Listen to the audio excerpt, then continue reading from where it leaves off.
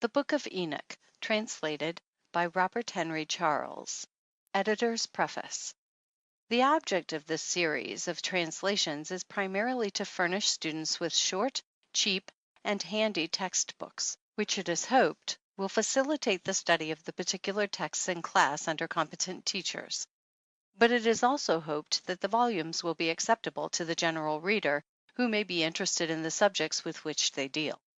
It has been thought advisable as a general rule to restrict the notes and comments to a small compass, more especially as, in most cases, excellent works of a more elaborate character are available. Indeed, it is much to be desired that these translations may have the effect of inducing readers to study the larger works.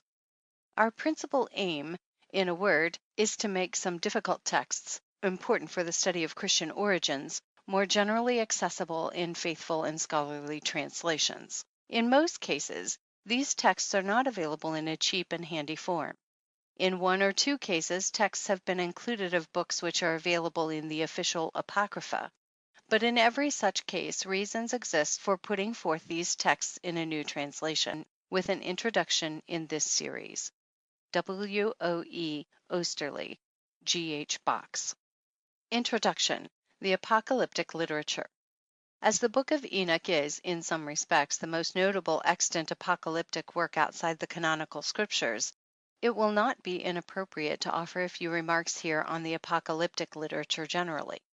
In writing about the books which belong to this literature, Professor Burkett says very pointedly that they are the most characteristic survival of what I will venture to call, with all its narrowness and its incoherence, the heroic age of Jewish history.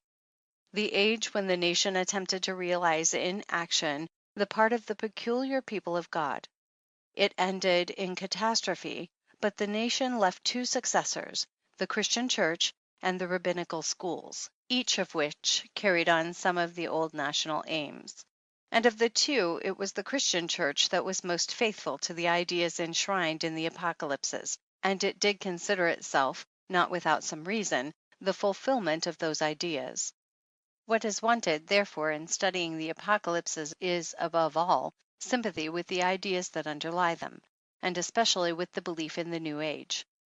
And those who believe that in Christianity a new era really did dawn for us ought, I think, to have that sympathy. We study the Apocalypses to learn how our spiritual ancestors hoped again that God would make all right in the end. And that we, their children, are here today studying them is an indication that their hope was not wholly unfounded. Hope is, indeed, the main underlying motive power which prompted the writers of the Apocalypses, and this hope is the more intensive and ardent in that it shines forth from a background which is dark with despair. For the Apocalyptists despaired of the world in which they lived, a world in which the godly were of no account, while the wicked seemed too often triumphant and prosperous. With evil everywhere around, the Apocalyptists saw no hope for the world as it was. For such a world there was no remedy, only destruction.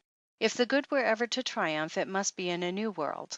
Despairing, therefore, of the world around them, the Apocalyptists centered their hope upon a world to come, where the righteous would come to their own, and evil would find no place. It is this thought which underlies the opening words of the Book of Enoch, the words of the blessing of Enoch, wherewith he blessed the elect and righteous, who will be living in the day of tribulation, when all the wicked and godless are to be removed. Nowhere in this book is the essence of this hope more beautifully expressed than in a short metrical piece in the first chapter. But with the righteous he will make peace, and will protect the elect, and mercy shall be upon them. And they shall all belong to God, and they shall all be prospered, and they shall all be blessed. And he will help them all, and light shall appear unto them, and he will make peace with them. 1 Enoch 1:8. In all the books belonging to this literature which have come down to us, this hope is expressed more or less vividly, nor is the dark background wanting with prophecies of coming wrath. It will therefore be realized that the apocalyptic literature is almost wholly concerned with the future. It is true that again and again the apocalyptist glances at the contemporary history of the world around him, to which many a cryptic reference is made, a fact which necessitates some knowledge of the history of this period. circa 200 BC through AD 100, for a full understanding of the books in question. But these references are only made with a view to comforting the oppressed and afflicted with the thought that even the most mighty of earthly powers are shortly to be overthrown by the advent of the new and glorious era, when every injustice and all the incongruities of life will be done away with, so that every reference to the present is merely a position taken up from which to point to the future. Now, since, as we have seen, the apocalyptists despair of any bettering of the present world, and therefore contemplate its destruction as the preliminary of the new order of things, they look away from this world in their visions of the future. They conceive of other worldly forces coming into play in the reconstitution of things, and of society generally. And since these are other worldly forces, the supernatural plays a great part in the apocalyptic literature. This supernatural coloring will often strike the reader of this literature as fantastic, and at times bizarre, but this should not be permitted to obscure the reality which often lies behind these weird shadows. Mental visions are not always easily expressed in words. The seer who in a vision has received a message in some fantastic guise necessarily has the impress upon his mind of what he has seen when giving his message. And when he describes his vision, the picture he presents is, in the nature of the case, more fantastic to the ear of the hearer than to the eye of him who saw it. Allowance should be made for this, especially by us Westerns, who are so lacking in the rich imaginativeness of the Oriental. Our love of literalness hinders the play of the imagination because we are so apt to materialize a mental picture presented by another. The apocalypses were written by and for Orientals, and we cannot do justice to them unless we remember this.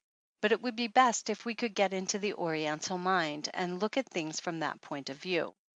Another thing which the reader of the apocalyptic literature must be prepared for is the frequent inconsistency of thought to be found there, together with variableness of teaching often involving contradiction. The reason of this is not to be sought simply in the fact that in the apocalypses the hand of more than one author is frequently to be discerned, a fact which would easily account for divergence of views in one and the same book. No, the chief reason is that, on the one hand, the minds of the apocalyptists were saturated with the traditional thoughts and ideas of the Old Testament, and, on the other, they were eagerly absorbing the newer conceptions which the spirit of the age had brought into being. This occasioned a continual conflict of thought in their minds. The endeavor to harmonize the old and the new would not always succeed, and in consequence there often resulted a compromise which was illogical and which presented contradictions. Inconsistency of teaching on certain points is therefore not surprising under the circumstances. Again, to realize the significance of much that is found in these apocalypses, one has to reckon with a rigid predestinarianism which was characteristic of the apocalyptists as a whole. They started with the absolute conviction that the whole course of the world from beginning to end, both as regards to its physical changes and also in all that concerns the history of nations, their growth and decline, and of every single individual, was in every respect predetermined by God Almighty before all time. This belief of the apocalyptists is well illustrated in one of the later apocalypses by these words: "For he hath weighed the age in the balance, and by number hath he numbered the seasons. Neither will he move nor stir things, till the measure appointed be fulfilled." 2 Esdras 4:36 and 37. Thus, the times and periods of the course of the world's history have been predetermined by God. The numbers of the years have been exactly fixed.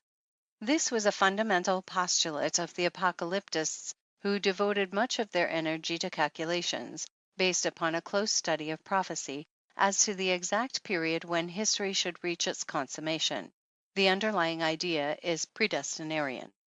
But all these things, according to the apocalyptists, were divine secrets hidden from the beginning of the world, but revealed to God-fearing men to whom was accorded the faculty of peering into the hidden things of God and of understanding them.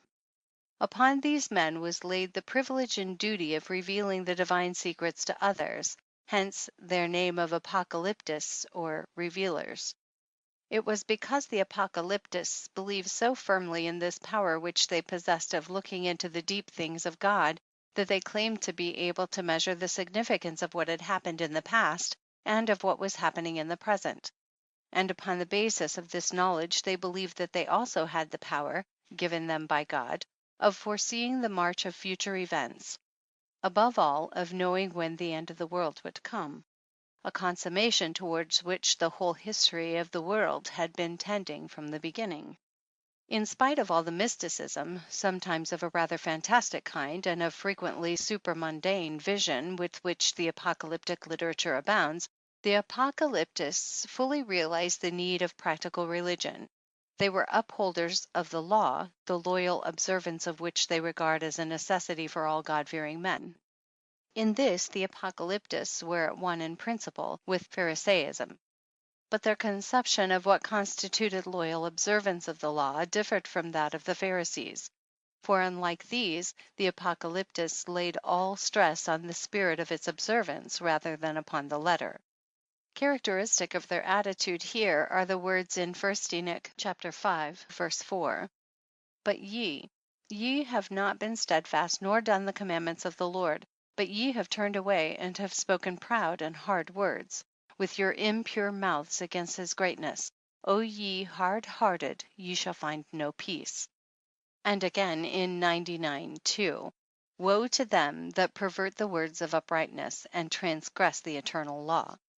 We do not find in this literature that insistence on the literal carrying out of the minutest precepts of the law which was characteristic of Pharisaism. Veneration for the law is wholehearted. It is the real guide of life. Punishment awaits those who ignore its guidance. But the Pharisaic interpretation of the law and its requirements is alien to the spirit of the apocalyptists. As a whole, the apocalyptic literature presents an universalistic attitude very different from the nationalistic narrowness of the Pharisees. It is true, the apocalyptists are not always consistent in this, but normally they embrace the Gentiles equally with the men of their own nation in the divine scheme of salvation. And in the same way, the wicked who are excluded are not restricted to the Gentiles, but the Jews equally with them shall suffer torment hereafter according to their deserts. The apocalyptic literature, as distinct from the apocalyptic movement owing to which it took its rise, began to come into existence about the period of 200 to 150 BC. At any rate, the earliest extant example of this literature, the earliest portions of the Book of Enoch, belongs to this period. Works of an apocalyptic character continued to be written for about 3 centuries. The second, fourth book of Esdras, one of the most remarkable apocalypses, belongs to the end of the first Christian century, approximately. There are apocalypses of later date. Some of subordinate interests are of much later date. But the real period of the apocalyptic literature is from about 200 BC to about AD 100. Its beginnings date, therefore, from a time prior to that great landmark in Jewish history, the Maccabean era. The Book of Enoch, its component parts, and their dates. The Book of Enoch is now usually designated First Enoch to distinguish it from the later apocalypse, The Secrets of Enoch, known as Second Enoch. The former is also called the Ethiopic Enoch, the latter the Slavonic Enoch, after the languages of the earliest versions extant of each respectively. No manuscript of the original language of either is known to be in existence. According to Canon Charles, the various elements of which our book in its present form is made up belong to different dates. The following table will show the dates of the different parts of the book. Canon Charles believes that these are approximately correct, without committing himself to the certainty of this in each case. Chapters 12 through 36, 42, and 91, 12 through 17. The Apocalypse of Weeks, the oldest pre-Maccabean portions.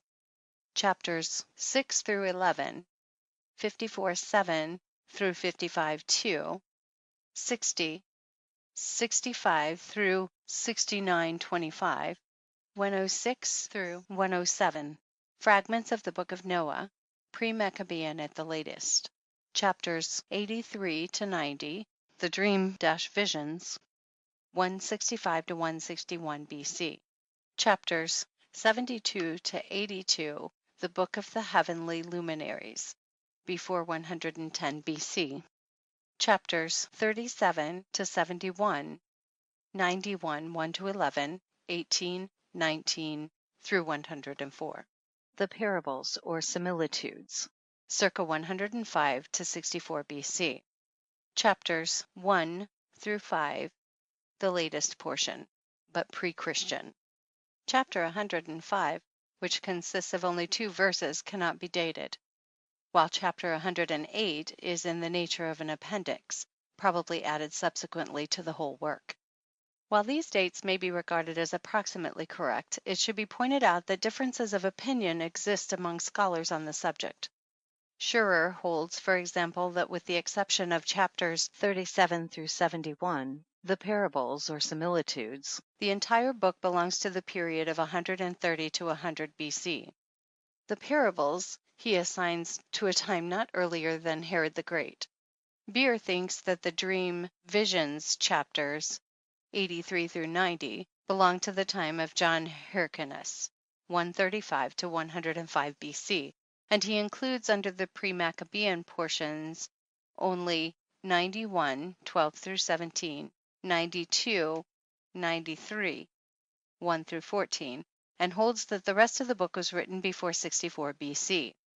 Dalman maintains that it cannot be proved that the important sections 37 through 71, the Similitudes, is the product of the pre-Christian period, though he fully recognizes its Jewish character. Burkitt regards the writer as almost contemporary with the philosopher Posidonius, 135 to 51 BC. There is thus some diversity of opinion as to the date of the book among leading authorities. That it is, as a whole, pre-Christian may be regarded as definitely established. More difficult is the question whether any portions of it are pre-Maccabean. Charles gives various reasons for his belief that considerable parts are pre-Maccabean. We are inclined to agree with him, though it may be questioned whether the last word on the subject has been spoken. Authorship. As the various parts of the book clearly belong to different dates, diversity of authorship is what one is naturally led to expect, and of this there can, indeed, be no shadow of doubt. The author of the earliest portions was a Jew who lived, as Burkitt has shown, in northern Palestine, in the land of Dan, southwest of the Hermon Range, near the headwaters of the Jordan. This is important as it tends to show that the book or books is really Palestinian, and one which therefore circulated among Jews in Palestine. If, moreover, the author came from the north, that helps to explain the influence the book had upon the religion that was cradled in Galilee. Of the authors of the other 3 books of which Enoch is made up, viz. The Dream-Visions, the Book of the Heavenly Luminaries, and the Similitudes, we know nothing save what can be gathered from their writings as to their religious standpoint. Charles holds that though there is not unity of authorship, there is nonetheless uniformity, for according to him all the books were written by Chalcedon, or by their successors, the Pharisees.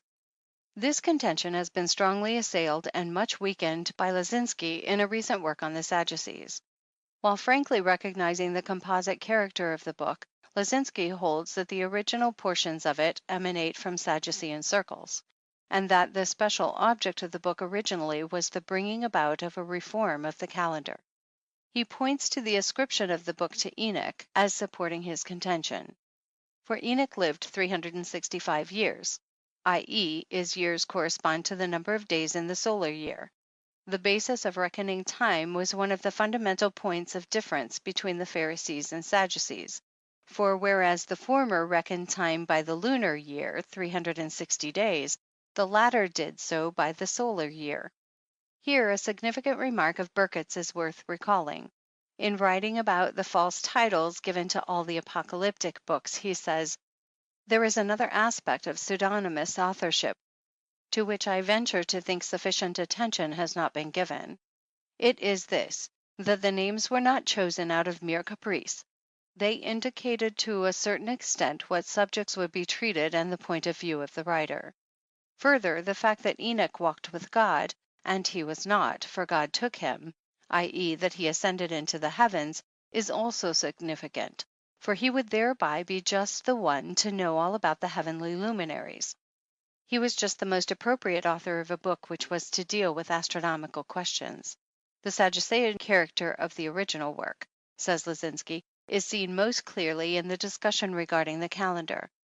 Chapters 72 through 82 are rightly called the Book of Astronomy, the book of the courses of the luminaries of the heaven, the relations of each according to their classes, their dominion, and their seasons, according to their names and places of origin, and according to their months, with regard to all the years of the world, and unto eternity, till the new creation is accomplished, which endureth till all eternity. 72:1. That sounds almost as though the author of the Book of Jubilees had written it. That it is not a merely scientific interest which impels the writer to give expression to his astronomical theories may be seen from the words at the conclusion of the section. Blessed are all the righteous, blessed are all those who walk in the way of righteousness, and sin not as the sinners in the reckoning of all their days, in which the sun traverseth the heaven, entering into and departing from the portals for 30 days. 82, verses 4 through 7. Herein one can discern quite clearly the tendency of the writer. He desires the adoption of the solar year, while his contemporaries wrongly followed a different reckoning, and therefore celebrated the feasts at the wrong time. The sinners who sin in the reckoning of the year are the Pharisees, and the righteous ones who are blessed, the Zedekim, who walk upon the paths of righteousness, Zedek, as the name is made to imply, are the Sadducees. The point may appear small to us, but we may compare it with the quartodeciman controversy in the Church during the 2nd century. It is, at any rate, a strong point in favor of the Sadducean authorship of the Book of the Heavenly Luminaries. The pre-Maccabean portions, assuming that some portions of it are pre-Maccabean, of the Book of Enoch must certainly be ascribed to the Chassidim. But it is not on that account necessary to ascribe all the later portions to the Pharisees. 3 points especially militate against this. Some of the teaching concerning the Messiah, the generally speaking universalistic spirit, which is quite unpharisaic, and the attitude towards the law, which is not that of the Pharisees. It is not to be denied that some portions, e.g., 102, 6 and following, are from the hands of Pharisees, nor can it be doubted that the whole collection in its present form has been worked over by a Pharisee, or Pharisees, but that all the post-Maccabean portions in their original form emanated from Pharisaic circles does not appear to have been proved. It seems more likely that, with the exceptions already referred to, the various component parts of the book were written by apocalyptists who belonged neither to Pharisaic nor yet to Sadducean circles. Language. The Book of Enoch exists only in the Ethiopic version. This was translated from the Greek version, of which only a few portions are extant. The Latin version, which was also made from the Greek, is not extant, with the exception of 1:9 and 106, 1 through 18. The fragment containing these 2 passages was discovered by the Reverend Al R. James of King's College, Cambridge, in the British Museum. The book was originally written either in Hebrew or Aramaic. Charles thinks that chapters 6 through 36, 58 through 90 were Aramaic, the rest Hebrew. It is, however, very difficult to say for certain which of these 2 languages was really the original, because, as Burkitt says, most of the most convincing proofs that the Greek text of Enoch is a translation from a Semitic language fit equally well with the Hebrew or an Aramaic original. His opinion is that Aramaic was the original language, but that a few passages do seem to suggest a Hebrew origin, yet not decisively. General contents. The reader who comes to peruse the Book of Enoch for the first time will find much that appears to him strange and unattractive. He must not, however, be repelled by this, for in due time he will come to the other arts of the book, which he will soon see to be of real value from many points of view. But even regarding the less attractive parts, he will find that when these are carefully studied, they contain more that is of interest than appears upon the surface. Unfortunately, the opening portion, 1 through 36, which is naturally read first, contains a good deal of the least important parts of the whole book. Some passages are even repellent. It is well to remember the point already referred to, that there are at least 4 quite independent books included in the Book of Enoch. Exclusive of certain Noah fragments and other pieces, see below, the student is therefore advised to treat these as separate works, and to read them as such. There is no reason to begin with the book which happens to come first, especially as the first 36 chapters do not all belong together. But in any case, it will be found most useful to have some general idea of the contents of each of the different books before beginning to read them. For this purpose, a brief resume of each is given here. 1. The Book of Enoch, chapters 12 through 36. The book begins with a dream-vision of Enoch. In this dream, Enoch is asked to intercede for the watchers of heaven, i.e., the angels, who had left their heavenly home to commit iniquity with the daughters of men. He writes out the petition, CP the title Enoch the scribe, the fallen angels make, and then retires to await the answer, which comes to him in a series of visions. These visions are not quite easy to follow. They are evidently incomplete and somewhat confused.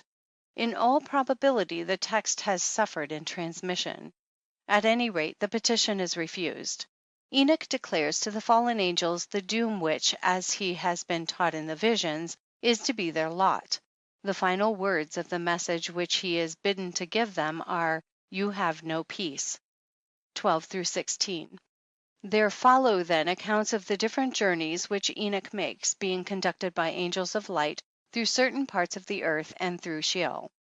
After the account of the first journey, 17 through 19, a short enumeration is made of the archangels, 7 in number, and their functions, 20. In the second journey is described the place of final punishment of the fallen angels. This place is the prison of the angels, and here they will be imprisoned forever. From thence Enoch is taken to Sheol, then to the west, where he sees the luminaries of heaven. After that, the angels show him 7 magnificent mountains, upon one of which is the throne of God. He sees also the tree of life, which is to be given to the holy and righteous after the great judgment. From thence he comes back to the center of the earth, and sees the blessed place, Jerusalem, and the accursed valley, 21 through 27. The book concludes with what appear to be fragments of other journeys, to the east, to the north, and to the south. Of special interest here is the mention of the Garden of Righteousness and the Tree of Wisdom, chapters 28 through 36. Much that is written in these chapters may appear pointless and uninspiring, but we must bear in mind the purpose that lies behind it all. The fallen angels were believed to have brought sin onto the earth. All the wickedness of the world the apocalyptist traces back to them. This cause of sin must be wholly destroyed before righteousness can come truly to its own. Therefore, the apocalyptist has a practical aim in view when describing in much detail the final place of punishment of the fallen angels. For here, too, are to come all those who by sin are the offspring of this race. No less does he delight in telling of the abode of joy prepared for the righteous. That all these descriptions were constructed out of the imagination of the apocalyptist, based largely no doubt upon popular tradition, did not detract from their practical value for the people of his day. He was a preacher of righteousness who looked forward in absolute conviction to the final overthrow of sin, and all his visions have as their motive power the yearning for and belief in the triumph of righteousness over sin. One of a like mind wrote later on, in a kind of preface to his book, these significant words, which sum up the essence of the teaching of this book: "And destroy all the spirits of the reprobate, and the children of the watchers, because they have wronged mankind. Destroy all wrong from the face of the earth, and let every evil work come to an end. And let the plant of righteousness and truth appear, and it shall prove a blessing. The works of righteousness and truth shall be planted in truth and joy for evermore." 2. The parables. chapters 37 through 71. There are 3 parables or similitudes, and they all have as their underlying thought the destruction of evil and the triumph of righteousness, as in the preceding book. But here some new and important elements are introduced which give special value to this book. The first parable, 38 through 94, is a prophecy of coming judgment upon the wicked, and especially the kings and mighty ones on the earth. On the other hand, the apocalyptist sees in his vision the abode and resting places of the righteous who are continually praising the Lord of spirits. This is the usual title given to God in this book. Here occurs the first mention of the elect one, Luke 23, verse 35. In the presence of the Lord of spirits there are also the 4 archangels, and innumerable companies of other angels. Here he learns many secrets of the heavens. A fragment on wisdom, 42, which recalls some passages in Eclus 24, comes in the middle of the secrets and is clearly out of place. The second parable, 45 through 57, continues the same theme and further develops it. Of special importance is the sitting of the elect one on the throne of glory as judge, chapter 45, verse 3, and the mention of his title, Son of Man, chapter 46, verse 2. The thought of the vindication of the righteous is marred by their joy at vengeance upon the wicked. A particularly striking passage is chapter 48, 1 through 7, which speaks of the inexhaustible fountain of righteousness reserved for the holy and elect in the presence of the Son of Man and of the Lord of spirits. The apocalyptist prophesies further of the repentance of the Gentiles, chapter 1, an universalistic note of significance, and speaks of the resurrection of the dead in a notable passage. And in those days shall the earth also give back that which has been entrusted to it, and Sheol shall also give back that which it has received, and hell shall give back that which it owes. The parable ends with an account of the judgment, followed by 2 short passages on the last struggle of the heathen powers against Israel, 56, 5 through 8, and the return from the dispersion, 57, which do not appear to be in their original place. The third parable, 58 through 71, has clearly suffered largely from the intrusion of alien matter, and is probably incomplete. Its main theme is the final judgment upon all flesh, and especially upon the great ones of the earth. The judge is the Son of Man. Some of the passages which speak of the future reward of the righteous are full of beauty. The following is well worth quoting. And the righteous and elect shall have risen from the earth, and ceased to be of downcast countenance, and they shall have been clothed with garments of glory, and they shall be garments of life from the Lord of spirits. And your garments shall not grow old, nor your glory pass away before the Lord of spirits. A large Noah fragment comes in the middle of the parable.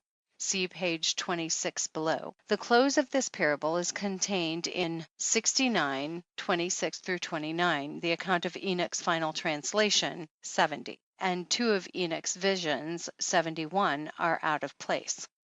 3. The Book of the Courses of the Heavenly Luminaries, chapters 72 through 82.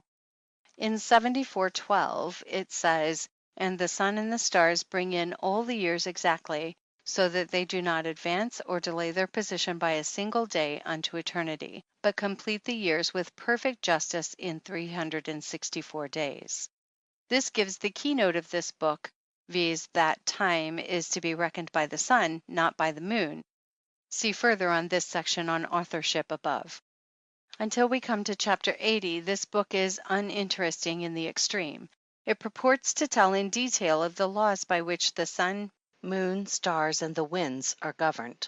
They are described by Uriel, the holy angel, to the apocalyptist. The 4 quarters of the world, the 7 mountains, and the 7 rivers are also dealt with.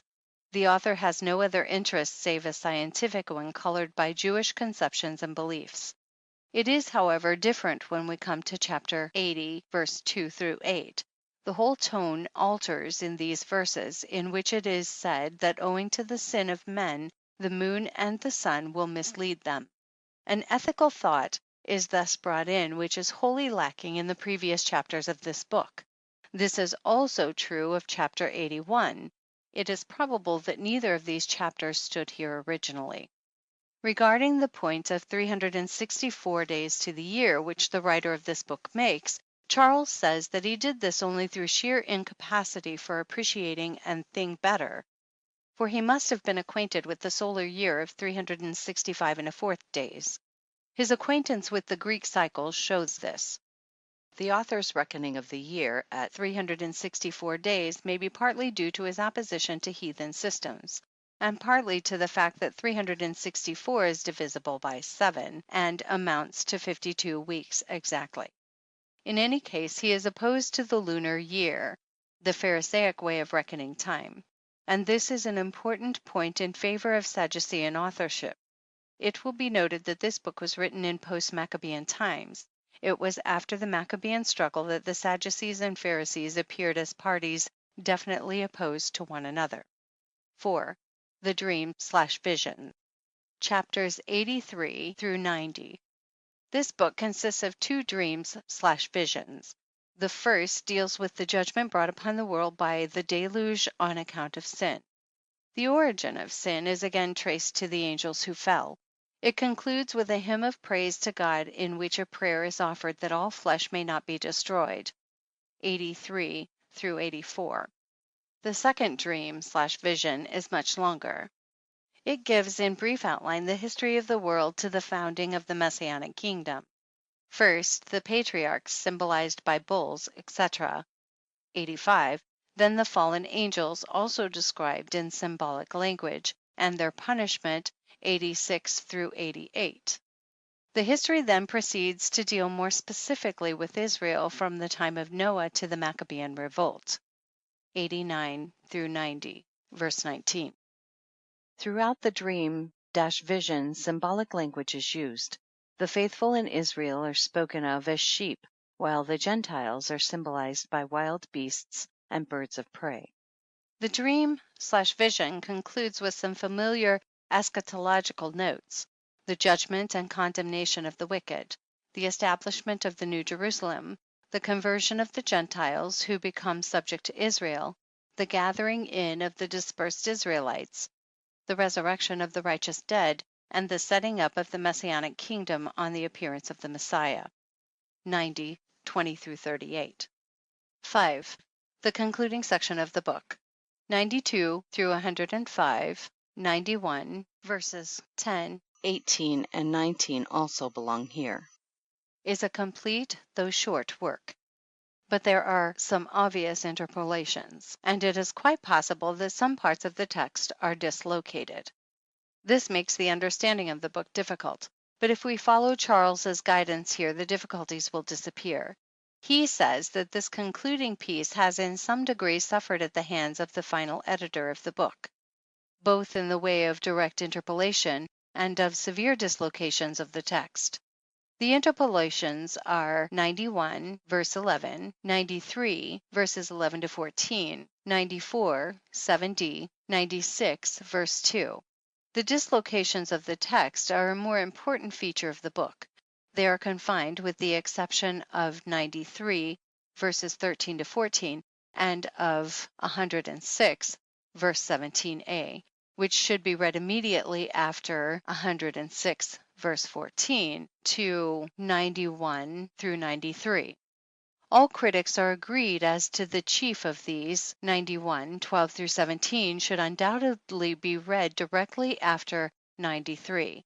Taken together, 93, verse 1 through 10, 91, 12 through 17 form an independent whole, the Apocalypse of Weeks, which has been incorporated in 91 through 104. The remaining dislocations need only to be pointed out in order to be acknowledged.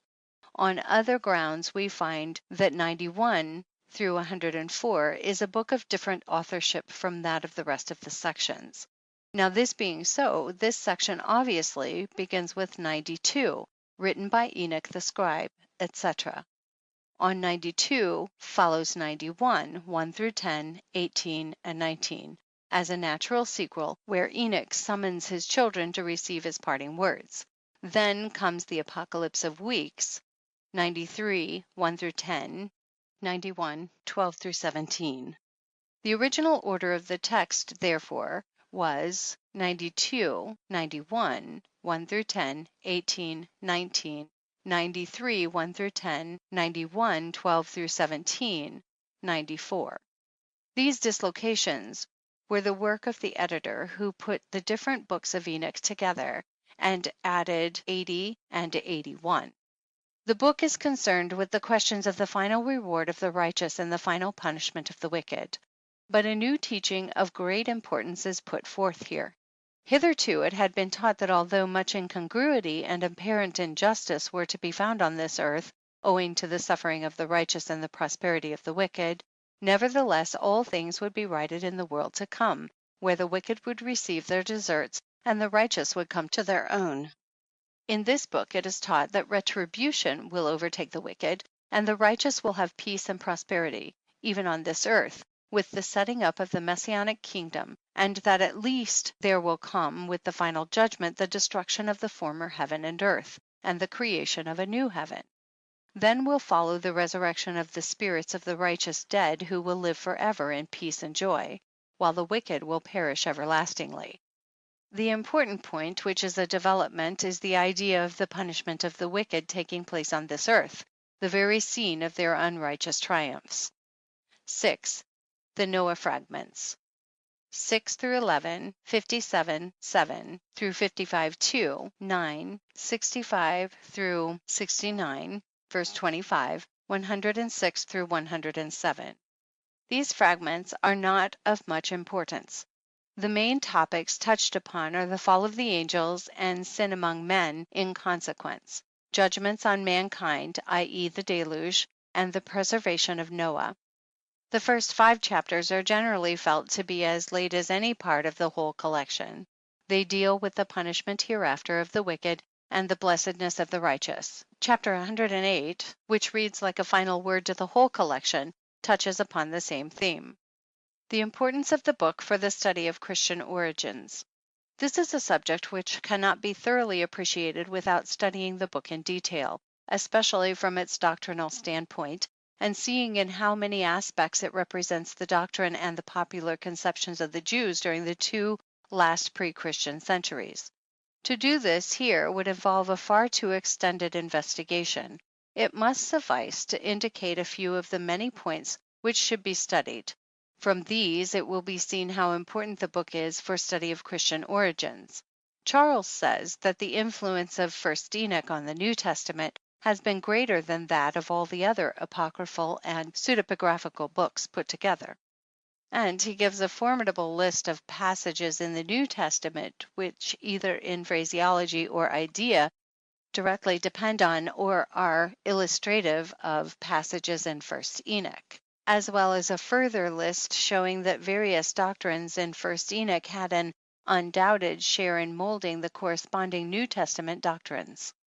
These passages should be studied, and they will be found to be a most interesting study in Charles's work already referred to several times, pages 95 to 103, and with these should be read the section on the theology of the Book of Enoch, pages 103 to 110.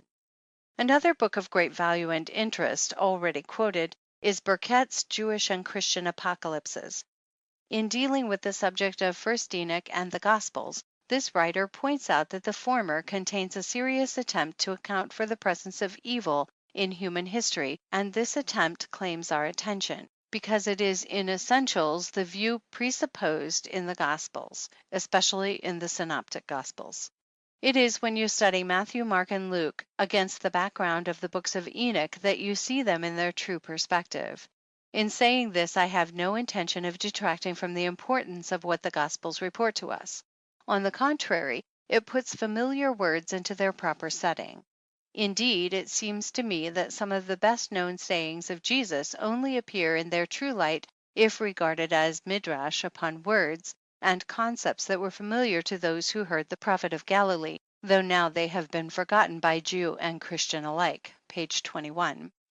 He then gives an illustration of this from Matthew 12, 43 through 45, Luke 11, 24 through 26, Of still greater interest are his remarks upon the relationship between 1 Enoch 62 and Matthew 25, verse 31 through 46. He believes that the similitudes of Enoch are presupposed in the scene from Matthew.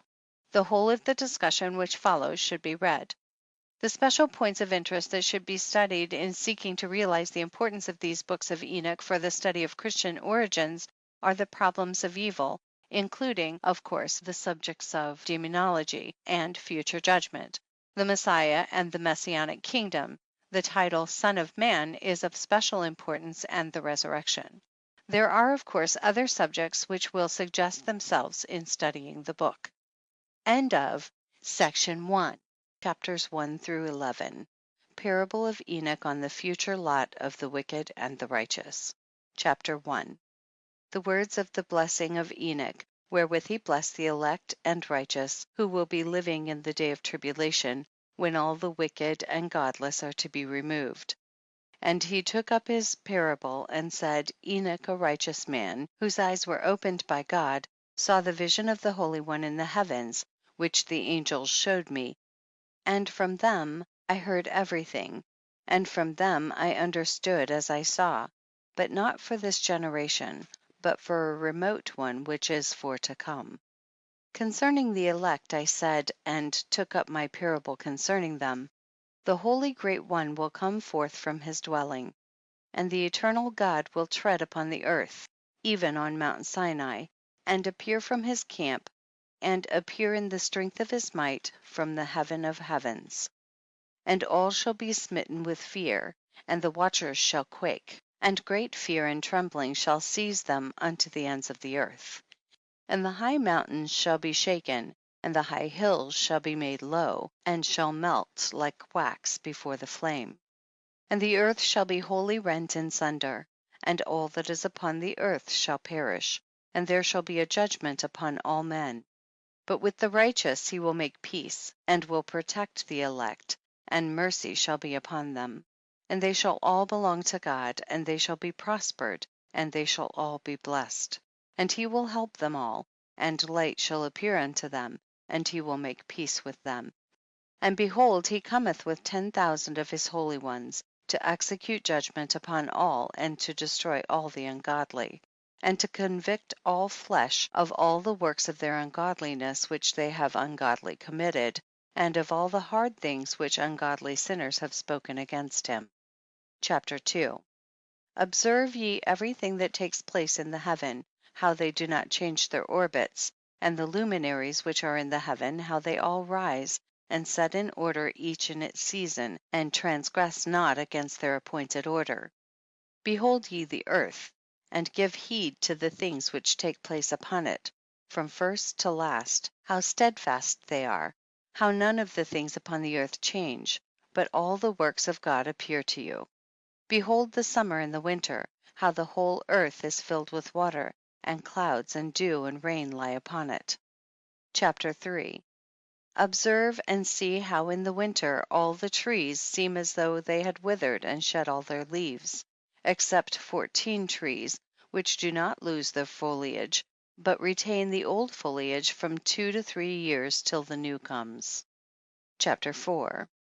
And again observe ye the days of summer, how the sun is above the earth over against it, and you seek shade and shelter by reason of the heat of the sun, and the earth also burns with growing heat, and so you cannot tread on the earth or on a rock by reason of its heat. Chapter 5. Observe ye how the trees cover themselves with green leaves and bear fruit. Wherefore give ye heed, and know with regard to all his works, and recognize how he that liveth for ever hath made them so. And all his works go on thus from year to year for ever, and all the tasks which they accomplish for him, and their tasks change not, but according as God hath ordained, so is it done. And behold how the sea and the rivers in like manner accomplish and change not their tasks from his commandments. But ye have not been steadfast, nor done the commandments of the Lord, but ye have turned away and spoken proud and hard words with your impure mouths against his greatness. O ye hard-hearted, ye shall find no peace. Therefore shall ye execrate your days, and the years of your life shall perish, and the years of your destruction shall be multiplied in eternal execration, and ye shall find no mercy. In those days ye shall make your names an eternal execration unto all the righteous, and by you shall all who curse, curse, and all the sinners and godless shall imprecate by you. And for you the godless there shall be a curse, and all the shall rejoice, and there shall be forgiveness of sins, and every mercy and peace and forbearance. There shall be salvation unto them, a godly light. And for all of you sinners there shall be no salvation, but on you all shall abide a curse. But for the elect there shall be light and joy and peace, and they shall inherit the earth. And then there shall be bestowed upon the elect wisdom, and they shall all live and never again sin, either through ungodliness or through pride. But they who are wise shall be humble, and they shall not again transgress, nor shall they sin all the days of their life, nor shall they die of the divine anger or wrath, but they shall complete the number of the days of their life. And their lives shall be increased in peace, and the years of their joy shall be multiplied in eternal gladness and peace all the days of their life. Chapter 6. Chapters 6 through 11, the fall of the angels, the demoralization of mankind, the intercession of the angels on behalf of mankind, the dooms pronounced by God on the angels, the Messianic kingdom, a Noah fragment. Chapter 6. And it came to pass when the children of men had multiplied, that in those days were born unto them beautiful and comely daughters. And the angels, the children of the heaven, saw and lusted after them, and said to one another, Come, let us choose us wives from among the children of men, and beget us children. And Samyaza, who was their leader, said unto them, I fear you will not indeed agree to do this deed, and I alone shall have to pay the penalty of a great sin. And they all answered him and said, Let us all swear an oath, and all bind ourselves by mutual imprecations, not to abandon this plan, but to do this thing.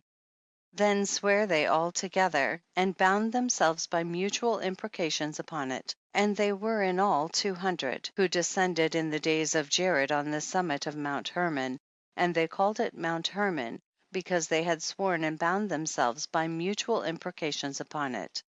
And these are the names of their leaders: Samyaza, their leader, Arakiba, Ramiel, Kokabiel, Tamiel, Ramiel, Denal, Ezekiel, Barakal, Asael, Amaras, Batarel, Onanel, Zachiel, Samsapil, Satarel, Turel, Homhal, Sariel.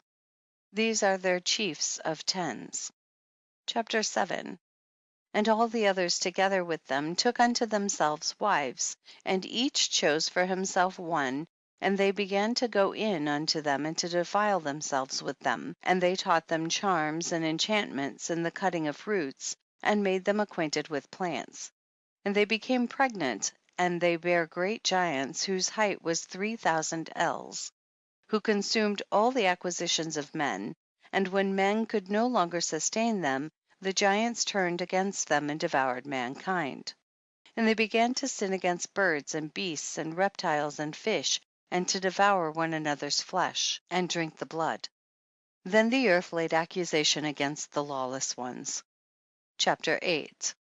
And Azazel taught men to make swords and knives and shields and breastplates, and made known to them the metals of the earth, and the art of working them, and bracelets and ornaments, and the use of antimony, and the beautifying of the eyelids, and all kinds of costly stones, and all coloring tinctures. And there arose much godlessness, and they committed fornication, and they were led astray, and became corrupt in all their ways. Samyaza taught enchantments and root cuttings, Amaras the resolving of enchantments, Barakwihal taught astrology, Kokabel the constellations, Ezekiel the knowledge of the clouds, Araquiel the signs of the earth, Shamsiel the signs of the sun, and Sariel the course of the moon. And as men perished they cried, and their cry went up to heaven. Chapter 9. And then Michael, Uriel, Raphael, and Gabriel looked down from heaven and saw much blood being shed upon the earth, and all the lawlessness being wrought upon the earth. And they said one to another, the earth made without inhabitant cries the voice of their crying up to the gates of heaven. And now to you, the holy ones of heaven, the souls of men make their suit, saying, bring our cause before the Most High. And they said to the Lord of the ages, Lord of lords, God of gods, King of kings, and God of the ages, the throne of thy glory standeth unto all the generations of the ages, and thy name holy and glorious and blessed unto all the ages. Thou hast made all things, and power over all things hast thou. And all things are naked and open in thy sight, and thou seest all things, and nothing can hide itself from thee. Thou seest what Azazel hath done, who hath taught all unrighteousness on earth, and revealed the eternal secrets which were preserved in heaven, which men were striving to learn. And Samyaza, to whom thou hast given authority to bear rule over his associates. And they have gone to the daughters of men upon the earth, and have slept with the women, and have defiled themselves, and revealed to them all kinds of sins. And the women have borne giants, and the whole earth has thereby been filled with blood and unrighteousness.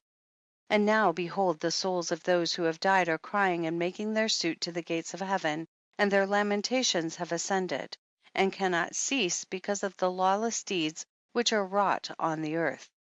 And thou knowest all things before they come to pass, and thou seest these things, and thou dost suffer them, and thou dost not say to us what we are to do to them in regard to these. Chapter 10. Then said the Most High, the Holy and Great One, spake, and sent Uriel to the son of Lamech, and said to him, go to Noah, and tell him in my name, hide thyself, and reveal to him the end that is approaching, that the whole earth will be destroyed, and a deluge is about to come upon the whole earth, and will destroy all that is on it. And now instruct him that he may escape, and his seed may be preserved for all the generations of the world. And again the Lord said to Raphael, bind Azazel hand and foot, and cast him into the darkness, and make an opening in the desert which is in Dudael, and cast him therein. And place upon him rough and jagged rocks, and cover him with darkness, and let him abide there forever, and cover his face that he may not see light. And on the day of the great judgment he shall be cast into the fire, and heal the earth which the angels have corrupted, and proclaim the healing of the earth, that they may heal the plague, and that all the children of men may not perish through all the secret things that the watchers have disclosed and have taught their sons. And the whole earth has been corrupted through the works that were taught by Azazel, to him ascribe all sin. And to Gabriel said the Lord, proceed against the bastards and the reprobates, and against the children of fornication, and destroy the children of fornication, and the children of the watchers from amongst men, and cause them to go forth. Send them one against the other, that they may destroy each other in battle, for length of days shall they not have, and no request that they, i.e. their fathers, make of thee shall be granted unto their fathers on their behalf, for they hope to live in eternal life, and that each one of them will live 500 years. And the Lord said unto Michael, go bind Samyaza and his associates, who have united themselves with women so as to have defiled themselves with them in all their uncleanness. And when their sons have slain one another, and they have seen the destruction of their beloved ones, bind them fast for 70 generations in the valleys of the earth, till the day of their judgment and of their consummation, till the judgment that is forever and ever is consummated. In those days they shall be led off to the abyss of fire, and to the torment and the prison in which they shall be confined forever. And whosoever shall be condemned and destroyed will from thenceforth be bound together with them to the end of all generations, and destroy all the spirits of the reprobate and the children of the watchers, because they have wronged mankind. Destroy all wrong from the face of the earth, and let every evil work come to an end, and let the plant of righteousness and truth appear. And it shall prove a blessing, the works of righteousness and truth shall be planted in truth and joy forevermore. And then shall all the righteous escape, and shall live till they beget thousands of children, and all the days of their youth and their old age shall they complete in peace. And then shall the whole earth be tilled in righteousness, and shall all be planted with trees and be full of blessing.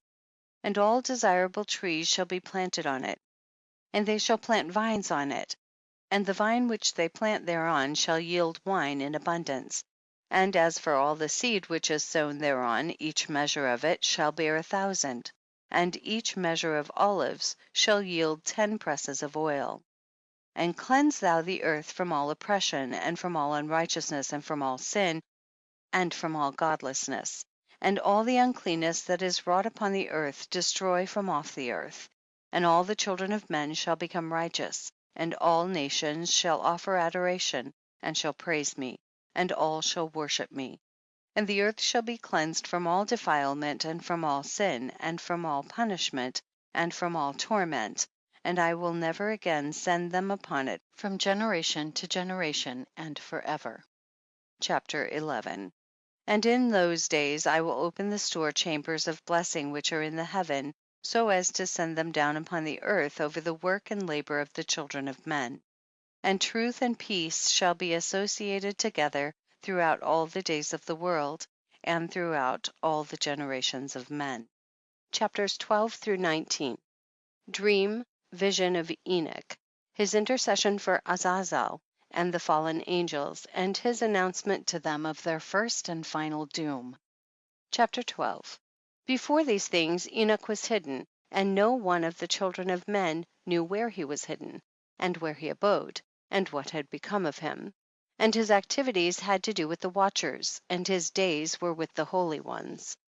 And I, Enoch, was blessing the Lord of majesty and the King of the ages, and lo, the watchers called me, Enoch the scribe, and said to me, Enoch, thou scribe of righteousness, go, declare to the watchers of the heaven who have left the high heaven, the holy eternal place, and have defiled themselves with women, and have done as the children of earth do, and have taken unto themselves wives. Ye have wrought great destruction on the earth.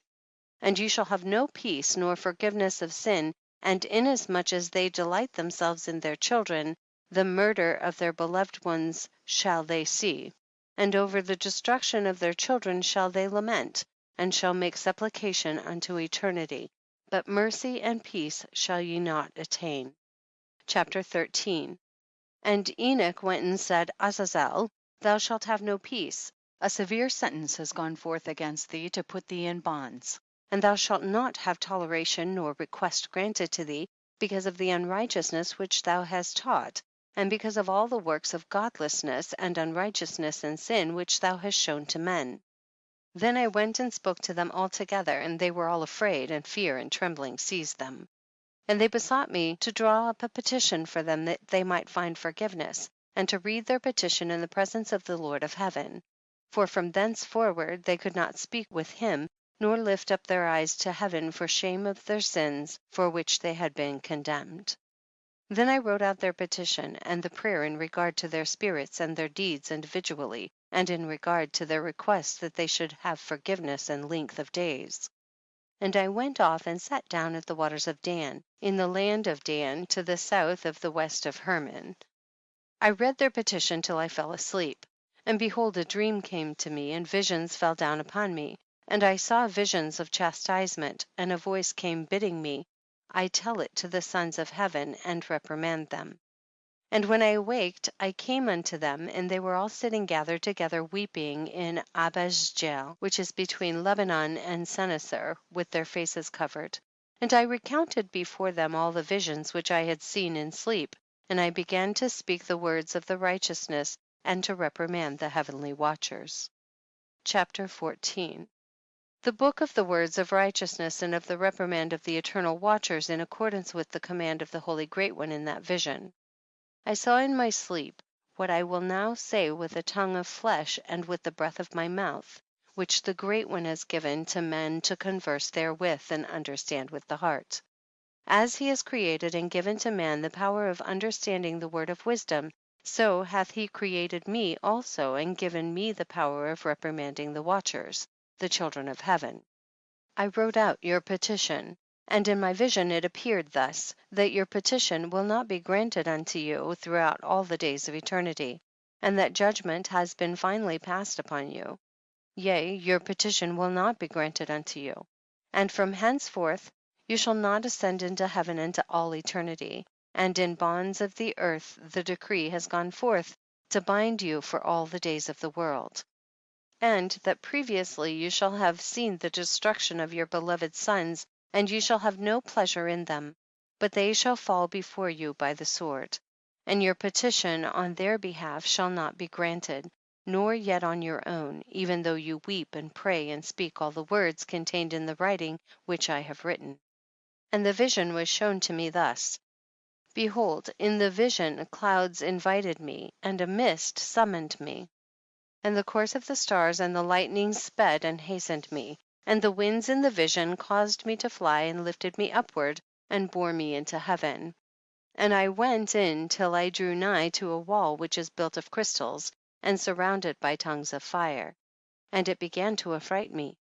And I went into the tongues of fire and drew nigh to a large house which was built of crystals, and the walls of the house were like a tessellated floor made of crystals, and its groundwork was of crystal.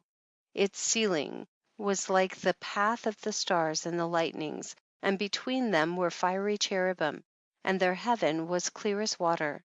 A flaming fire surrounded the walls, and its portals blazed with fire. And I entered into that house, and it was hot as fire and cold as ice. There were no delights of life therein. Fear covered me, and trembling got hold upon me. And as I quaked and trembled, I fell upon my face. And I beheld a vision, and lo, there was a second house greater than the former, and the entire portal stood open before me, and it was built of flames of fire. And in every respect it so excelled in splendor and magnificence and extent, that I cannot describe to you its splendor and its extent. And its floor was of fire, and above it were lightnings, and the path of the stars, and its ceiling also was flaming fire.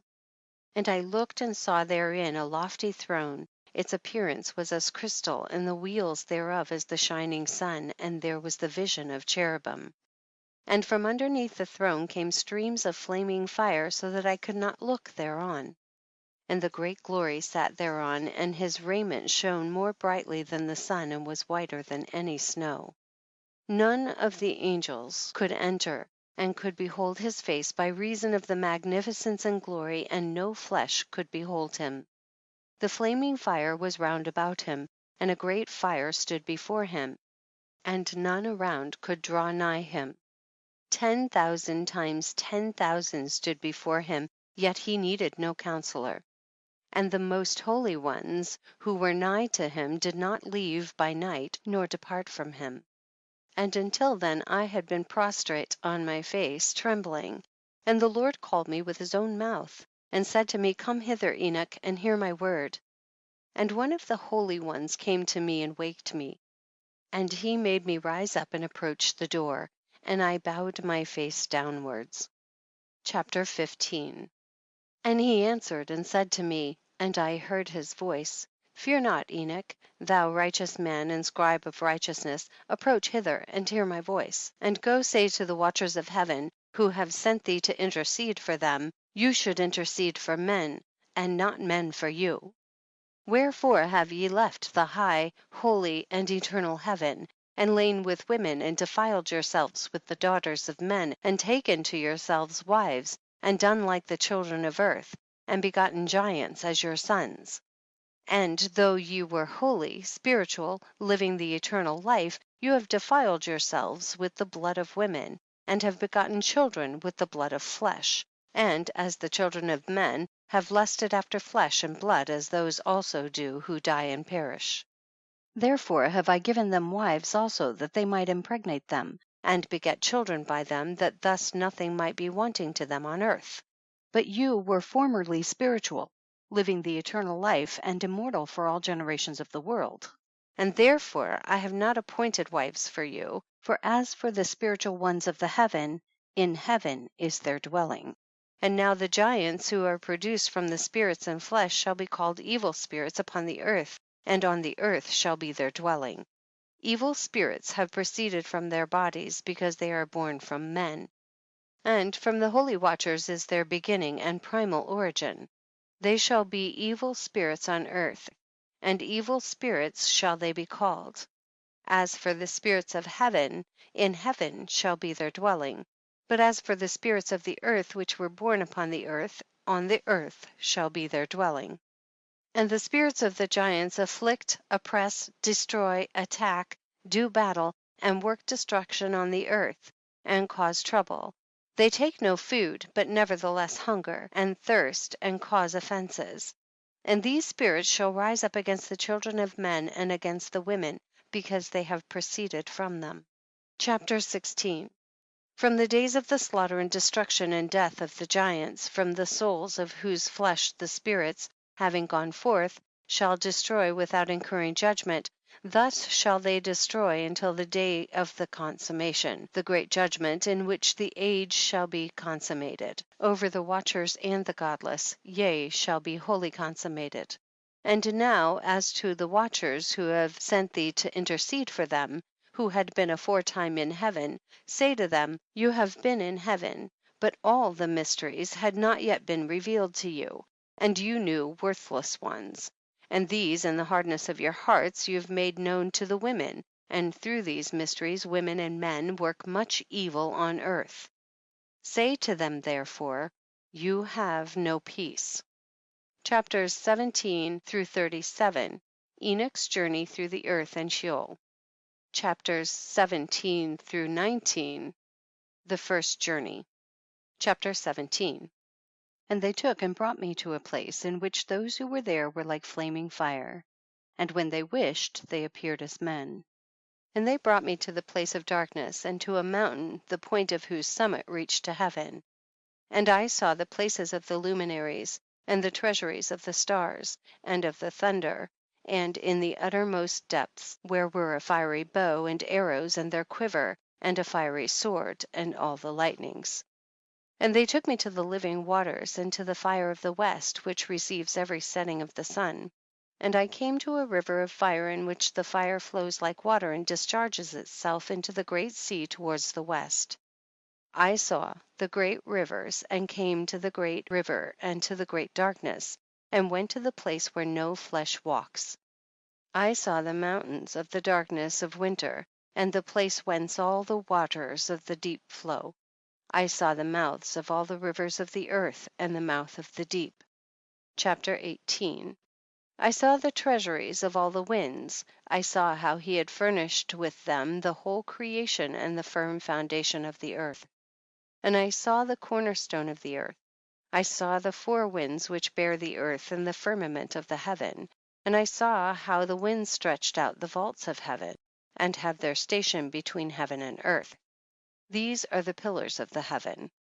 And I saw the winds of heaven, which turn and bring the circumference of the sun and all the stars to their setting. I saw the winds on the earth carrying the clouds. I saw the paths of the angels. I saw at the end of the earth the firmament of the heaven above. And I proceeded and saw a place which burns day and night, where there are 7 mountains of magnificent stones, 3 towards the east and 3 towards the south. And as for those towards the east, one was of colored stone, and one of pearl, and one of jacinth, and those towards the south of red stone.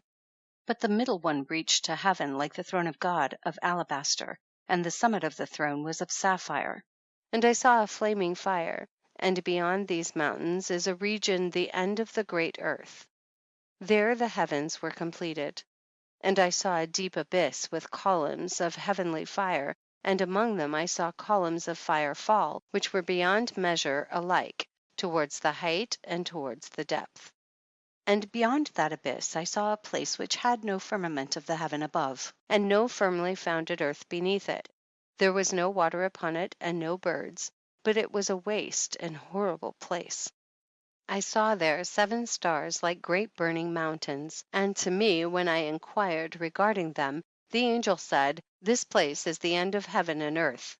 This has become a prison for the stars and the host of heaven. And the stars which roll over the fire are they which have transgressed the commandment of the Lord in the beginning of their rising, because they did not come forth at their appointed times. And he was wroth with them, and bound them till the time when their guilt should be consummated, even for 10,000 years. Chapter 19. And Uriel said to me, here shall stand the angels who have connected themselves with women, and their spirits, assuming many different forms, are defiling mankind, and shall lead them astray into sacrificing to demons as gods. Here shall they stand till the day of the great judgment, in which they shall be judged till they are made an end of. And the women also of the angels who went astray shall become sirens. And I, Enoch, alone saw the vision, the ends of all things, and no man shall see as I have seen. Chapters 20 through 25. Chapter 20. Name and function of the 7 archangels. And these are the names of the holy angels who watch: Uriel, one of the holy angels who is over the world and over Tartarus; Raphael, one of the holy angels who is over the spirits of men; Raguel, one of the holy angels who takes vengeance on the world of the luminaries; Michael, one of the holy angels, to wit, he is set over the best part of mankind and over chaos; Sarakrel, one of the holy angels who is set over the spirits who sin in the spirit; Gabriel, one of the holy angels who is over paradise and the serpents and the cherubim; Remiel, one of the holy angels whom God set over those who rise. Chapter 21. Preliminary and final place of punishment of the fallen angels, stars. And I proceeded to where things were chaotic, and I saw there something horrible. I saw neither a heaven above nor firmly founded earth, but a place chaotic and horrible. And there I saw 7 stars of the heaven bound together in it, like great mountains, and burning with fire. Then I said, for what sin are they bound, and on what account have they been cast in hither? Then said Uriel, one of the holy angels who was with me, and was chief over them, and said, Enoch, why dost thou ask, and why art thou eager for the truth? These are the number of the stars of heaven, which have transgressed the commandment of the Lord, and are bound here till 10,000 years, the time entailed by their sins, are consummated. And from thence I went to another place, which was still more horrible than the former, and I saw a horrible thing, a great fire there which burned and blazed, and the place was cleft as far as the abyss, being full of great descending columns of fire; neither its extent or magnitude could I see, nor could I conjecture. Then I said, how fearful is this place, and how terrible to look upon. Then Uriel answered me, one of the holy angels who was with me, and said unto me, Enoch, why hast thou such fear and affright? And I answered, because of this fearful place, and because of the spectacle of the pain. And he said unto me, this place is the prison of the angels, and here they will be imprisoned forever. Chapter 22. Sheol, or the underworld. And thence I went to another place, and he showed me in the west another great high mountain, and of hard rock. And there was in it 4 hollow places, deep and wide and very smooth. How smooth are the hollow places, and deep and dark to look at. Then Raphael answered, one of the holy angels who was with me, and said unto me, these hollow places have been created for this very purpose, that the spirits of the souls of the dead should assemble therein, yea, that all the souls of the children of men should assemble here, and these places have been made to receive them till the day of their judgment, until their appointed period, till the period appointed, till the great judgment comes upon them. I saw the spirits of the children of men who were dead, and their voice went forth to heaven and made suit. Then I asked Raphael the angel who was with me, and I said unto him, this spirit, whose is it whose voice goeth forth and maketh suit? And he answered me, saying, this is the spirit which went forth from Abel, whom his brother Cain slew, and he makes his suit against him till his seed is destroyed from the face of the earth, and his seed is annihilated from amongst the seed of men. Then I asked regarding it, and regarding all the hollow places, why is one separated from the other? And he answered me and said unto me, these 3 have been made that the spirits of the dead might be separated. And such a division has been made for the spirits of the righteous, in which there is the bright spring of water. and such has been made for sinners when they die and are buried in the earth, and judgment has not been executed on them in their lifetime. Here their spirits shall be set apart in this great pain till the great day of judgment and punishment and torment of those who curse forever, and retribution for their spirits. There he shall bind them forever. And such a division has been made for the spirits of those who make their suit, who make disclosures concerning their destruction, when they were slain in the days of the sinners. Such has been made for the spirits of men who were not righteous but sinners, who were complete in transgression, and of the transgressors they shall be companions. But their spirits shall not be slain in the day of judgment, nor shall they be raised from thence. Then I blessed the Lord of glory, and said, Blessed be my Lord, the Lord of righteousness, who ruleth forever. Chapter 23. The fire that deals with the luminaries of heaven. From thence I went to another place to the west of the ends of the earth, and I saw a burning fire which ran without resting, and paused not from its course day or night, but ran regularly.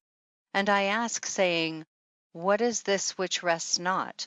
Then Raguel, one of the holy angels who was with me, answered me and said unto me, This course of fire which thou hast seen is the fire in the west, which persecutes all the luminaries of heaven.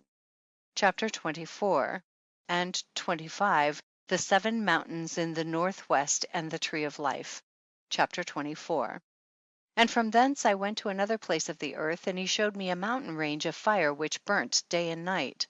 And I went beyond it and saw 7 magnificent mountains, all differing each from the other, and the stones thereof were magnificent and beautiful, magnificent as a whole, of glorious appearance and fair exterior. 3 towards the east, one founded on the other, and 3 towards the south, one upon the other, and deep rough ravines, no one of which joined with any other. And the 7th mountain was in the midst of these, and it excelled them in height, resembling the seat of a throne, and fragrant trees encircled the throne. And amongst them was a tree such as I had never yet smelt, neither was any among them, nor were others like it. It had a fragrance beyond all fragrance, and its leaves and blooms and wood wither not forever. And its fruit is beautiful, and its fruit resembles the dates of a palm. Then I said, How beautiful is this tree, and fragrant, and its leaves are fair, and its blooms very delightful in appearance. Then answered Michael, one of the holy and honored angels who was with me, and was their leader. Chapter 25. And he said unto me, Enoch, why dost thou ask me regarding the fragrance of the tree? And why dost thou wish to learn the truth? Then I answered him, saying, I wish to know about everything, but especially about this tree. And he answered, saying, This high mountain which thou hast seen, whose summit is like the throne of God, is his throne, where the holy great one, the Lord of glory, the eternal King, will sit, when he shall come down to visit the earth with goodness. And as for this fragrant tree, no mortal is permitted to touch it till the great judgment, when he shall take vengeance on all, and bring everything to its consummation forever. It shall then be given to the righteous and holy.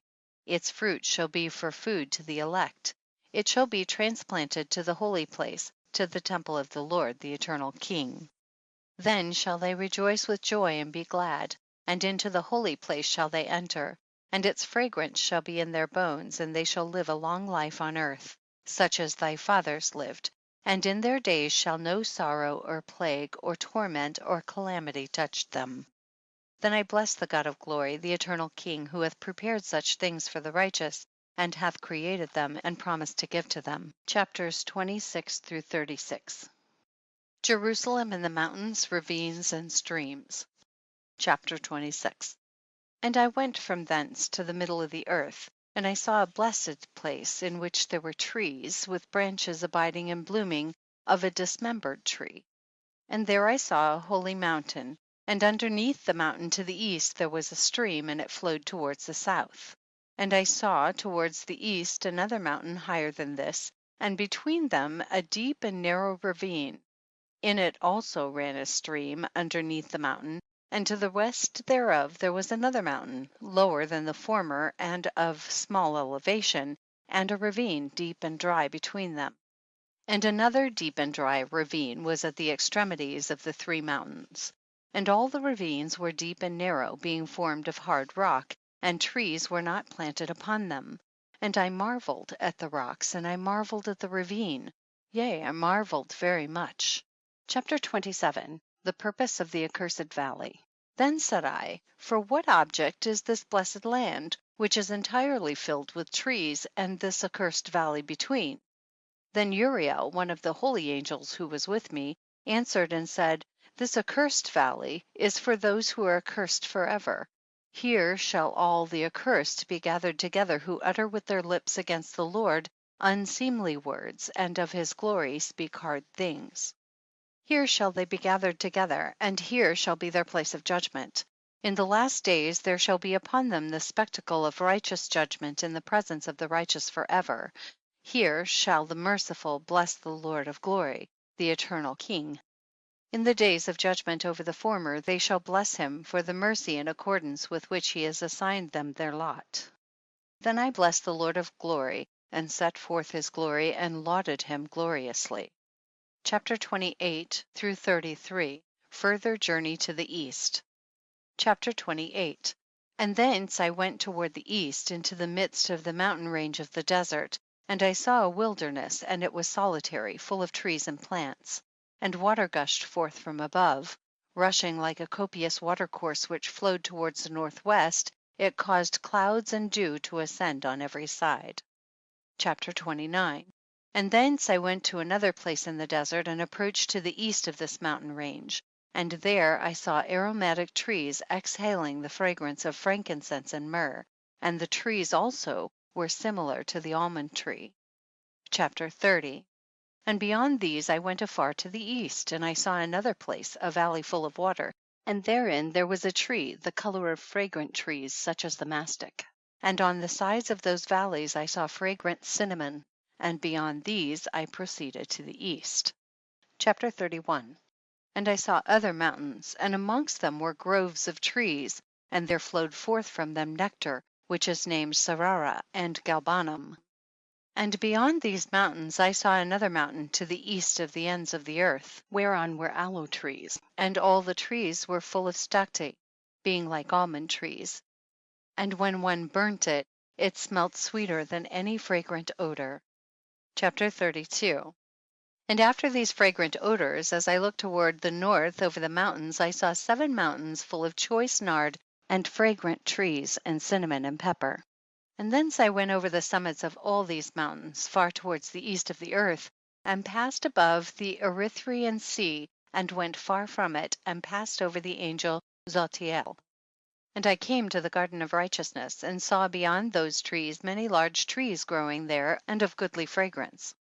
Large, very beautiful and glorious, and the tree of wisdom, whereof they eat and know great wisdom. That tree is in height like the fir, and its leaves are like those of the carob tree, and its fruit is like the clusters of the vine, very beautiful, and the fragrance of the tree penetrates afar. Then I said, how beautiful is the tree, and how attractive is its look. Then Raphael, the holy angel who was with me, answered me and said, this is the tree of wisdom, of which thy father old in years, and thy aged mother, who were before thee, have eaten. And they learned wisdom, and their eyes were opened, and they knew that they were naked, and they were driven out of the garden. Chapter 33. And from thence I went to the ends of the earth, and saw there great beasts, and each differed from the other. And I saw birds also differing in appearance and beauty and voice, the one differing from the other. And to the east of those beasts I saw the ends of the earth whereon the heaven rests, and the portals of the heavens open. And I saw how the stars of heaven come forth, and I counted the portals out of which they proceed, and wrote down all their outlets, of each individual star by itself, according to their number and their names, their courses and their positions, and their times and their months, as Uriel the holy angel who was with me showed me. He showed all things to me, and wrote them down for me. Also their names he wrote for me, and their laws and their companies. Chapter 34 to 35. Enoch's journey to the north. Chapter 34.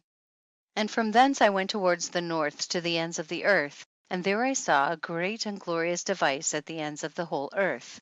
And here I saw 3 portals of heaven open in the heaven. Through each of them proceed north winds. When they blow, there is cold, hail, frost, snow, dew, and rain. And out of the one portal they blow for good, but when they blow through the other two portals, it is with violence and affliction on the earth, and they blow with violence. Chapter 35.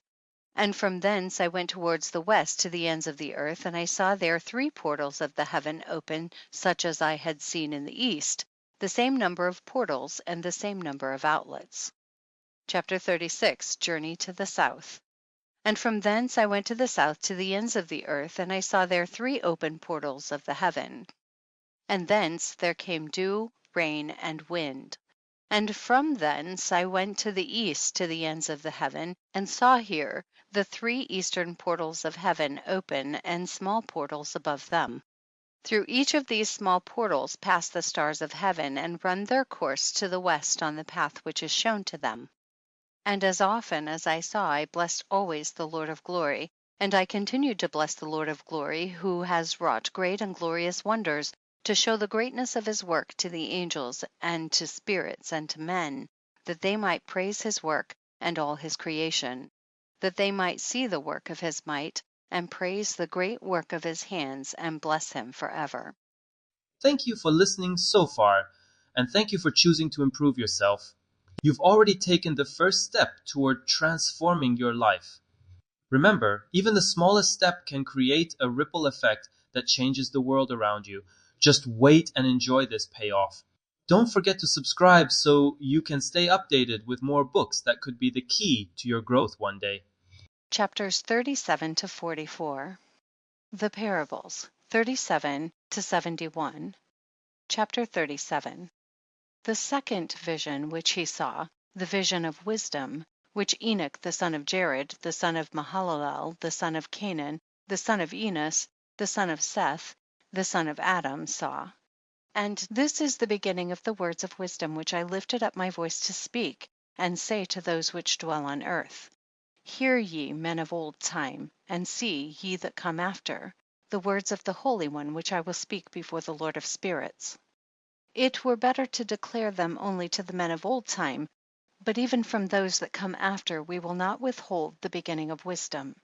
Till the present day such wisdom has never been given by the Lord of spirits as I have received according to my insight, according to the good pleasure of the Lord of spirits, by whom the lot of eternal life has been given to me.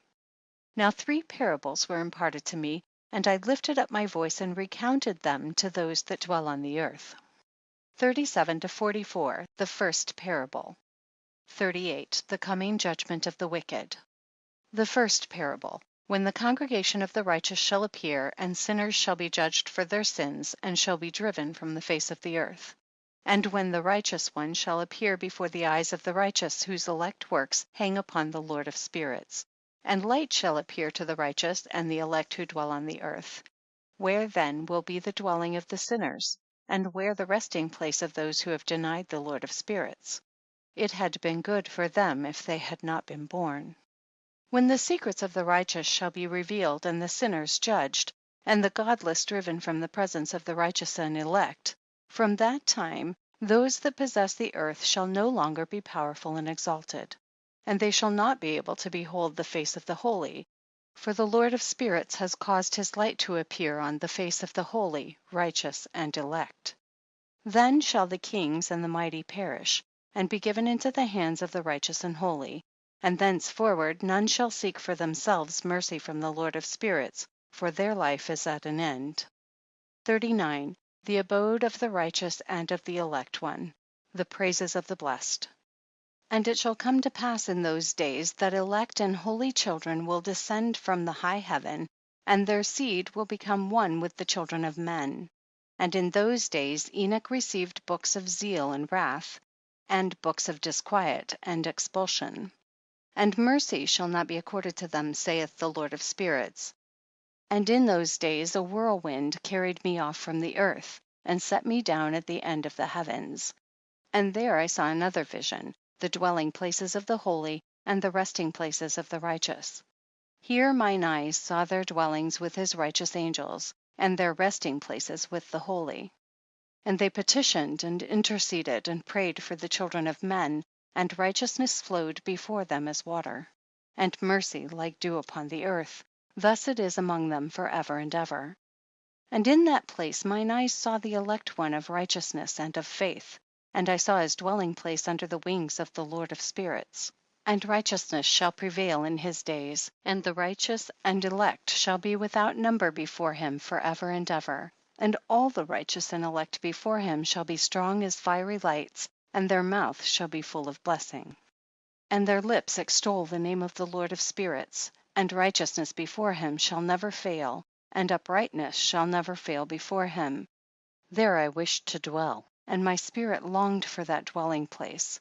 And there heretofore hath been my portion. For so has it been established concerning me before the Lord of spirits. In those days I praised and extolled the name of the Lord of spirits with blessings and praises, because he hath destined me for blessing and glory according to the good pleasure of the Lord of spirits. For a long time my eyes regarded that place, and I blessed him and praised him, saying, Blessed is he, and may he be blessed from the beginning and forevermore. And before him there is no ceasing. He knows before the world was created what is forever and what will be from generation unto generation. Those who sleep not bless thee. They stand before thy glory and bless, praise, and extol, saying, Holy, holy, holy is the Lord of spirits. He filleth the earth with spirits. And here my eyes saw all those who sleep not. They stand before him and bless, and say, Blessed be thou, and blessed be the name of the Lord forever and ever.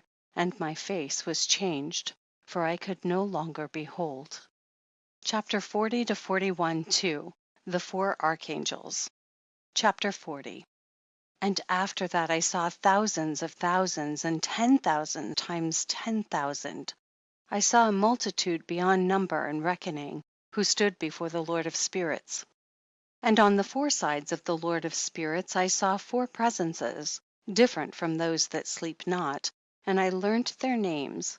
For the angel that went with me made known to me their names, and showed me all the hidden things.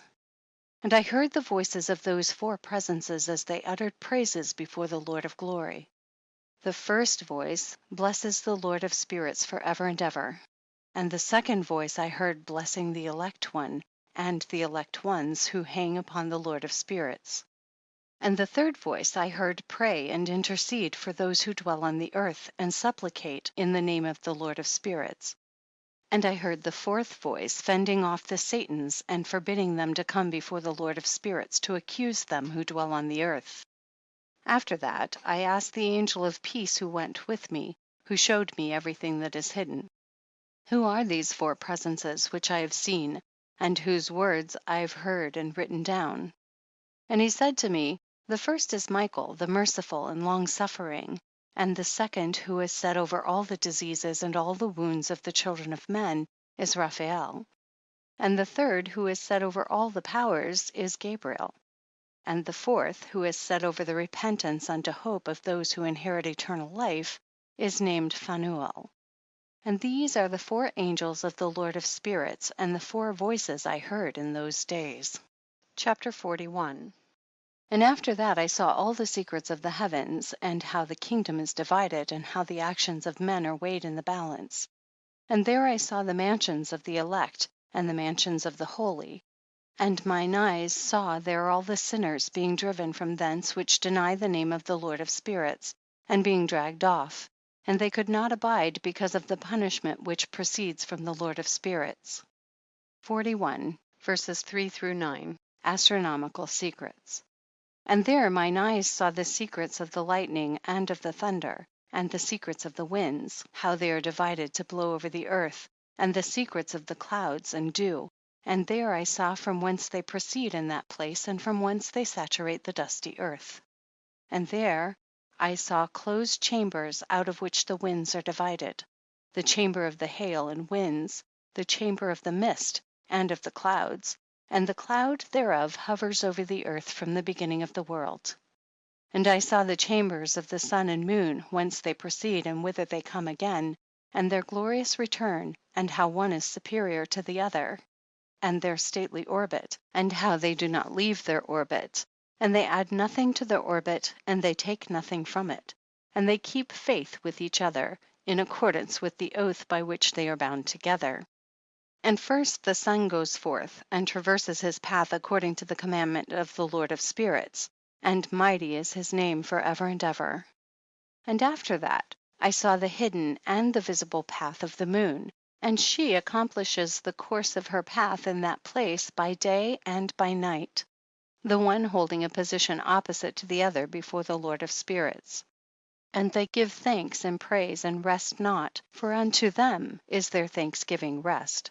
For the sun changes oft for a blessing or a curse, and the course of the path of the moon is light to the righteous, and darkness to the sinners in the name of the Lord, who made a separation between the light and the darkness, and divided the spirits of men, and strengthened the spirits of the righteous in the name of his righteousness. For no angel hinders, and no power is able to hinder, for he appoints a judge for them all, and he judges them all before him.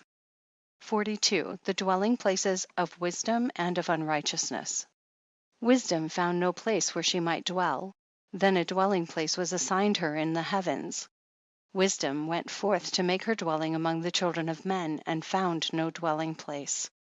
Wisdom returned to her place, and took her seat among the angels. And unrighteousness went forth from her chambers, whom she sought not she found, and dwelt with them, as rain in a desert, and dew on a thirsty land. 43 to 44. Astronomical secrets. And I saw other lightnings and the stars of heaven, and I saw how he called them all by their names, and they hearkened unto him. And I saw how they are weighed in a righteous balance according to their proportions of light. I saw the width of their spaces, and the day of their appearing, and how their revolution produces lightning. And I saw their revolution according to the number of the angels, and how they keep faith with each other. And I asked the angel who went with me, who showed me what was hidden, what are these? And he said to me, the Lord of spirits hath showed thee their parabolic meaning, literally their parable. These are the names of the holy who dwell in the earth and believe in the name of the Lord of spirits forever and ever. Chapter 44.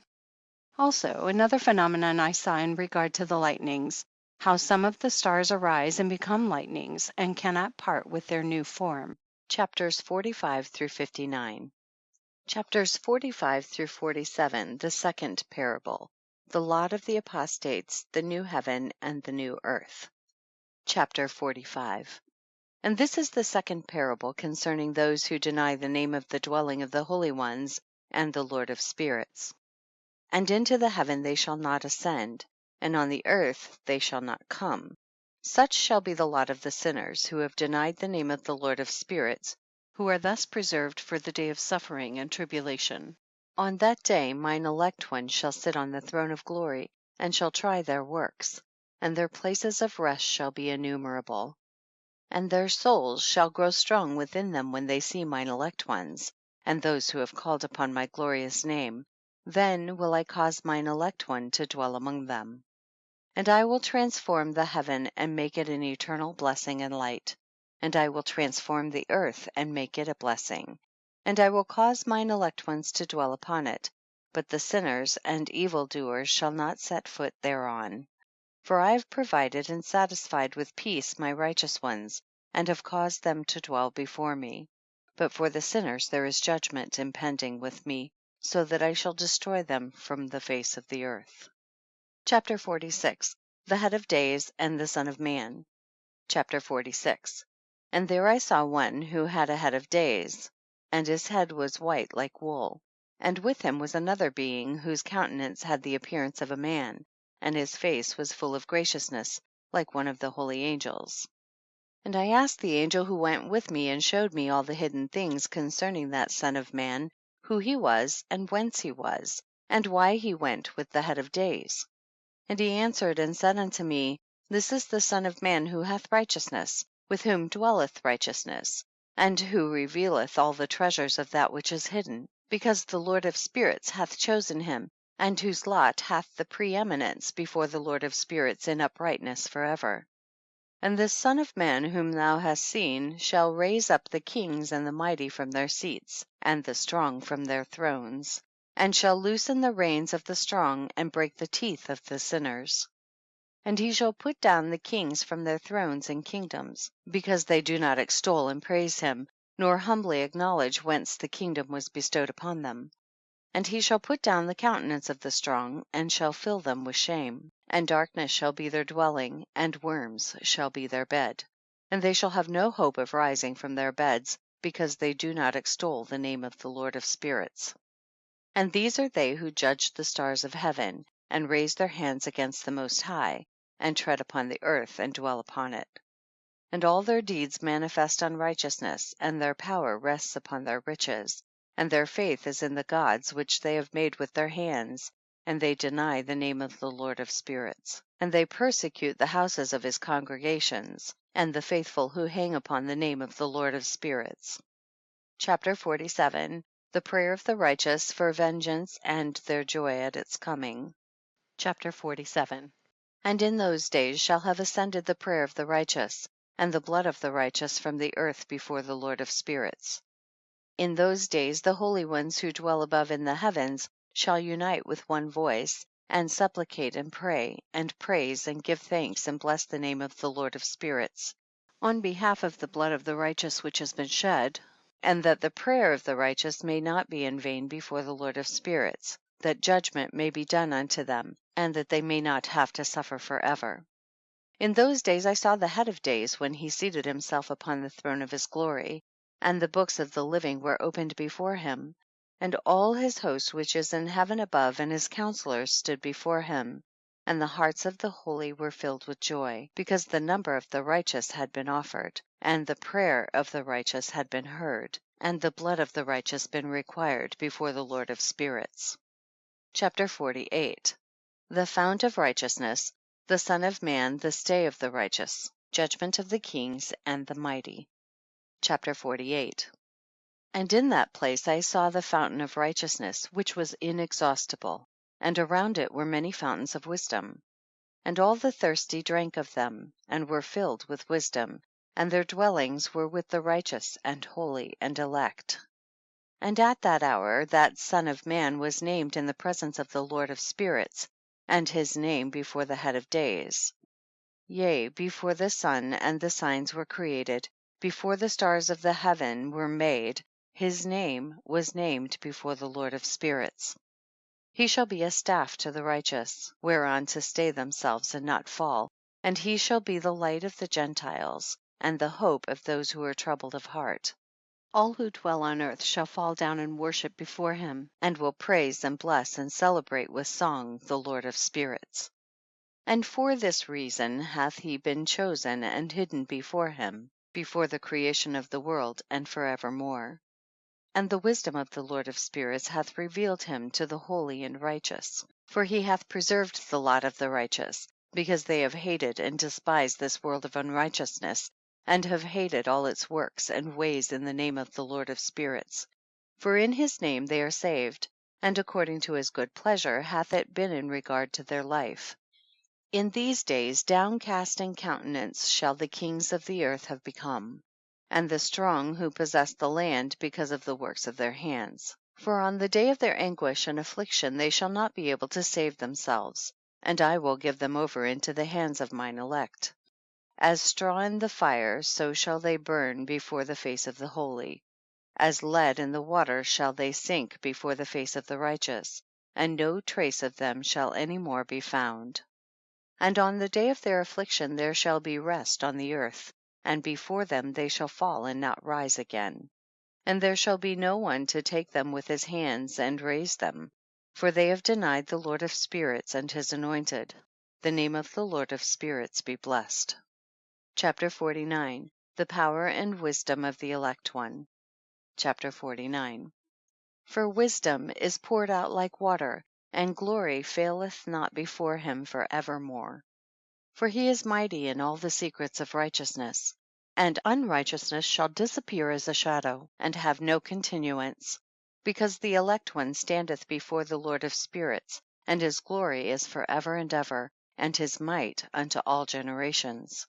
And in him dwells the spirit of wisdom, and the spirit which gives insight, and the spirit of understanding and of might, and the spirit of those who have fallen asleep in righteousness. And he shall judge the secret things, and none shall be able to utter a lying word before him. For he is the elect one before the Lord of spirits according to his good pleasure. Chapter 50. The glorification and victory of the righteous, the repentance of the Gentiles. Chapter 50. And in those days a change shall take place for the holy and elect, and the light of days shall abide upon them, and glory and honor shall turn to the holy, on the day of affliction on which evil shall have been treasured up against the sinners. And the righteous shall be victorious in the name of the Lord of spirits, and he will cause the others to witness this, that they may repent and forego the works of their hands. They shall have no honor through the name of the Lord of spirits, yet through his name shall they be saved, and the Lord of spirits will have compassion on them, for his compassion is great. And he is righteous also in his judgment, and in the presence of his glory unrighteousness also shall not maintain itself. At his judgment the unrepentant shall perish before him. And from henceforth I will have no mercy on them, saith the Lord of spirits. Chapter 51. The resurrection of the dead, and the separation by the judge of the righteous and the wicked. Chapter 51.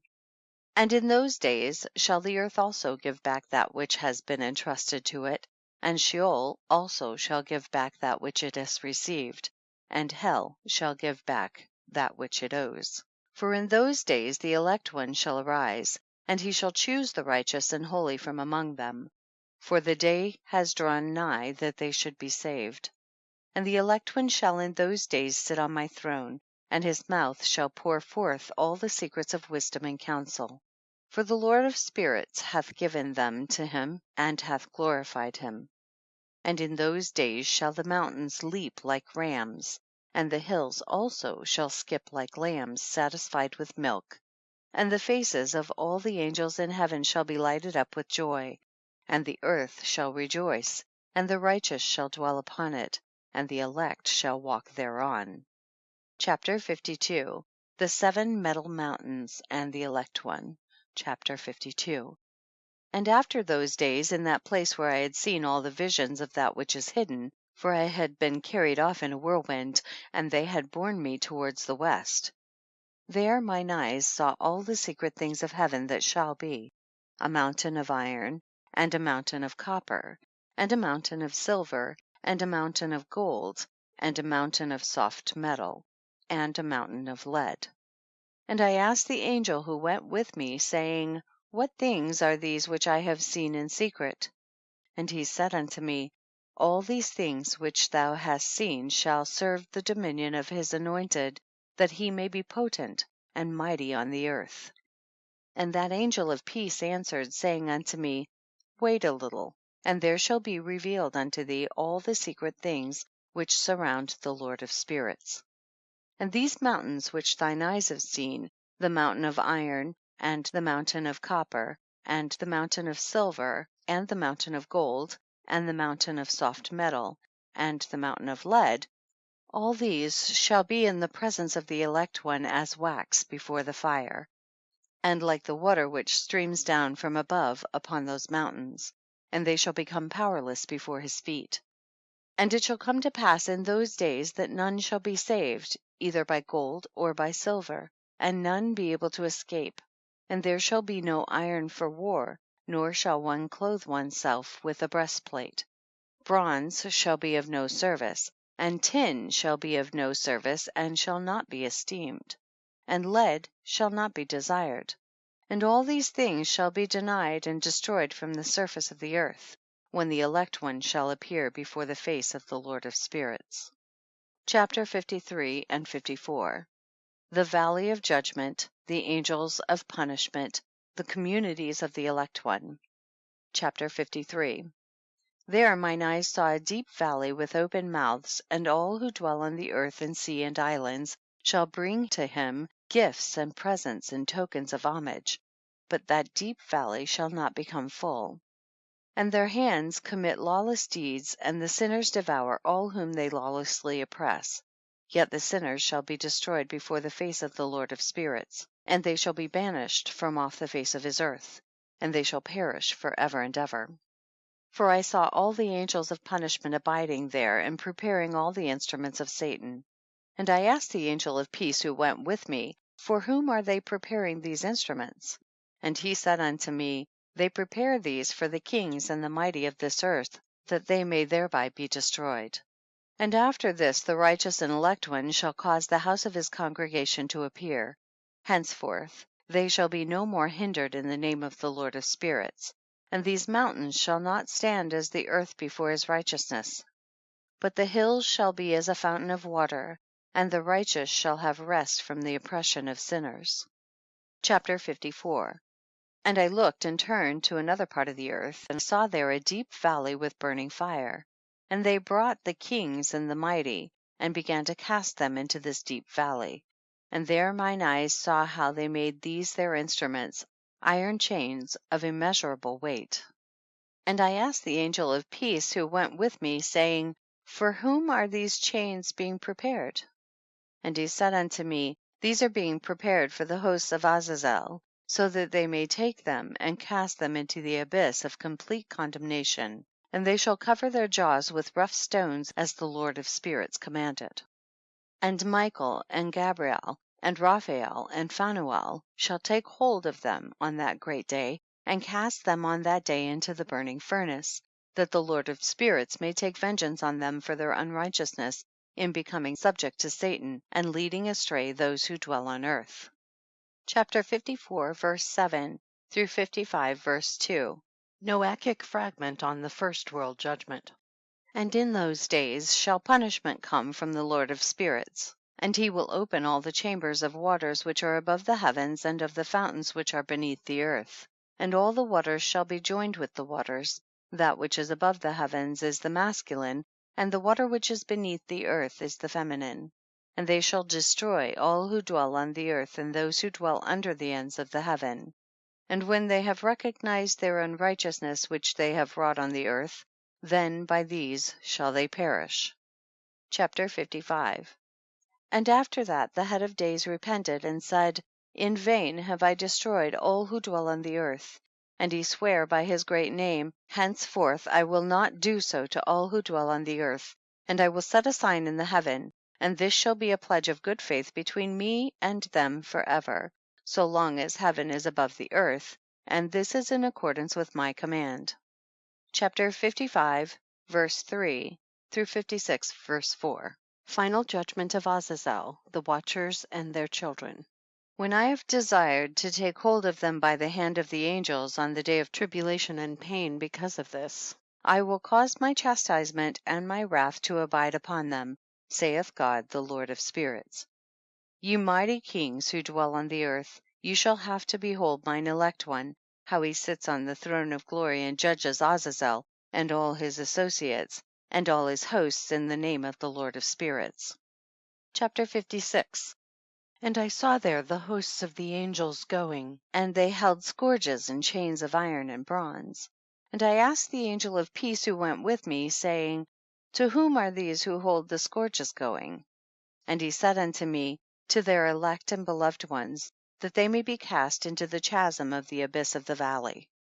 And then that valley shall be filled with their elect and beloved, and the days of their life shall be at an end, and the days of their leading astray shall not thenceforward be reckoned.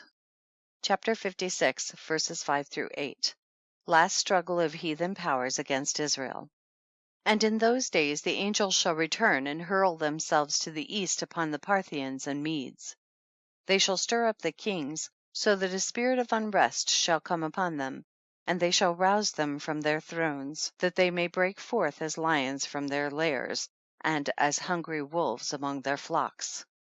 And they shall go up and tread under foot the land of his elect ones. And the land of his elect ones shall be before them a threshing floor and a highway. But the city of my righteous shall be a hindrance to their horses, and they shall begin to fight among themselves. And their right hand shall be strong against themselves, and a man shall not know his brother, nor a son his father or his mother, till there be no number of the corpses through their slaughter, and their punishment be not in vain. In those days Sheol shall open its jaws, and they shall be swallowed up therein, and their destruction shall be at an end. Sheol shall devour the sinners in the presence of the elect. Chapter 57. The return from the dispersion. Chapter 57. And it came to pass after this, that I saw another host of wagons, and men riding thereon, and coming on the winds from the east, and from the west to the south. And the noise of their wagons was heard, and when this turmoil took place, the holy ones from heaven remarked it, and the pillars of the earth were moved from their place, and the sound thereof was heard from the one end of heaven to the other, in one day. And they shall all fall down and worship the Lord of spirits, and this is the end of the second parable. Chapter 58 through 71, the third parable. Chapter 58. The blessedness of the saints. Chapter 58. And I began to speak the third parable concerning the righteous and elect. Blessed are ye, ye righteous and elect, for glorious shall be your lot. And the righteous shall be in the light of the sun, and the elect in the light of eternal life. And the days of their life shall be unending, and the days of the holy without number. And they shall seek the light, and find righteousness with the Lord of spirits. There shall be peace to the righteous in the name of the eternal Lord. And after this it shall be said to the holy in heaven, that they should seek out the secrets of righteousness, the heritage of faith. For it has become bright as the sun upon earth, and the darkness is past. And there shall be a light that never endeth. And to a limit, literally number of days, they shall not come. For the darkness shall first have been destroyed, and the light established before the Lord of spirits, and the light of uprightness established forever before the Lord of spirits. Chapter 59. The lights and the thunder. Chapter 59. In those days mine eyes saw the secrets of the lightnings, and of the lights, and the judgments they execute, literally their judgment, and they lighten for a blessing or a curse, as the Lord of spirits willeth. And there I saw the secrets of the thunder, and how when it resounds above in the heaven, the sound thereof is heard. And he caused me to see the judgments executed on the earth, whether they be for well-being and blessing, or for a curse, according to the word of the Lord of spirits. And after that all the secrets of the lights and lightnings were shown to me, and they lighten for blessing and for satisfying. Chapter 60. Book of Noah, a fragment. Quaking of heaven, Behemoth and Leviathan, the elements. Chapter 60. In the year 500, in the 7th month, on the 14th day of the month, in the life of Enoch. In that parable I saw how a mighty quaking made the heaven of heavens to quake, and the host of the Most High, and the angels, 1,000 thousands and 10,000 times 10,000, were disquieted with a great disquiet. And the head of days sat on the throne of his glory, and the angels and the righteous stood around him. And a great trembling seized me, and fear took hold of me, and my loins gave way, and dissolved were my reins, and I fell upon my face. And Michael sent another angel from among the holy ones, and he raised me up. And when he had raised me up, my spirit returned, for I had not been able to endure the look of this host, and the commotion and the quaking of the heaven. And Michael said unto me, Why art thou disquieted with such a vision? Until this day lasted the day of his mercy, and he hath been merciful and long suffering towards those who dwell on the earth. And when the day, and the power, and the punishment, and the judgment come, which the Lord of spirits hath prepared for those who worship not the righteous law, and for those who deny the righteous judgment, and for those who take his name in vain, that day is prepared for the elect a covenant, but for sinners an inquisition.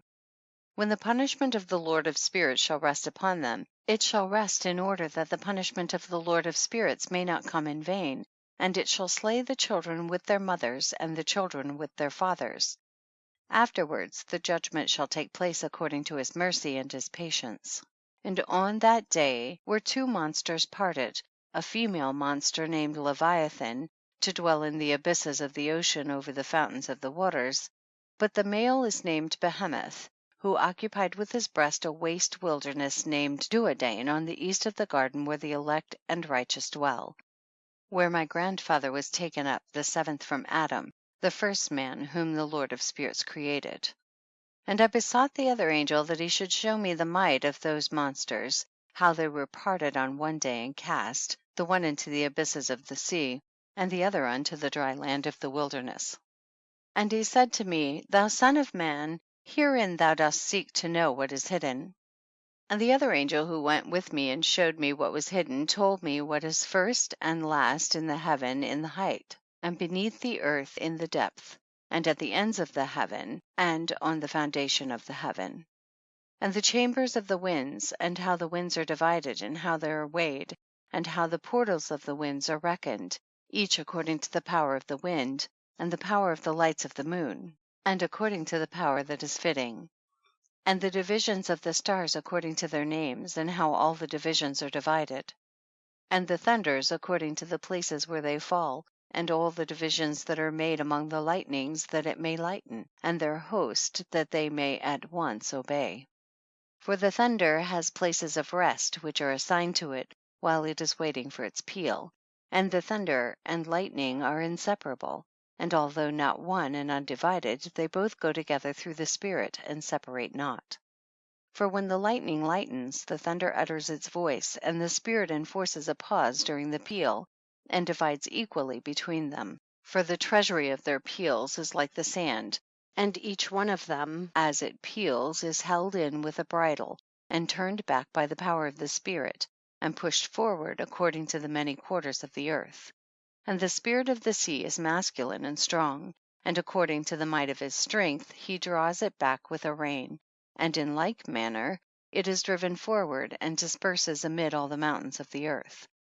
And the spirit of the hoarfrost is his own angel, and the spirit of the hail is a good angel, and the spirit of the snow has forsaken his chambers on account of his strength. There is a special spirit therein, and that which ascends from it is like smoke, and its name is frost. And the spirit of the mist is not united with them in their chambers, but it has a special chamber, for its course is glorious, both in light and in darkness, and in winter and in summer, and in its chamber is an angel. And the spirit of the dew has its dwelling at the ends of the heaven, and is connected with the chambers of the rain, and its course is in winter and summer. And its clouds and the clouds of the mist are connected, and the one gives to the other. And when the spirit of the rain goes forth from its chamber, the angels come and open the chamber and lead it out. And when it is diffused over the whole earth, it unites with the water on the earth, and whensoever it unites with the water on the earth. For the waters are for those who dwell on the earth, for they are nourishment for the earth and from the Most High who is in heaven. Therefore there is a measure for the rain, and the angels take it in charge. And these things I saw towards the garden of the righteous. And the angel of peace who was with me said to me, These two monsters prepared conformably to the greatness of God shall feed. Chapter 61. Angels go off to measure paradise, the judgment of the righteous by the elect one, the praise of the elect one and of God. Chapter 61.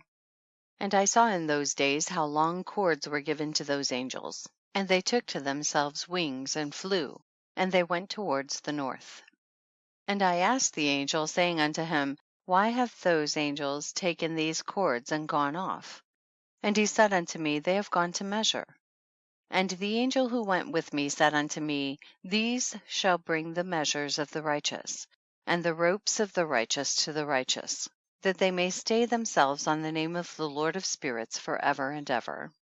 The elect shall begin to dwell with the elect, and those are the measures which shall be given to faith, and which shall strengthen righteousness. And these measures shall reveal all the secrets of the depths of the earth. And those who have been destroyed by the desert, and those who have been devoured by the beasts, and those who have been devoured by the fish of the sea, that they may return and stay themselves on the day of the elect one, for none shall be destroyed before the Lord of Spirits, and none can be destroyed. And all who dwell above in the heaven received a command, and power, and one voice, and one light like unto fire. And that one with their first words they blessed, and extolled and lauded with wisdom, and they were wise in utterance and in the spirit of life. And the Lord of spirits placed the elect one on the throne of glory, and he shall judge all the works of the holy above in the heaven, and in the balance shall their deeds be weighed. And when he shall lift up his countenance to judge their secret ways according to the word of the name of the Lord of spirits, and their path according to the way of the righteous judgment of the Lord of spirits, then shall they all with one voice speak and bless, and glorify and extol and sanctify the name of the Lord of spirits. And he will summon all the host of the heavens, and all the holy ones above, and the host of God, the cherubic, seraphim, and ophanim, and all the angels of power, and all the angels of principalities, and the elect one, and the other powers on the earth and over the water. On that day shall raise one voice, and bless and glorify, and exalt in the spirit of faith, and in the spirit of wisdom, and in the spirit of patience, and in the spirit of mercy, and in the spirit of judgment and of peace, and in the spirit of goodness, and shall all say with one voice, Blessed is he, and may the name of the Lord of spirits be blessed for ever and ever. All who sleep not above in heaven shall bless him, and all the holy ones who are in heaven shall bless him, and all the elect who dwell in the garden of life. And every spirit of light who is able to bless and glorify and extol and hallow thy blessed name, and all flesh shall beyond measure glorify and bless thy name for ever and ever. For great is the mercy of the Lord of spirits, and he is long suffering, and all his works and all that he has created he has revealed to the righteous and elect, in the name of the Lord of spirits. Chapter 62. Judgment of the kings and the mighty. Blessedness of the righteous. Chapter 62.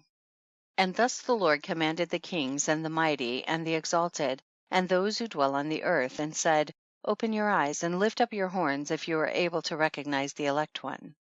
And the Lord of spirits seated him on the throne of his glory, and the spirit of righteousness was poured out upon him, and the word of his mouth slays all the sinners, and all the unrighteous are destroyed from before his face. And there shall stand up in that day all the kings and the mighty, and the exalted, and those who hold the earth. And they shall see and recognize how he sits on the throne of his glory, and righteousness is judged before him, and no lying word is spoken before him. Then shall pain come upon them, as on a woman in travail, and she has pain in bringing forth, when her child enters the mouth of the womb, and she has pain in bringing forth. And one portion of them shall look on the other, and they shall be terrified, and they shall be downcast of countenance, and pain shall seize them, when they see that Son of Man sitting on the throne of his glory. And the kings and the mighty and all who possess the earth shall bless and glorify and extol him who rules over all, who was hidden. For from the beginning the Son of Man was hidden, and the Most High preserved him in the presence of his might, and revealed him to the elect. And the congregation of the elect and holy shall be sown, and all the elect shall stand before him on that day. And all the kings and the mighty and the exalted, and those who rule the earth, shall fall down before him on their faces, and worship and set their hope upon that Son of Man, and petition him, and supplicate for mercy at his hands. Nevertheless, that Lord of spirits will so press them, that they shall hastily go forth from his presence, and their faces shall be filled with shame, and the darkness grow deeper on their faces. And he will deliver them to the angels for punishment, to execute vengeance on them, because they have oppressed his children and his elect. And they shall be a spectacle for the righteous and for his elect. They shall rejoice over them, because the wrath of the Lord of spirits resteth upon them, and his sword is drunk with their blood.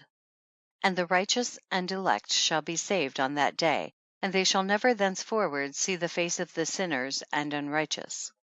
And the Lord of spirits will abide over them, and with that Son of Man they shall eat and lie down and rise up for ever and ever. And the righteous and elect shall have risen from the earth, and ceased to be of downcast countenance.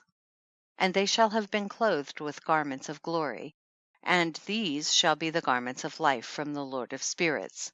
And your garment shall not grow old, nor your glory pass away before the Lord of spirits.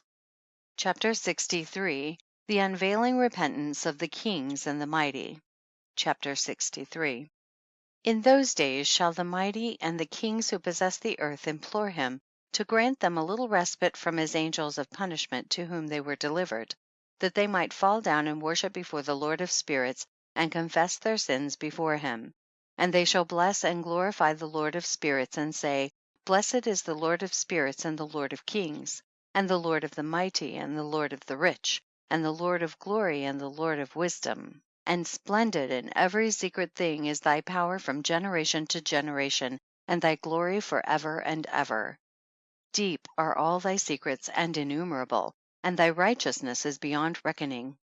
We have now learnt that we should glorify and bless the Lord of kings and him who is king over all kings. And they shall say, Would that we had rest to glorify and give thanks and confess our faith before his glory.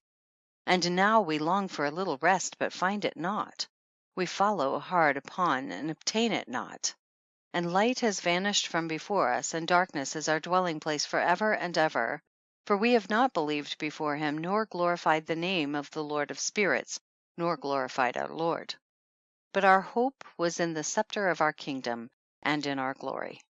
And in the day of our suffering and tribulation he saves us not, and we find no respite for confession.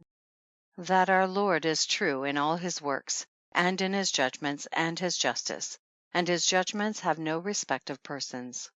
And we pass away from before his face on account of our works, and all our sins are reckoned up in righteousness. Now they shall say unto themselves, Our souls are full of unrighteous gain. But it does not prevent us from descending from the midst thereof into the burden of Sheol.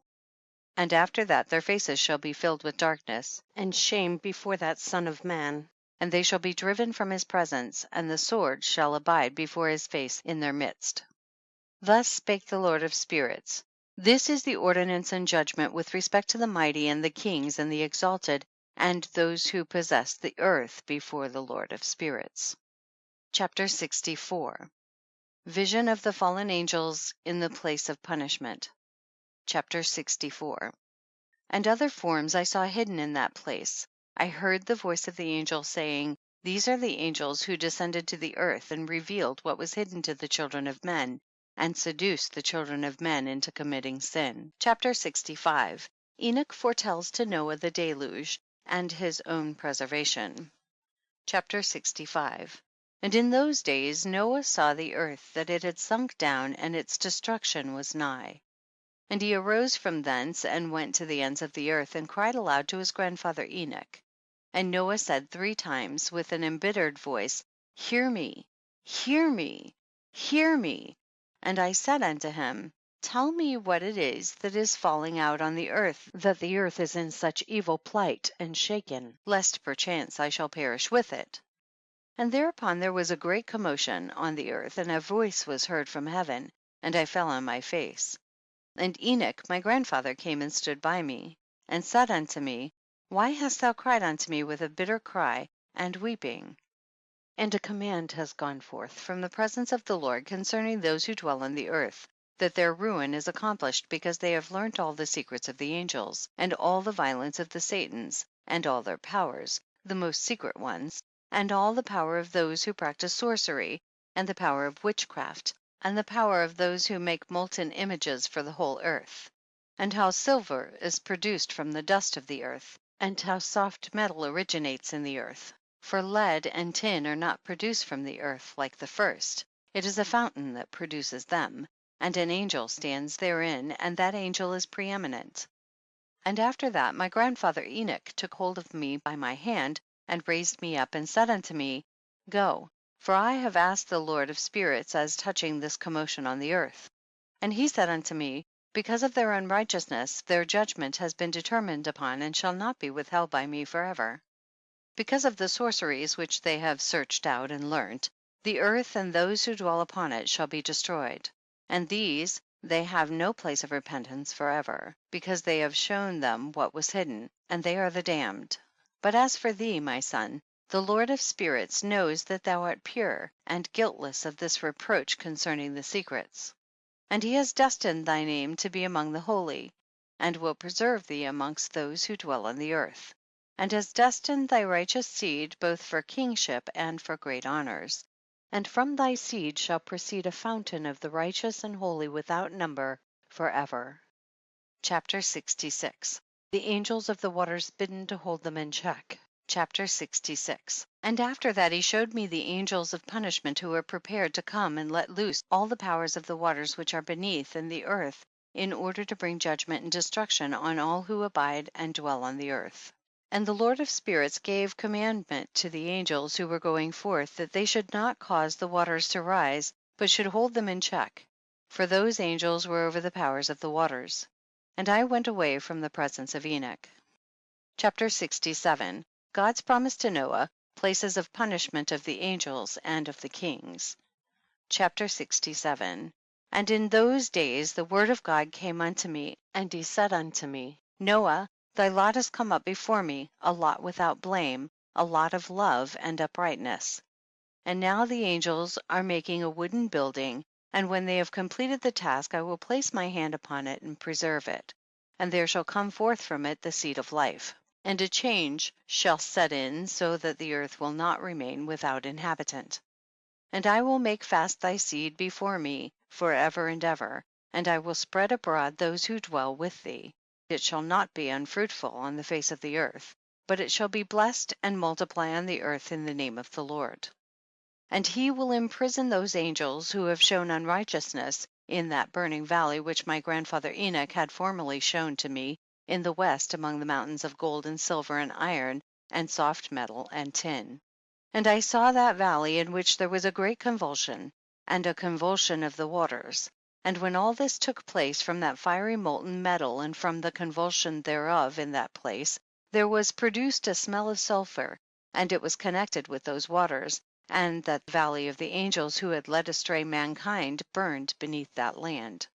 And through its valleys proceed streams of fire, where these angels are punished who had led astray those who dwell upon the earth. But those waters shall in those days serve for the kings and the mighty and the exalted, and those who dwell on the earth for the healing of the body, but for the punishment of the spirit.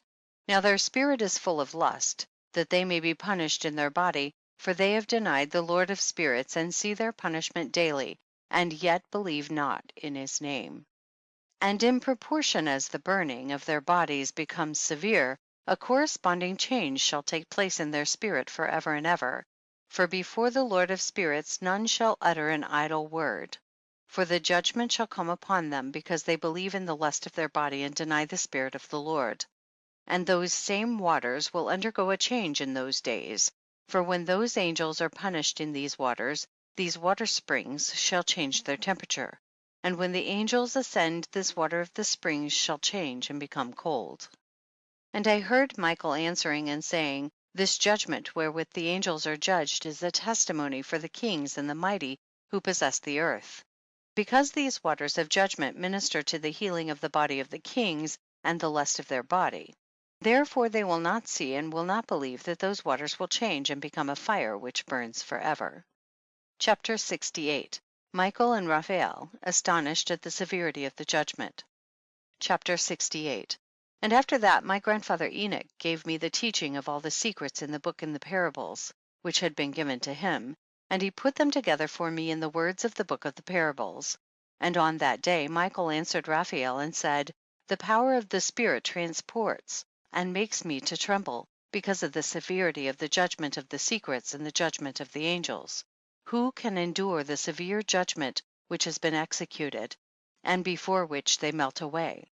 And Michael answered again and said to Raphael, who is he whose heart is not softened concerning it, and whose reins are not troubled by this word of judgment that has gone forth upon them, because of those who have thus led them out?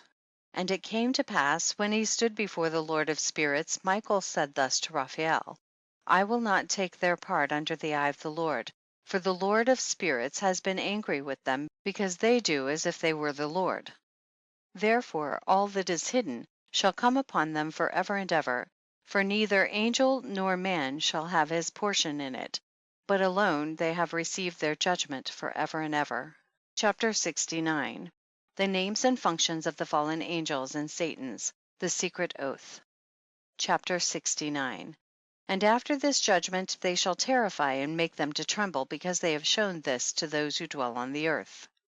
And behold, the names of those angels, and these are their names: the first of them is Samyaza, the second Artaquapha, and the third Armen, the fourth Kokabel, the fifth Turiel, the sixth Rumjal, the seventh Danjal, the eighth Niquel, the ninth Baraquel, the 10th Azazel, the 11th Armaros, the 12th Batarjal, the 13th Besasajal, the 14th Hananel, the 15th Turel, and the 16th Samapasiel, the 17th Jetrel, the 18th Tamael, the 19th Turel, the 20th Rumael, the 21st Azazel. And these are the chiefs of their angels, and their names, and their chief ones over hundreds, and over fifties, and over tens. The name of the first, Jequan, that is, the one who led astray all the sons of God, and brought them down to the earth, and led them astray through the daughters of men. And the second was named Asbiel. He imparted to the holy sons of God evil counsel, and led them astray, so that they defiled their bodies with the daughters of men. And the third was named Gadriel. He it is who showed the children of men all the blows of death, and he led astray Eve, and showed the weapons of death to the sons of men, the shield and the coat of mail, and the sword for battle, and all the weapons of death to the children of men. And from his hand they have proceeded against those who dwell on the earth from that day and forevermore.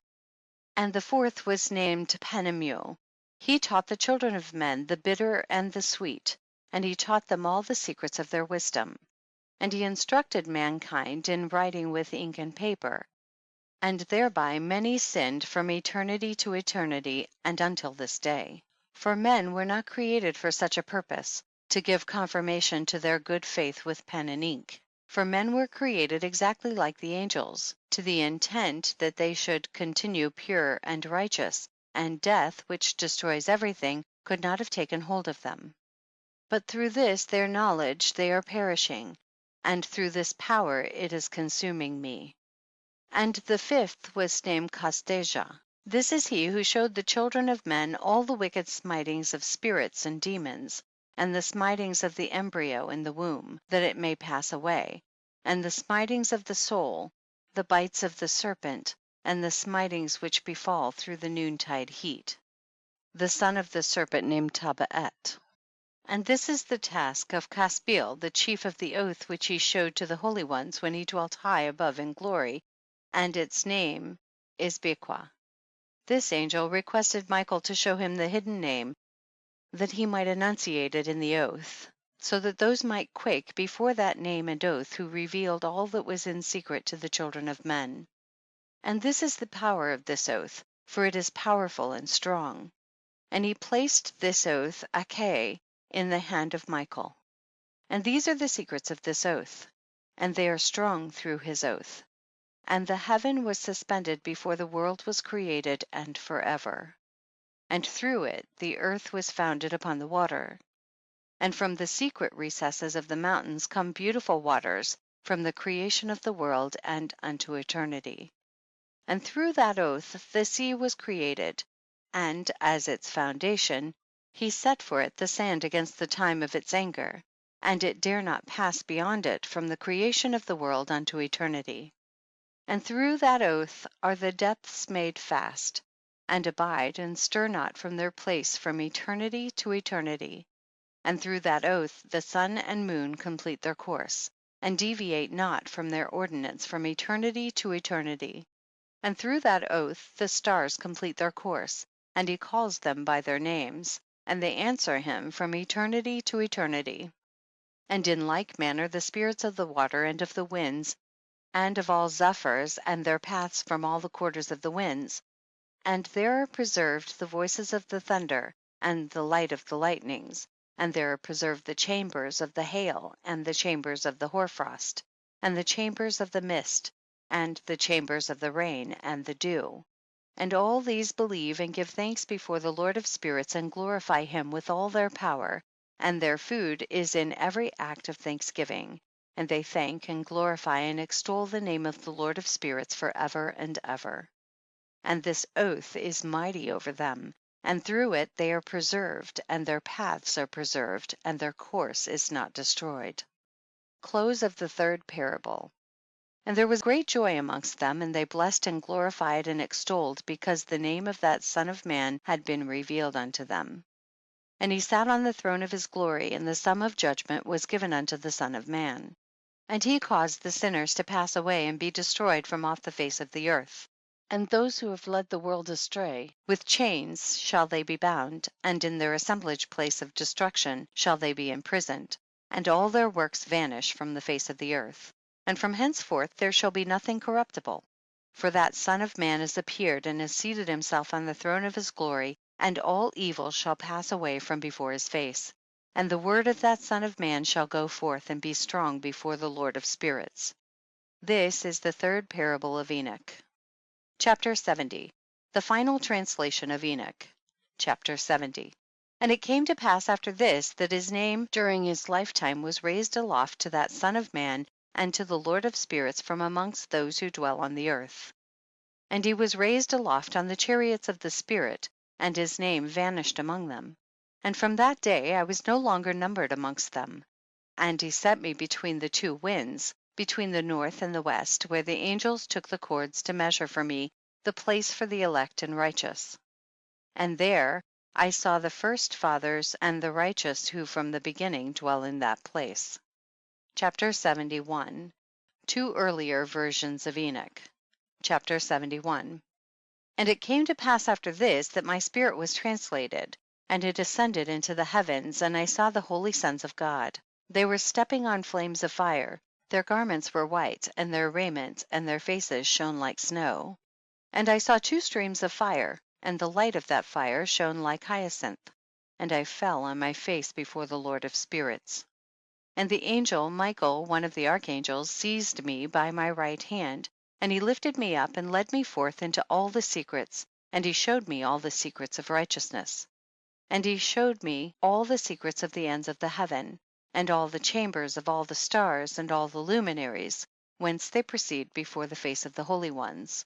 And he translated my spirit into the heaven of heavens, and I saw there as it were a structure built of crystals, and between those crystals tongues of living fire. And my spirit saw the girdle which girt that house of fire, and on its four sides were streams full of living fire, and they girt that house. And round about were seraphim, cherubic, and ophanim, and these are they who sleep not and guard the throne of his glory. And I saw angels who could not be counted, 1,000 thousands, and 10,000 times 10,000, encircling that house.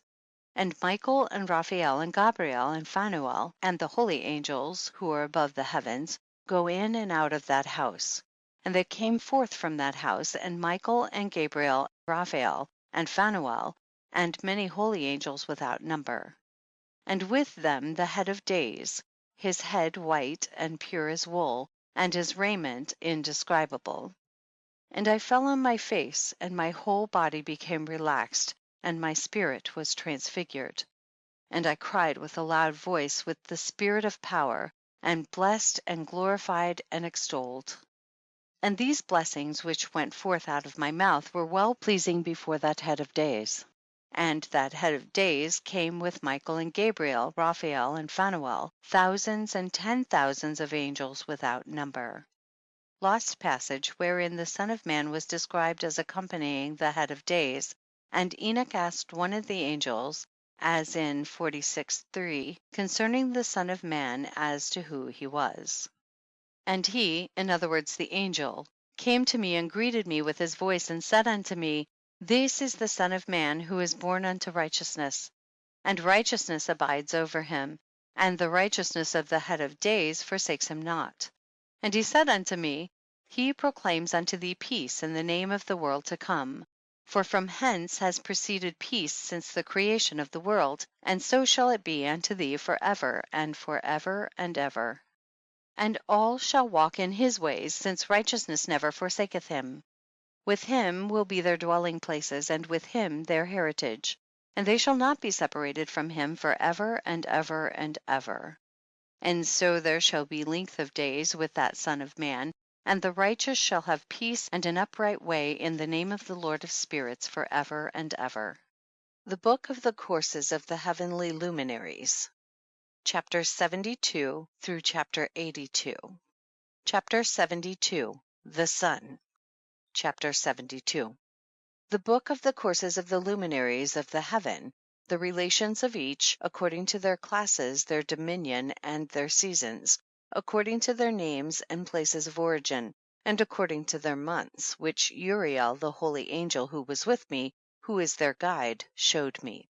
And he showed me all their laws exactly as they are, and how it is with regard to all the years of the world, and unto eternity, till the new creation is accomplished, which dureth till eternity. And this is the first law of the luminaries. The luminary, the sun, has its rising in the eastern portals of the heaven, and its setting in the western portals of the heaven. And I saw 6 portals in which the sun rises, and 6 portals in which the sun sets, and the moon rises and sets in these portals. And the leaders of the stars and those whom they lead, 6 in the east and 6 in the west, and all following each other in accurately corresponding order. Also many windows to the right and left of these portals. And first there goes forth the great luminary named the sun, and his circumference is like the circumference of the heaven, and he is quite filled with illuminating and heating fire. The chariot on which he ascends, the wind drives, and the sun goes down from the heaven and returns through the north in order to reach the east, and is so guided that he comes to the appropriate, literally, that portal, and shines in the face of the heaven. In this way he rises in the first month in the great portal, which is the 4th, those 6 portals in the cast. And in that 4th portal from which the sun rises in the first month are 12 window openings, from which proceed a flame when they are opened in their season. When the sun rises in the heaven, he comes forth through that 4th portal 30 mornings in succession, and sets accurately in the 4th portal in the west of the heaven. And during this period the day becomes daily longer, and the night nightly shorter to the 30th morning. On that day the day is longer than the night by a 9th part, and the day amounts exactly to 10 parts, and the night to 8 parts. And the sun rises from that 4th portal, and sets in the 4th, and returns to the 5th portal of the east 30 mornings, and rises from it, and sets in the 5th portal. And then the day becomes longer by 2 parts, and amounts to 11 parts, and the night becomes shorter, and amounts to 7 parts. And it returns to the east, and enters into the 6th portal, and rises and sets in the 6th portal 31 mornings on account of its sign. On that day the day becomes longer than the night, and the day becomes double the night, and the day becomes 12 parts, and the night is shortened and becomes 6 parts. And the sun mounts up to make the day shorter and the night longer, and the sun returns to the east and enters into the 6th portal, and rises from it and sets 30 mornings. And when 30 mornings are accomplished, the day decreases by exactly 1 part, and becomes 11 parts, and the night 7. And the sun goes forth from that 6th portal in the west, and goes to the east, and rises in the 5th portal for 30 mornings, and sets in the west again in the 5th western portal. On that day the day decreases by 2 parts, and amounts to 10 parts, and the night to 8 parts. And the sun goes forth from that 5th portal, and sets in the 5th portal of the west, and rises in the 4th portal for 31 mornings, on account of its sign, and sets in the west. On that day the day is equalized with the night, and becomes of equal length, and the night amounts to 9 parts, and the day to 9 parts.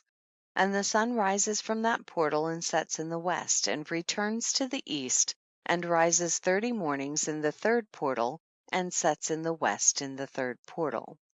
And on that day the night becomes longer than the day, and night becomes longer than night, and day shorter than day, till the 30th morning. and the night amounts exactly to 10 parts, and the day to 8 parts. And the sun rises from that third portal and sets in the third portal in the west, and returns to the east, and for 30 mornings rises in the second portal in the east, and in like manner sets in the second portal in the west of the heaven. And on that day the night amounts to 11 parts, and the day to 7 parts. And the sun rises on that day from the second portal, and sets in the west in the second portal, and returns to the east into the first portal for 31 mornings, and sets in the first portal in the west of the heaven. And on that day the night becomes longer and amounts to the double of the day, and the night amounts exactly to 12 parts, and the day to 6. And the sun has therewith traversed the divisions of his orbit, and turns again on those divisions of his orbit, and enters that portal 30 mornings, and sets also in the west opposite to it. And on that night has the night decreased in length by a 9th part, and the night has become 11 parts, and the day 7 parts.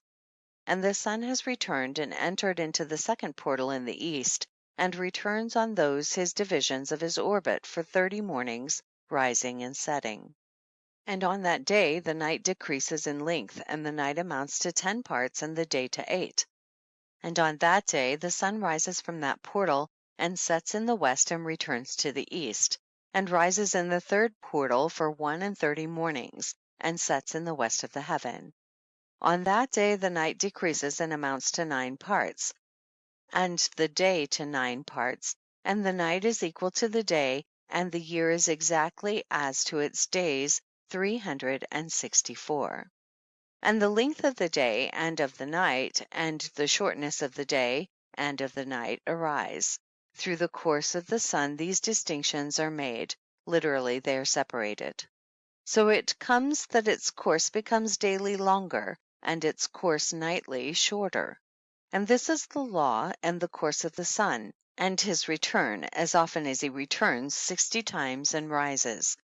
In other words, the great luminary which is named the sun, forever and ever. And that which thus rises is the great luminary, and is so named according to its appearance, according as the Lord commanded. As he rises, so he sets, and decreases not, and rests not, but runs day and night, and his light is 7-fold brighter than that of the moon. But as regards size, they are both equal. Chapter 73. And after this law, I saw another law dealing with the smaller luminary which is named the moon. And her circumference is like the circumference of the heaven, and her chariot in which she rides is driven by the wind, and light is given to her in definite measure. And her rising and setting change every month, and her days are like the days of the sun. And when her light is uniform, in other words full, it amounts to the 7th part of the light of the sun. And thus she rises. And her first phase in the east comes forth on the 30th morning. And on that day she becomes visible, and constitutes for you the first phase of the moon on the 30th day together with the sun in the portal where the sun rises.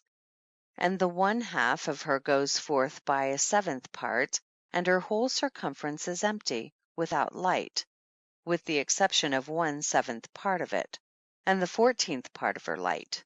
And when she receives 1/7 part of the half of her light amounts to 1/7 part and the half thereof.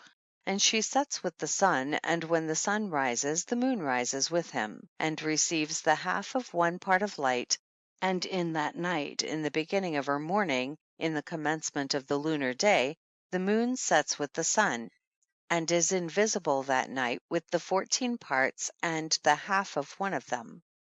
And she rises on that day with exactly a 7th part, and comes forth and recedes from the rising of the sun, and in her remaining days she becomes bright in the remaining 13 parts. Chapter 74. And I saw another course, a law for her, and how according to that law she performs her monthly revolution. And all these Uriel, the holy angel who is the leader of them all, showed to me, and their positions, and I wrote down their positions as he showed them to me. And I wrote down their months as they were, and the appearance of their lights, till 15 days were accomplished. In single seventh parts she accomplishes all her light in the east, and in single seventh parts accomplishes all her darkness in the west.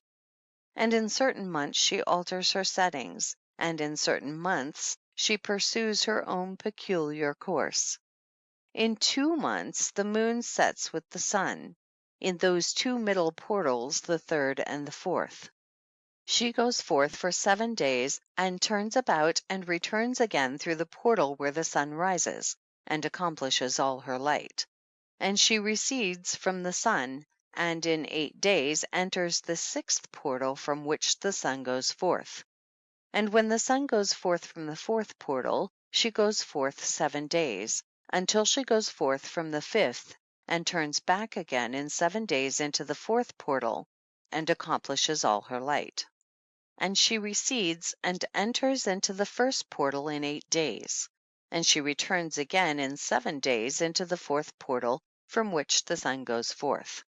Thus I saw their positions, how the moon rose and the sun set in those days.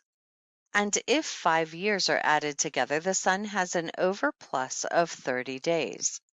And all the days which accrue to it for one of those 5 years, when they are full, amount to 364 days. And the overplus of the sun and of the stars amounts to 6 days. In 5 years, 6 days every year come to 30 days. And the moon falls behind the sun and stars to the number of 30 days. And the sun and the stars bring in all the years exactly, so that they do not advance or delay their position by a single day unto eternity, but complete the years with perfect justice in 364 days. In 3 years there are 1092 days, and in 5 years 1820 days, so that in 8 years there are 2912 days. For the moon alone the days amount in 3 years to 1062 days, and in 5 years she falls 50 days behind. In other words, to the sum of 1770 there is to be added 1062 days. And in 5 years there are 1770 days, so that for the moon the days in 8 years amount to 2832 days. For in 8 years she falls behind to the amount of 80 days. All the days she falls behind in 8 years are 80.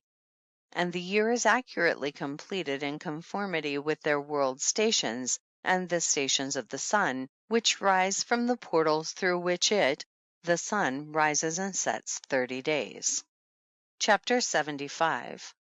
And the leaders of the heads of the thousands, who are placed over the whole creation and over all the stars, have also to do with the 4 intercalary days, being inseparable from their office according to the reckoning of the year, and these render service on the 4 days which are not reckoned in the reckoning of the year. And owing to them men go wrong therein, for those luminaries truly render service on the world stations, one in the 1st portal, one in the 3rd portal of the heaven, one in the 4th portal, and one in the 6th portal, and the exactness of the year is accomplished through its separate 364 stations. For the signs and the times and the years and the days the angel Uriel showed to me, whom the Lord of glory hath set for ever over all the luminaries of the heaven, in the heaven and in the world, that they should rule on the face of the heaven and be seen on the earth, and be leaders for the day and the night, in other words, the sun, moon, and stars, and all the ministering creatures which make their revolution in all the chariots of the heaven. In like manner 12 doors Uriel showed me, open in the circumference of the sun's chariot in the heaven, through which the rays of the sun break forth. And from them is warmth diffused over the earth, when they are opened in their appointed seasons. And for the winds and the spirit of the dew, when they are opened, standing open in the heavens at the ends. As for the 12 portals in the heaven, at the ends of the earth, out of which go forth the sun, moon, and stars, and all the works of heaven in the east and in the west. There are many windows open to the left and right of them. And one window at its appointed season produces warmth, corresponding as these do to those doors from which the stars come forth according as he commanded them, and wherein they set corresponding to their number. And I saw chariots in the heaven, running in the world above those portals in which revolve the stars that never set. And one is larger than all the rest, and it is that makes its course through the entire world. Chapter 76. The 12 windows and their portals. And at the ends of the earth I saw 12 portals open to all the quarters of the heaven, from which the winds go forth and blow over the earth. 3 of them are open on the face, in other words, the east of the heavens, and 3 in the west, and 3 on the right, in other words, the south of the heaven, and 3 on the left, in other words, the north. And the 3 first are those of the east, and 3 are of the north, and 3, after those on the left, of the south, and 3 of the west. Through 4 of these come winds of blessing and prosperity, and from those 8 come hurtful winds. When they are sent, they bring destruction on all the earth and on the water upon it, and on all who dwell thereon, and on everything which is in the water and on the land. And the first wind from those portals, called the east wind, comes forth through the first portal which is in the east, inclining towards the south. From it come forth desolation, drought, heat, and destruction. And through the second portal in the middle comes what is fitting, and from it there come rain and fruitfulness and prosperity and dew. And through the third portal which lies toward the north come cold and drought. And after these come forth the south winds through 3 portals. Through the first portal of them inclining to the east comes forth a hot wind. And through the middle portal next to it there come forth fragrant smells, and dew, and rain, and prosperity and health. And through the third portal lying to the west come forth dew and rain, locusts and desolation. And after these the north winds. From the 7th portal in the east come dew and rain, locusts and desolation. And from the middle portal come in a direct direction health, and rain, and dew, and prosperity. And through the 3rd portal in the west come cloud and hoarfrost, and snow and rain, and dew and locusts. And after these 4 are the west winds. Through the first portal adjoining the north come forth dew and hoarfrost, and cold and snow and frost. And from the middle portal come forth dew and rain, and prosperity and blessing. And through the last portal which adjoins the south come forth drought and desolation, and burning and destruction.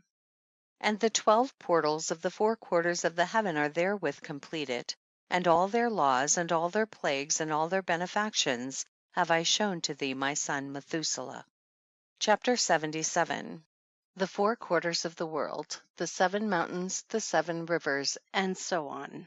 Chapter 77. And the first quarter is called the east, because it is the first, and the second the south, because the Most High will descend there.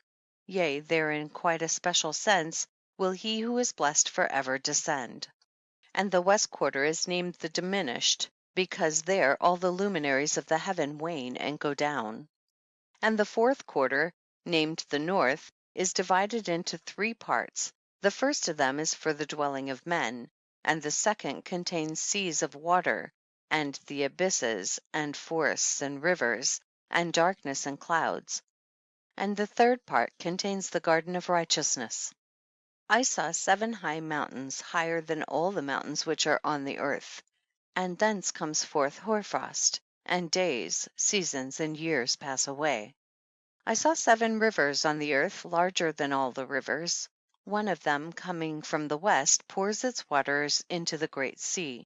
And these 2 come from the north to the sea, and pour their waters into the Erythraean sea in the east.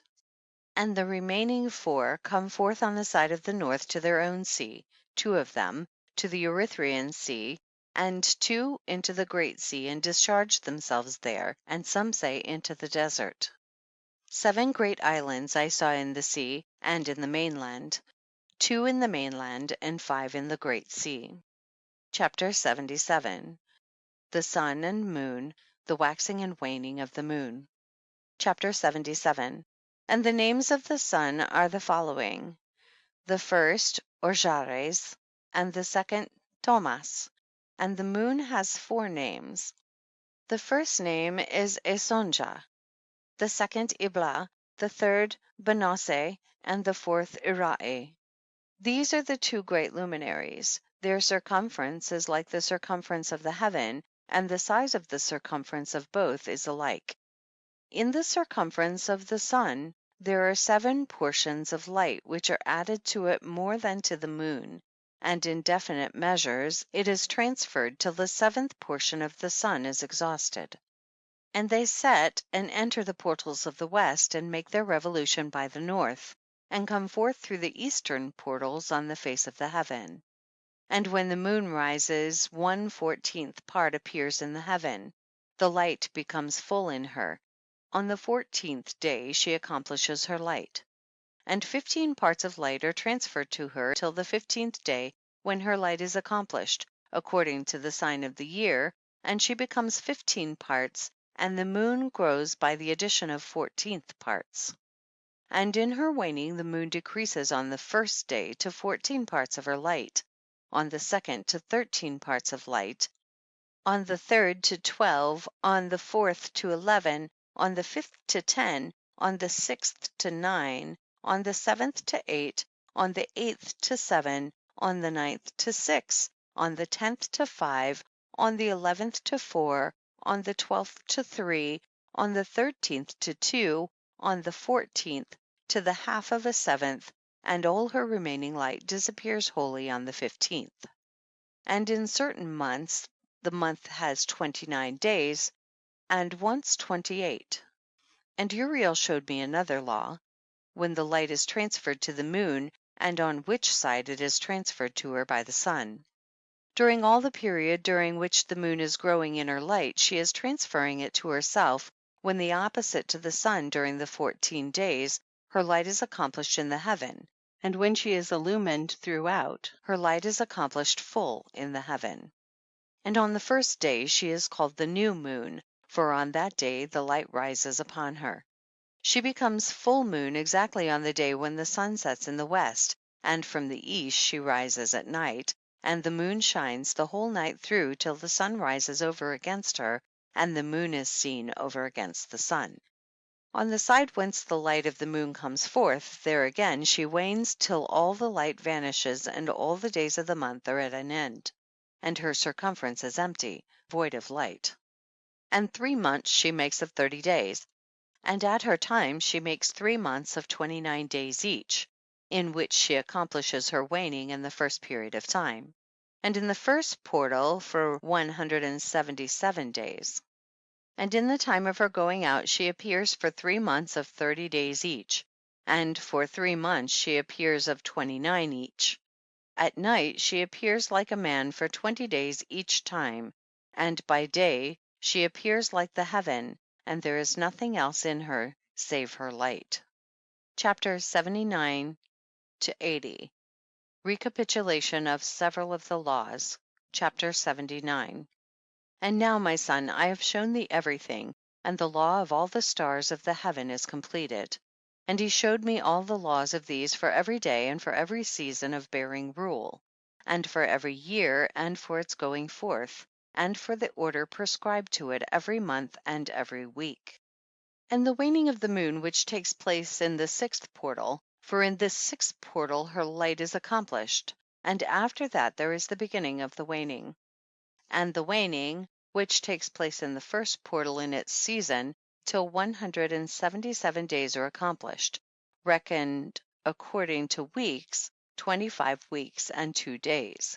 She falls behind the sun and the order of the stars exactly 5 days in the course of one period, and when this place which thou seest has been traversed.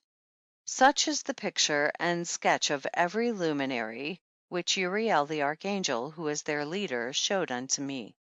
Chapter 80. And in those days the angel Uriel answered and said to me, Behold, I have shown thee everything, Enoch, and I have revealed everything to thee, that thou shouldst see this sun and this moon, and the leaders of the stars of the heaven, and all those who turn them, their tasks and times and departures. chapter 80, verses 2 through 8. Perversion of nature and the heavenly bodies owning to the sin of men. And in the days of the sinners the years shall be shortened, and their seed shall be tardy on their lands and fields, and all things on the earth shall alter, and shall not appear in their time, and the rain shall be kept back, and the heaven shall withhold it. And in those times the fruits of the earth shall be backward, and shall not grow in their time, and the fruits of the trees shall be withheld in their time.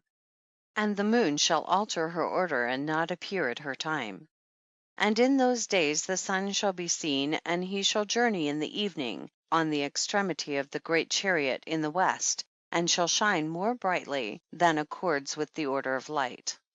And many chiefs of the stars shall transgress the order prescribed, and these shall alter their orbits and tasks, and not appear at the seasons prescribed to them. And the whole order of the stars shall be concealed from the sinners, and the thoughts of those on the earth shall err concerning them, and they shall be altered from all their ways. Yea, they shall err, and take them to be gods. And evil shall be multiplied upon them, and punishment shall come upon them so as to destroy all. Chapter 81. The heavenly tablets and the mission of Enoch. Chapter 81. And he said unto me, Observe, Enoch, these heavenly tablets, and read what is written thereon, and mark every individual fact. And I observed the heavenly tablets, and read everything which was written thereon, and understood everything, and read the book of all the deeds of mankind, and of all the children of flesh that shall be upon the earth to the remotest generations. And forthwith I blessed the great Lord, the King of glory forever, in that he has made all the works of the world. And I extolled the Lord because of his patience, and blessed him because of the children of men. And after that I said, Blessed is the man who dies in righteousness and goodness, concerning whom there is no book of unrighteousness written, and against whom no day of judgment shall be found. And those 7 holy ones brought me and placed me on the earth before the door of my house, and said to me, Declare everything to thy son Methuselah, and show to all thy children that no flesh is righteous in the sight of the Lord, for he is their creator. 1 year we will leave thee with thy son, till thou givest thy last commands, that thou mayest teach thy children and record it for them, and testify to all thy children. And in the 2nd year they shall take thee from their midst. Let thy heart be strong, for the good shall announce righteousness to the good. The righteous with the righteous shall rejoice, and shall offer congratulation to one another. But the sinners shall die with the sinners, and the apostate go down with the apostate. And those who practice righteousness shall die on account of the deeds of men, and be taken away on account of the doings of the godless. And in those days they ceased to speak to me, and I came to my people blessing the Lord of the world. Chapter 82. Charge given to Enoch, the 4 intercalary days, the stars which lead the seasons and the months. Chapter 82. And now, my son Methuselah, all these things I am recounting to thee and writing down for thee, and I have revealed to thee everything, and given thee books concerning all these. So preserve, my son Methuselah, the books from thy father's hand, and see that thou deliver them to the generations of the world. I have given wisdom to thee and to thy children, and thy children that shall be to thee, that they may give it to their children for generations, this wisdom, namely, that passeth their thought. And those who understand it shall not sleep, but shall listen with the ear, that they may learn this wisdom, and it shall please those that eat thereof better than good food. Blessed are all the righteous. Blessed are all those who walk in the way of righteousness, and sin not as the sinners, in the reckoning of all their days in which the sun traverses the heaven, entering into and departing from the portals for 30 days, with the heads of thousands of the order of the stars, together with the 4 which are intercalated, which divide the 4 portions of the year, which lead them and enter with them 4 days. Owing to them, men shall be at fault, and not reckon them in the whole reckoning of the year. Yea, men shall be at fault, and not recognize them accurately, for they belong to the reckoning of the year, and are truly recorded thereon forever, 1 in the 1st portal, and 1 in the 3rd, and 1 in the 4th, and 1 in the 6th, and the year is completed in 364 days. And the account thereof is accurate, and the recorded reckoning thereof exact. For the luminaries and months and festivals and years and days has Uriel shown and revealed to me, to whom the Lord of the whole creation of the world hath subjected the host of heaven. And he has power over night and day in the heaven to cause the light to give light to men, sun, moon, and stars, and all the powers of the heaven which revolve in their circular chariots. And these are the orders of the stars which set in their places and in their seasons and festivals and months. And these are the names of those who lead them, who watch that they enter at their times, in their orders, in their seasons, in their months, in their periods of dominion, and in their positions.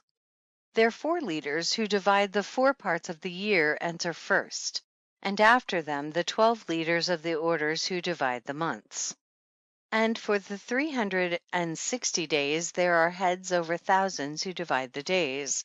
And for the 4 intercalary days there are the leaders which sunder the 4 parts of the year. And these heads over thousands are intercalated between leader and leader, each behind a station, but their leaders make the division. And these are the names of the leaders who divide the 4 parts of the year which are ordained: Milkael, Helemelech, and Melishal, and Neril. And the names of those who lead them: Adnaral, Yasusael, and Ilomeel. These 3 follow the leaders of the orders, and there is one that follows the 3 leaders of the orders, which follow those leaders of stations that divide the 4 parts of the year. In the beginning of the year, Melchiel rises first and rules, who is named Tamanian's son. And all the days of his dominion whilst he bears rule are 91 days.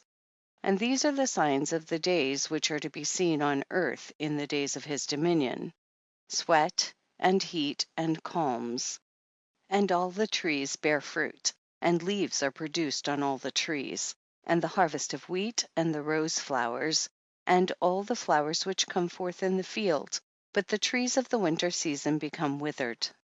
And these are the names of the leaders which are under them: Berkael, Zelebzel, and another who is added a head of 1,000, called Hiluyaseph.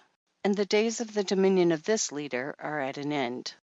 The next leader after him is Helimelech, whom one names the shining sun, and all the days of his light are 91 days.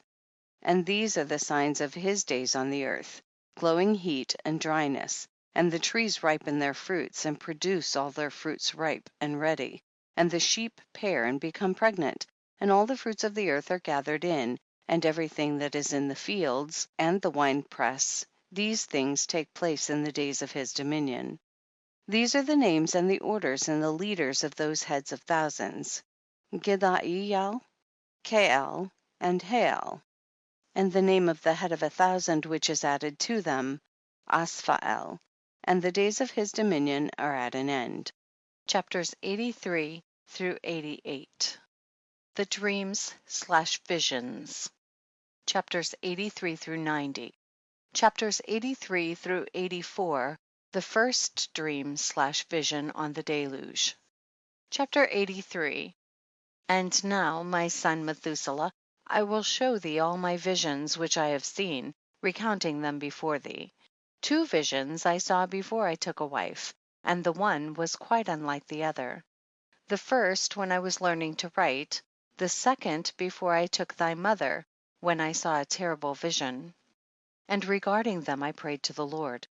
I had laid me down in the house of my grandfather Mahalalel, when I saw in a vision how the heaven collapsed and was borne off and fell to the earth. And when it fell to the earth, I saw how the earth was swallowed up in a great abyss, and mountains were suspended on mountains, and hills sank down on hills, and high trees were rent from their stems, and hurled down and sunk in the abyss. And thereupon a word fell into my mouth, and I lifted up my voice to cry aloud, and said, The earth is destroyed. And my grandfather Mahalalel waked me as I lay near him, and said unto me, Why dost thou cry so, my son, and why dost thou make such lamentation?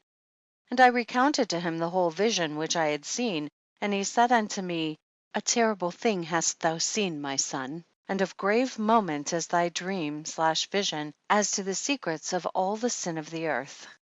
It must sink into the abyss and be destroyed with a great destruction. And now, my son, arise and make petition to the Lord of glory, since thou art a believer, that a remnant may remain on the earth, and that he may not destroy the whole earth. My son, from heaven all this will come upon the earth, and upon the earth there will be great destruction. After that I arose and prayed and implored and besought and wrote down my prayer for the generations of the world, and I will show everything to thee, my son Methuselah. And when I had gone forth below, and seen the heaven, and the sun rising in the east, and the moon setting in the west, and a few stars, and the whole earth, and everything as he had known it in the beginning, then I blessed the Lord of judgment, and extolled him, because he had made the sun to go forth from the windows of the east, and he had ascended and rose on the face of the heaven, and set out and kept traversing the path shown unto him. Chapter 84. And I lifted up my hands in righteousness, and blessed the Holy and Great One, and spake with the breath of my mouth, and with the tongue of flesh, which God has made for the children of the flesh of men, that they should speak therewith. And he gave them breath, and a tongue, and a mouth, that they should speak therewith.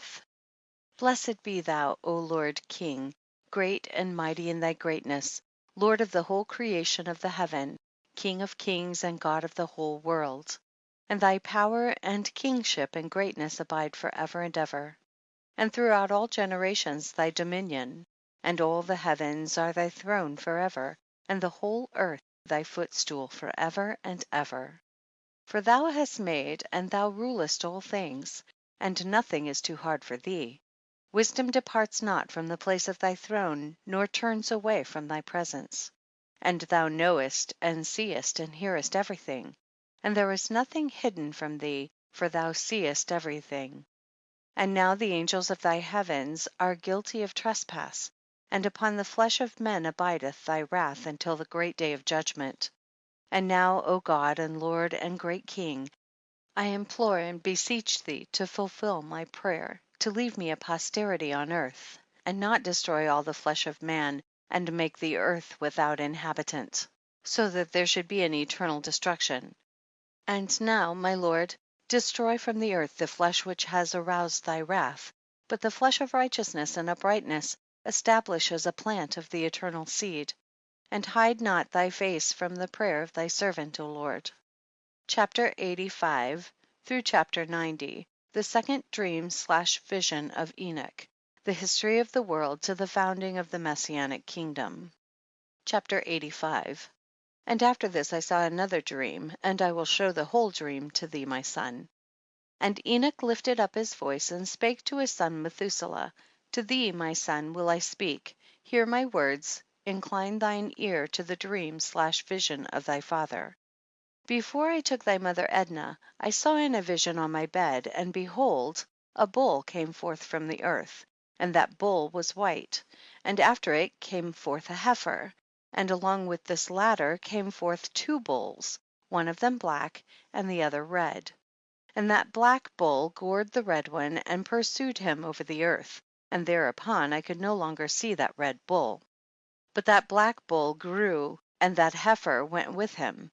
And I saw that many oxen proceeded from him, which resembled and followed him. And that cow, that first one, went from the presence of that first bull, in order to seek that red one, but found him not, and lamented with a great lamentation over him, and sought him.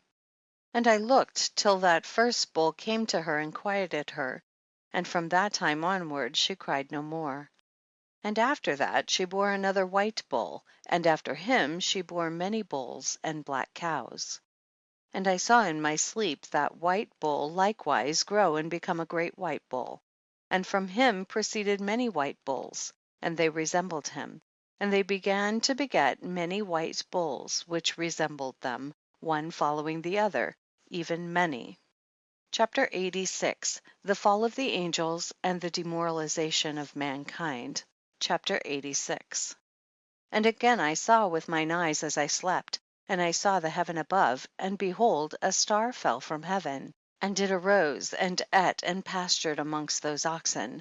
And after that I saw the large and the black oxen, and behold, they all changed their stalls and pastures and their cattle, and began to live with each other.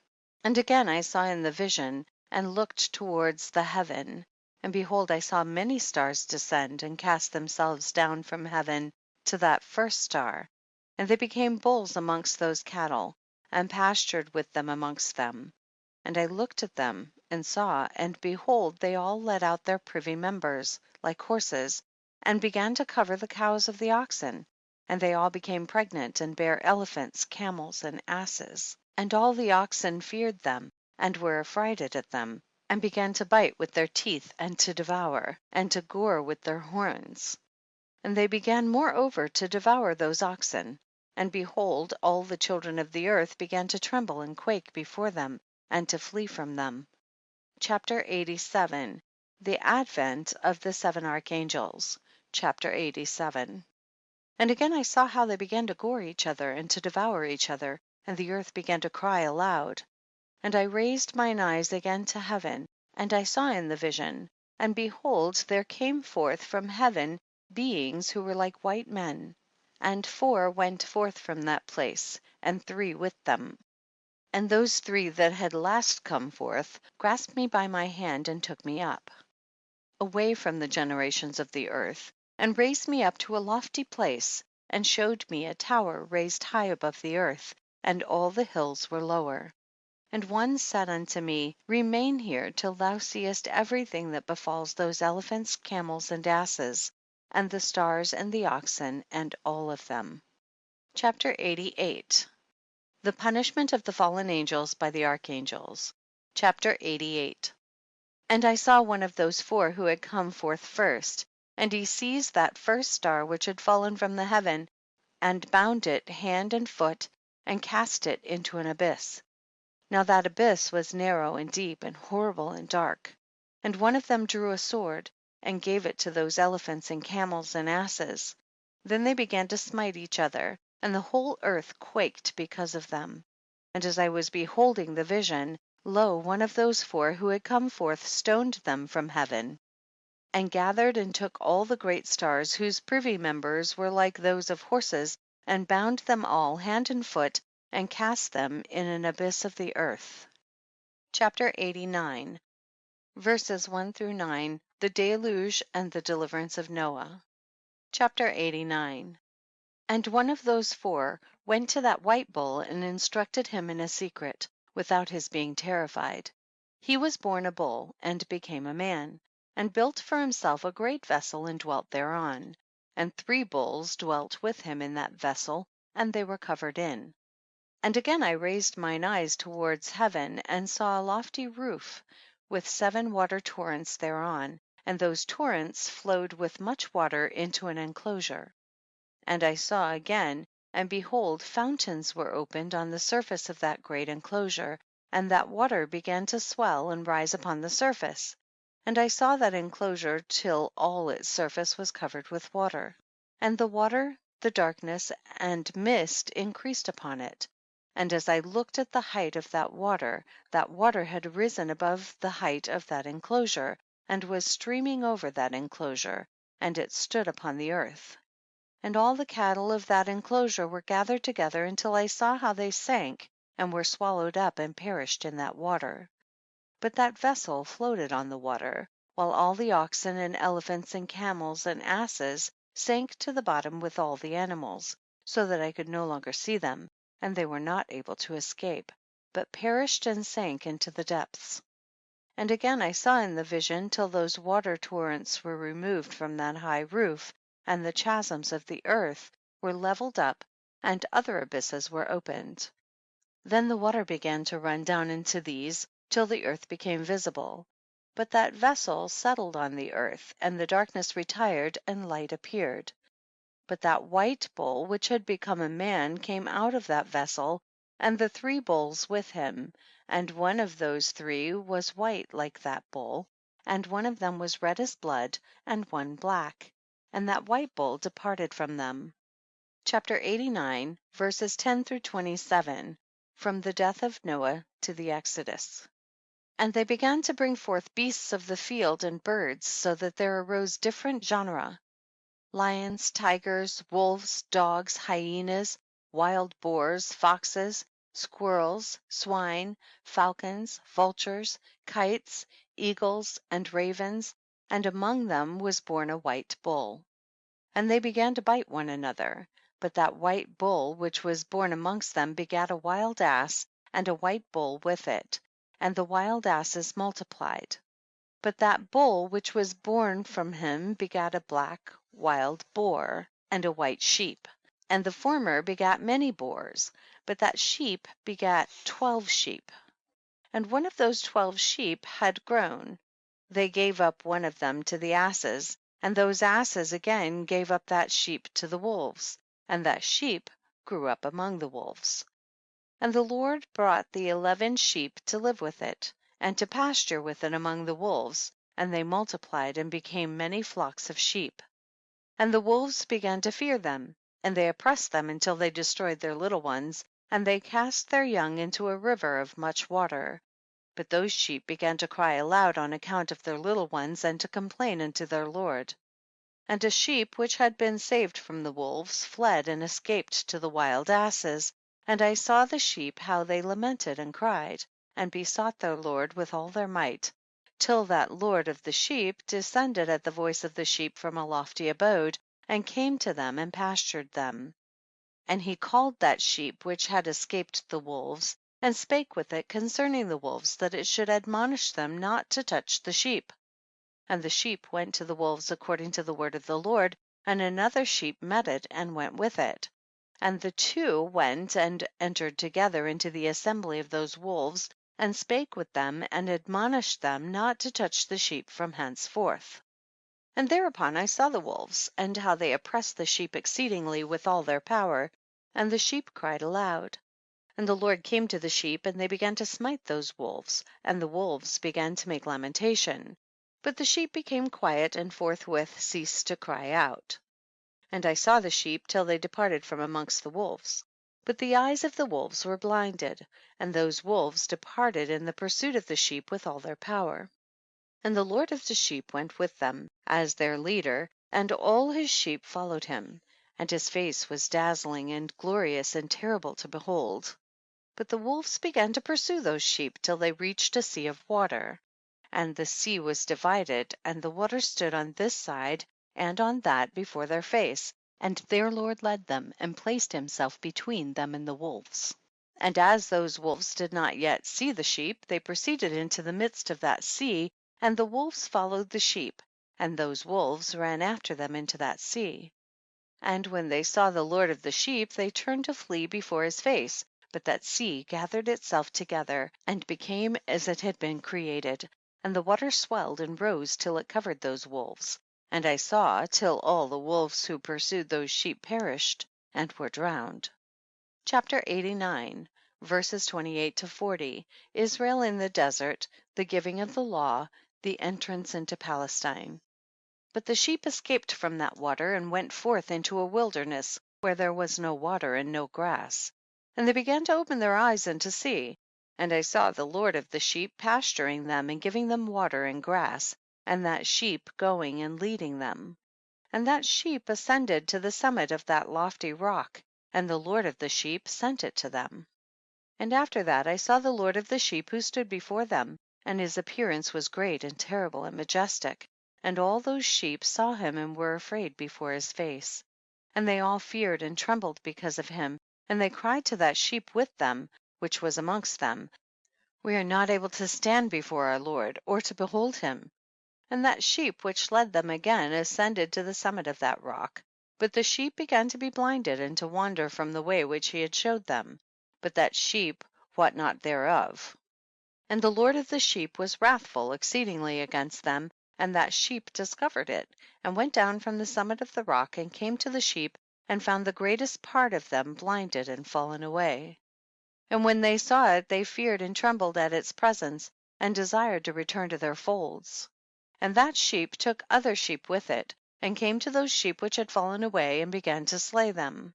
and the sheep feared its presence, and thus that sheep brought back those sheep that had fallen away, and they returned to their folds. And I saw in this vision till that sheep became a man and built a house for the Lord of the sheep, and placed all the sheep in that house. And I saw till this sheep which had met that sheep which led them fell asleep. And I saw till all the great sheep perished, and little ones arose in their place, and they came to a pasture, and approached a stream of water. Then that sheep, their leader, which had become a man, withdrew from them and fell asleep. And all the sheep sought it, and cried over it with a great crying. And I saw till they left off crying for that sheep, and crossed that stream of water. And there arose the two sheep as leaders in the place of those which had led them and fallen asleep, literally had fallen asleep and led them. And I saw till the sheep came to a goodly place, and a pleasant and glorious land, and I saw till those sheep were satisfied, and that house stood amongst them in the pleasant land. Chapter 89, verses 41 through 50, from the time of the judges till the building of the temple. And sometimes their eyes were opened, and sometimes blinded, till another sheep arose and led them and brought them all back, and their eyes were opened. And the dogs and the foxes and the wild boars began to devour those sheep, till the Lord of the sheep raised up another sheep, a ram from their midst, which led them. And that ram began to butt on either side those dogs, foxes, and wild boars, till he had destroyed them all. And that sheep whose eyes were opened saw that ram which was amongst the sheep, till it forsook its glory, and began to butt those sheep, and trampled upon them, and behaved itself unseemly. And the Lord of the sheep sent the lamb to another lamb, and raised it to being a ram and leader of the sheep instead of that ram which had forsaken its glory. And it went to it and spake to it alone, and raised it to being a ram, and made it the prince and leader of the sheep. But during all these things those dogs oppressed the sheep. And the first ram pursued that second ram, and that second ram arose and fled before it. And I saw till those dogs pulled down the first ram. And that second ram arose and led the little sheep. And those sheep grew and multiplied, but all the dogs and foxes and wild boars feared and fled before it. And that ram butted and killed the wild beasts, and those wild beasts had no longer any power among the sheep, and robbed them no more of aught. And that ram begat many sheep and fell asleep. And a little sheep became ram in its stead, and became prince and leader of those sheep. And that house became great and broad, and it was built for those sheep. And a tower lofty and great was built on the house for the Lord of the sheep, and that house was low, but the tower was elevated and lofty. And the Lord of the sheep stood on that tower, and they offered a full table before him. Chapter 89, verses 51 through 67. The two kingdoms of Israel and Judah, to the destruction of Jerusalem. And again I saw those sheep, that they again erred and went many ways, and forsook that their house. And the Lord of the sheep called some from amongst the sheep, and sent them to the sheep, but the sheep began to slay them. And one of them was saved, and was not slain, and it sped away and cried aloud over the sheep, and they sought to slay it. But the Lord of the sheep saved it from the sheep, and brought it up to me, and caused it to dwell there. And many other sheep he sent to those sheep to testify unto them, and lament over them. And after that I saw that when they forsook the house of the Lord and his tower, they fell away entirely, and their eyes were blinded. And I saw the Lord of the sheep, how he wrought much slaughter amongst them in their herds, until those sheep invited that slaughter and betrayed his place. And he gave them over into the hands of the lions and tigers and wolves and hyenas, and into the hands of the foxes, and to all the wild beasts, and those wild beasts began to tear in pieces those sheep. And I saw that he forsook that their house and their tower, and gave them all into the hand of the lions, to tear and devour them, into the hand of all the wild beasts. And I began to cry out loud with all my power, and to appeal to the Lord of the sheep, and to represent to him in regard to the sheep, that they were devoured by all the wild beasts. but he remained unmoved, though he saw it, and rejoiced that they were devoured and swallowed and robbed, and left them to be devoured in the hand of all the beasts. And he called 70 shepherds, and cast those sheep to them that they might pasture them. And he spake to the shepherds and their companions, Let each individual of you pasture the sheep henceforward, and everything that I shall command you, that do ye. And I will deliver them over unto you, duly numbered, and tell you which of them are to be destroyed, and them destroy ye. And he gave over unto them those sheep. And he called another and spake unto him, Observe and mark everything that the shepherds will do to those sheep, for they will destroy more of them than I have commanded them. And every excess and the destruction which will be wrought through the shepherds, record, namely, how many they destroy according to my command, and how many according to their own caprice. Record against every individual shepherd all the destruction he effects, and read out before me by number how many they destroy, and how many they deliver over for destruction, that I may have this as a testimony against them, and know every deed of the shepherds, that I may comprehend and see what they do, whether or not they abide by my command which I have commanded them. But they shall not know it, and thou shalt not declare it to them, nor admonish them, but only record against each individual all the destruction which the shepherds effect, each in his time, and lay it all before me. And I saw till those shepherds pastured in their season, and they began to slay and to destroy more than they were bidden. And they delivered those sheep into the hand of the lions. And the lions and tigers eat and devoured the greater part of those sheep, and the wild boars eat along with them. And they burnt that tower and demolished that house. And I became exceedingly sorrowful over that tower, because that house of the sheep was demolished. And afterwards I was unable to see if those sheep entered that house. Chapter 89, verses 68 through 71. First period of the angelic rulers from the destruction of Jerusalem to the return from the captivity. And the shepherds and their associates delivered over those sheep to all the wild beasts to devour them, and each one of them received in his time a definite number. It was written by the other in a book how many each one of them destroyed of them, and each one slew and destroyed many more than was prescribed. And I began to weep and lament on account of those sheep. And thus in the vision I saw that one who wrote, how he wrote down every one that was destroyed by those shepherds, day by day, and carried up and laid down and showed actually the whole book to the Lord of the sheep, even everything that they had done, and all that each one of them had made away with, and all that they had given over to destruction. And the book was read before the Lord of the sheep, and he took the book from his hand and read it, and sealed it, and laid it down.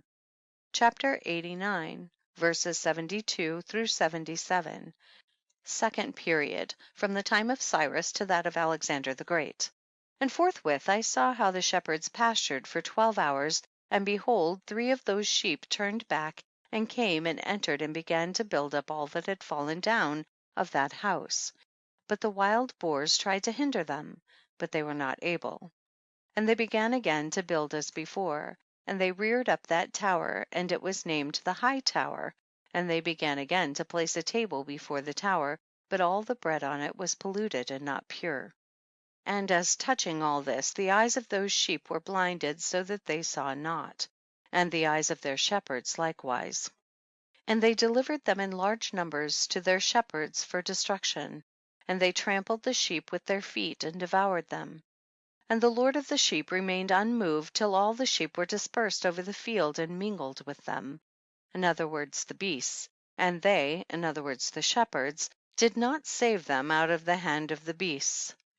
And this one who wrote the book carried it up and showed it, and read it before the Lord of the sheep, and implored him on their account, and besought him on their account, as he showed him all the doings of the shepherds, and gave testimony before him against all the shepherds. And he took the actual book and laid it down beside him, and departed. Chapter 90, verses 1 through 5, third period. From Alexander the Great to the Greco-Syrian domination. Chapter 90. And I saw till that in this manner 35 shepherds undertook the pasturing of the sheep, and they severally completed their periods as did the first. And others received them into their hands to pasture them for their period, each shepherd in his own period. And after that I saw in my vision all the birds of heaven coming, the eagles, the vultures, the kites, the ravens, but the eagles led all the birds, and they began to devour those sheep, and to pick out their eyes, and to devour their flesh.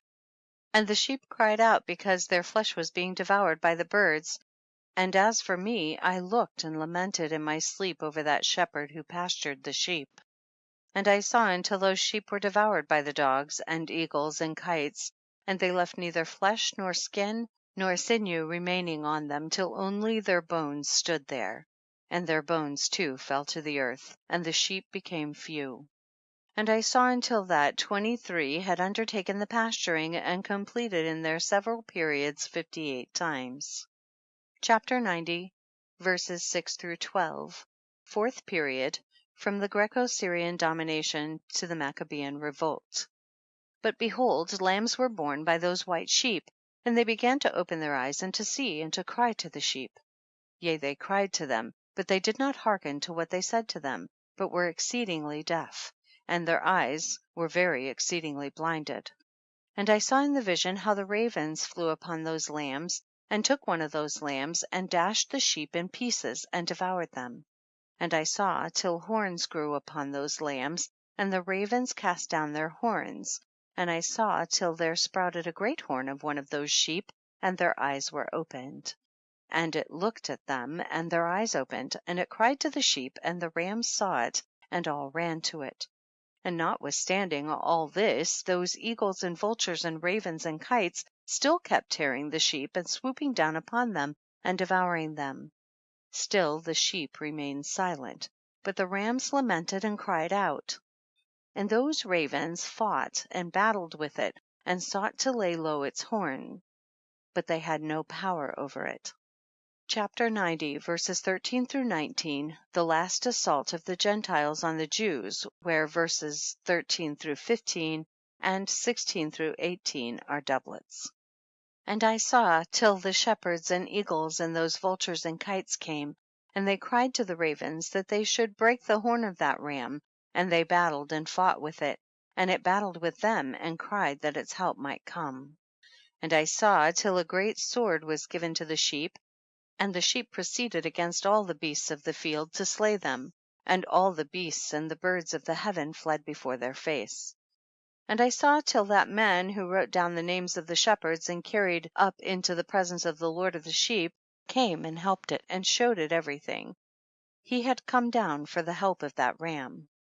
And I saw till the Lord of the sheep came unto them in wrath, and all who saw him fled, and they all fell into his shadow from before his face. Chapter 90, verses 20 through 27, judgment of the fallen angels, the shepherds, and the apostates. And I saw till a throne was erected in the pleasant land, and the Lord of the sheep sat himself thereon, and the other took the sealed books, and opened those books before the Lord of the sheep. And the Lord called those men, the 7 first white ones, and commanded that they should bring before him, beginning with the first star which led the way, all the stars whose privy members were like those of horses, and they brought them all before him. And he said to that man who wrote before him, being one of those 7 white ones, and said unto him, take those 70 shepherds to whom I delivered the sheep, and who, taking them on their own authority, slew more than I commanded them. And behold, they were all bound, I saw, and they all stood before him.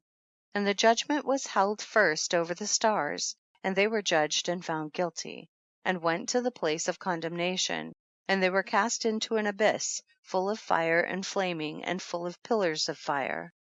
And those 70 shepherds were judged and found guilty, and they were cast into that fiery abyss.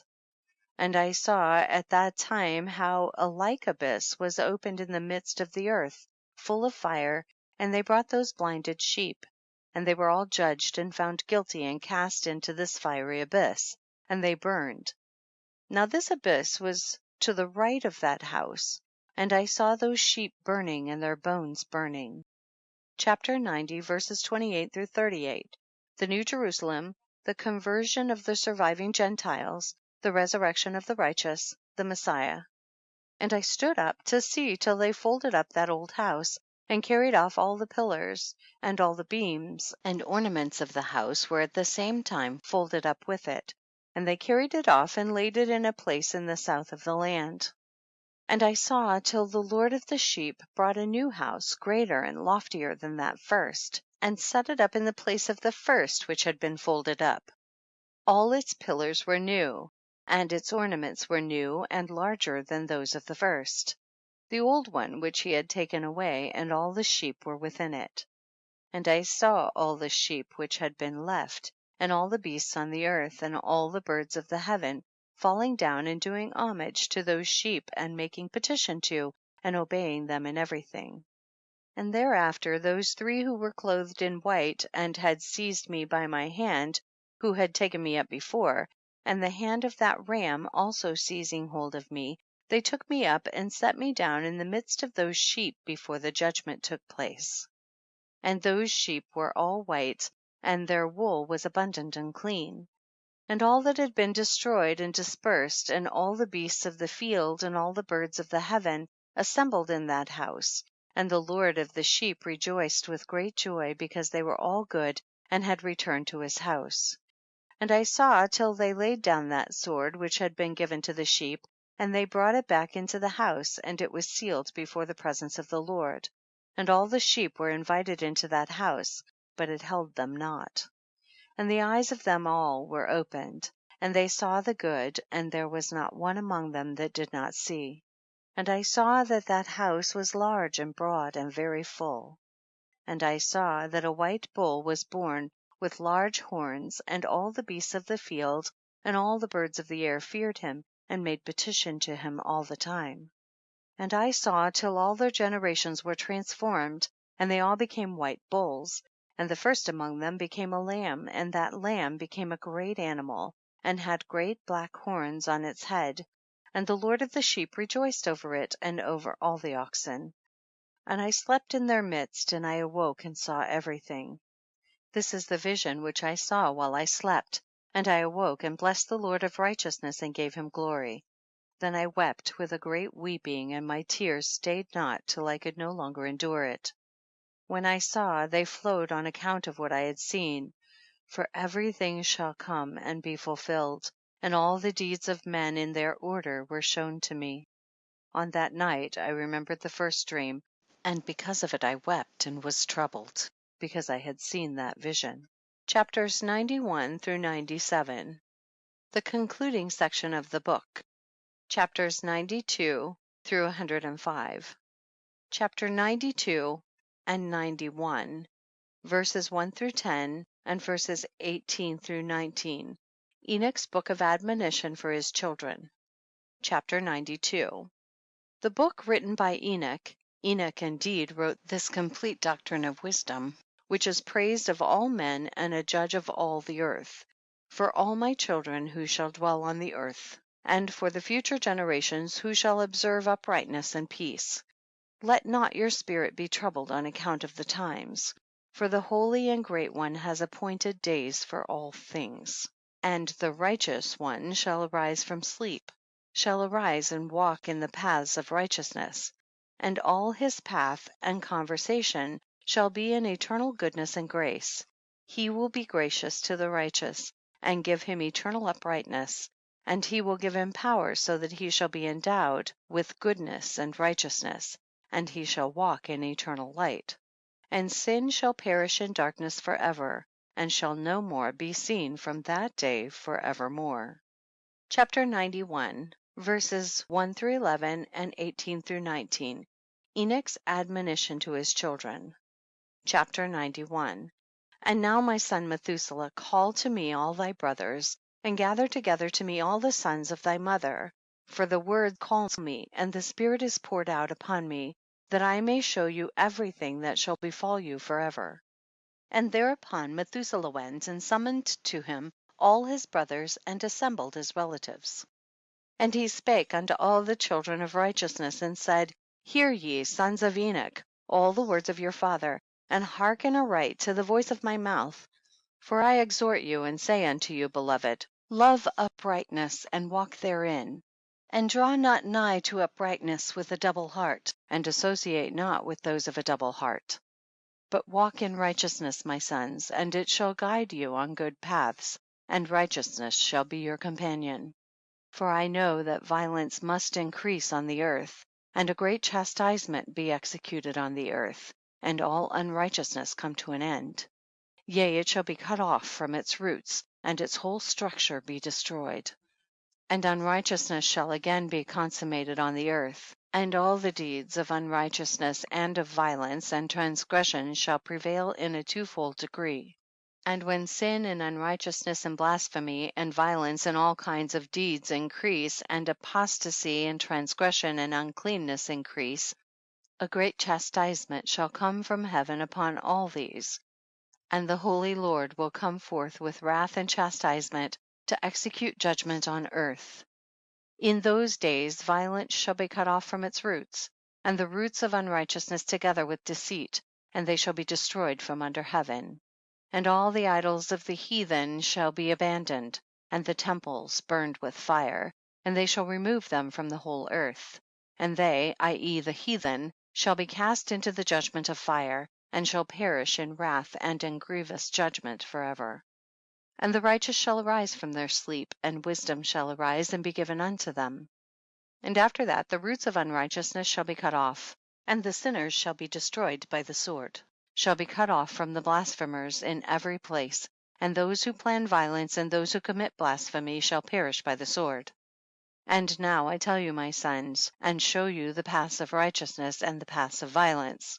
Yea, I will show them to you again, that you may know what will come to pass.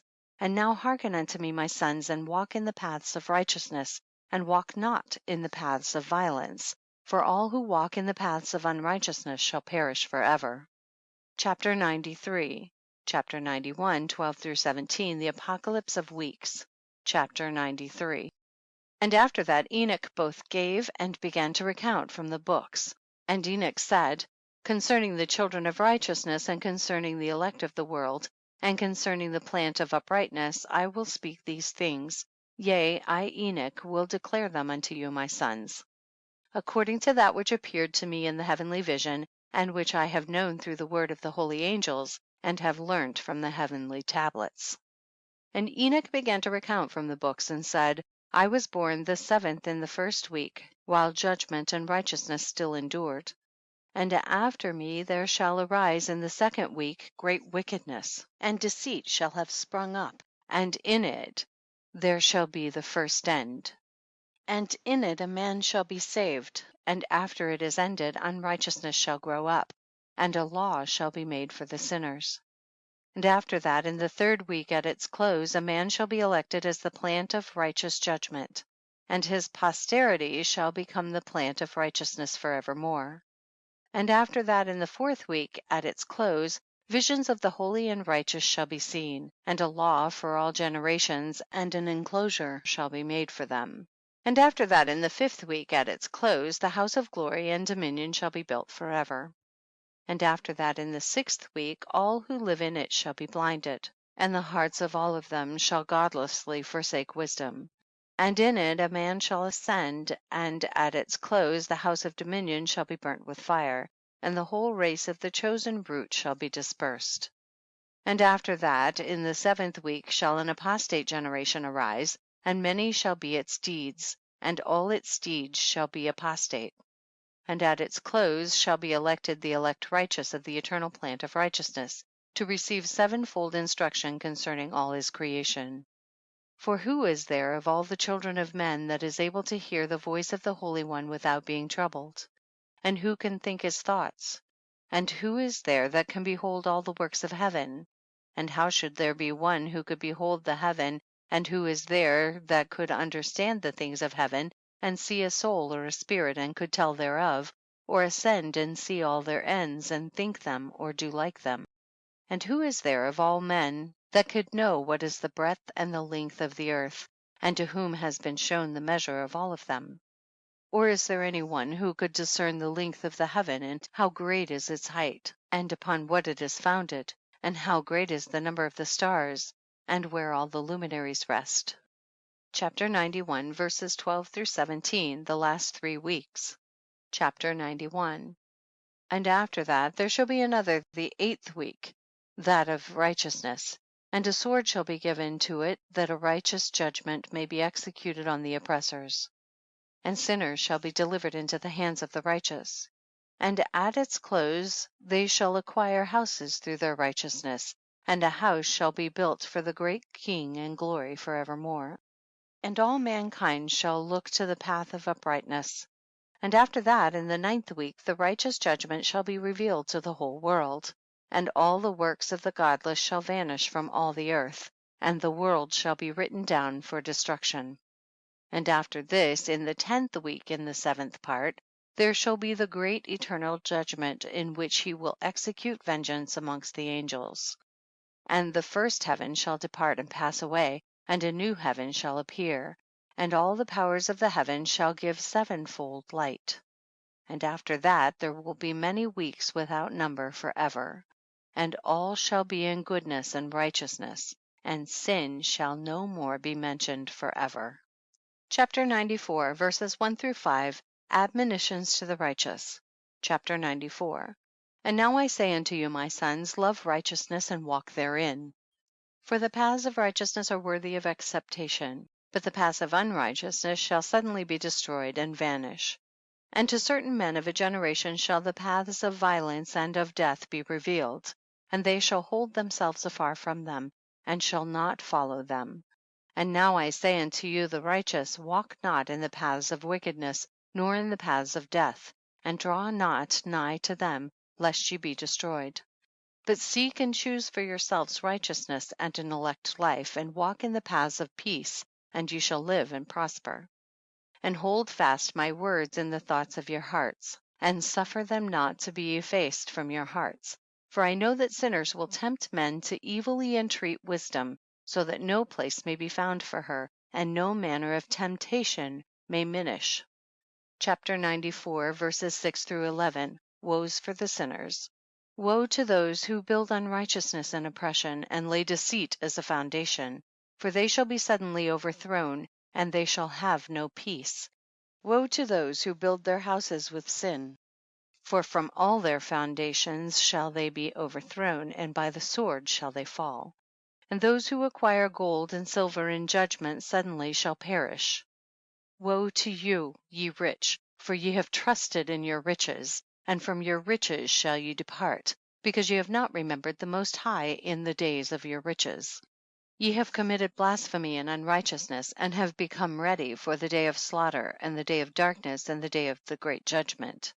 Thus I speak and declare unto you, he who hath created you will overthrow you, and for your fall there shall be no compassion, and your Creator will rejoice at your destruction. And your righteous ones in those days shall be a reproach to the sinners and the godless. Chapter 95. Enoch's grief, fresh woes against the sinners. Chapter 95. Oh, that mine eyes were a cloud of waters, that I might weep over you, and pour down my tears as a cloud of waters, that so I might rest from my trouble of heart. Who has permitted you to practice reproaches and wickedness?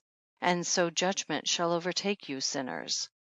Fear not the sinners, ye righteous, for again will the Lord deliver them into your hands, that ye may execute judgment upon them according to your desires. Woe to you who fulminate anathemas, which cannot be reversed. Healing shall therefore be far from you because of your sins. Woe to you who requite your neighbor with evil, for ye shall be requited according to your works. Woe to you, lying witnesses, and to those who weigh out injustice, for suddenly shall ye perish. Woe to you sinners, for ye persecute the righteous, for ye shall be delivered up and persecuted because of injustice, and heavy shall its yoke be upon you. Chapter 96. Grounds of hopefulness for the righteous, woes for the wicked. Chapter 96. Be hopeful, ye righteous, for suddenly shall the sinners perish before you, and ye shall have lordship over them according to your desires.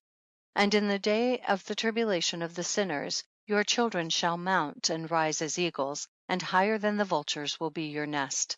And you shall ascend and enter the crevices of the earth, and the clefts of the rock forever as conies before the unrighteous. And the sirens shall sigh because of you, and weep. Wherefore fear not, ye that have suffered, for healing shall be your portion, and a bright light shall enlighten you, and the voice of rest ye shall hear from heaven. Woe unto you, ye sinners, for your riches make you appear like the righteous, but your hearts convict you of being sinners. And this fact shall be a testimony against you for a memorial of your evil deeds. Woe to you who devour the finest of the wheat, and drink wine in large bowls, and tread under foot the lowly with your might. Woe to you who drink water from every fountain, for suddenly shall ye be consumed and wither away, because ye have forsaken the fountain of life. Woe to you who work unrighteousness and deceit and blasphemy, it shall be a memorial against you for evil. Woe to you, ye mighty, who with might oppress the righteous, for the day of your destruction is coming. In those days many and good days shall come to the righteous, in the day of your judgment. Chapter 97. The evils in store for sinners and the possessors of unrighteous wealth. Chapter 97. Believe ye righteous that the sinners will become ashamed, and perish in the day of unrighteousness. Be it known unto you, ye sinners, that the Most High is mindful of your destruction, and the angels of heaven rejoice over your destruction. What will ye do, ye sinners, and whither will ye flee on that day of judgment, when ye hear the voice of the prayer of the righteous? Yea, ye shall fare like unto them, against whom this word shall be a testimony. Ye have been companions of sinners.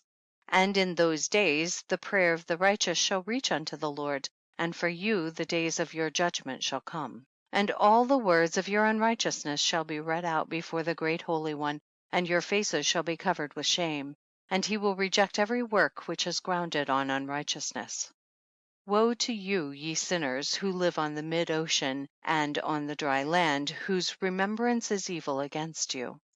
Woe to you who acquire silver and gold in unrighteousness, and say, we have become rich with riches and have possessions, and have acquired everything we have desired, and now let us do what we proposed, for we have gathered silver, and many are the husbandmen in our houses, and our granaries are brimful as with water. Yea, and like water your lies shall flow away, for your riches shall not abide, but speedily ascend from you. For ye have acquired it all in unrighteousness, and you shall be given over to a great curse. Chapter 98. Self-indulgence of sinners, sin originated by man, all sin recorded in heaven, woes for the sinners. Chapter 98. And now I swear unto you, to the wise and to the foolish, for you shall have manifold experiences on the earth. For ye men shall put on more adornments than a woman, and colored garments more than a virgin, in royalty, and in grandeur, and in power, and in silver, and in gold, and in purple, and in splendor, and in food, they shall be poured out as water. Therefore they shall be wanting in doctrine and wisdom, and they shall perish thereby together with their possessions, and with all their glory and their splendor, and in shame and in slaughter and in great destitution. Their spirits shall be cast into the furnace of fire.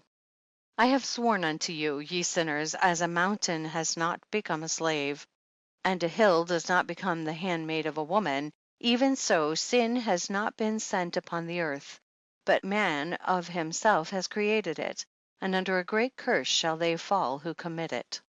And barrenness has not been given to the woman, but on account of the deeds of her own hands she dies without children.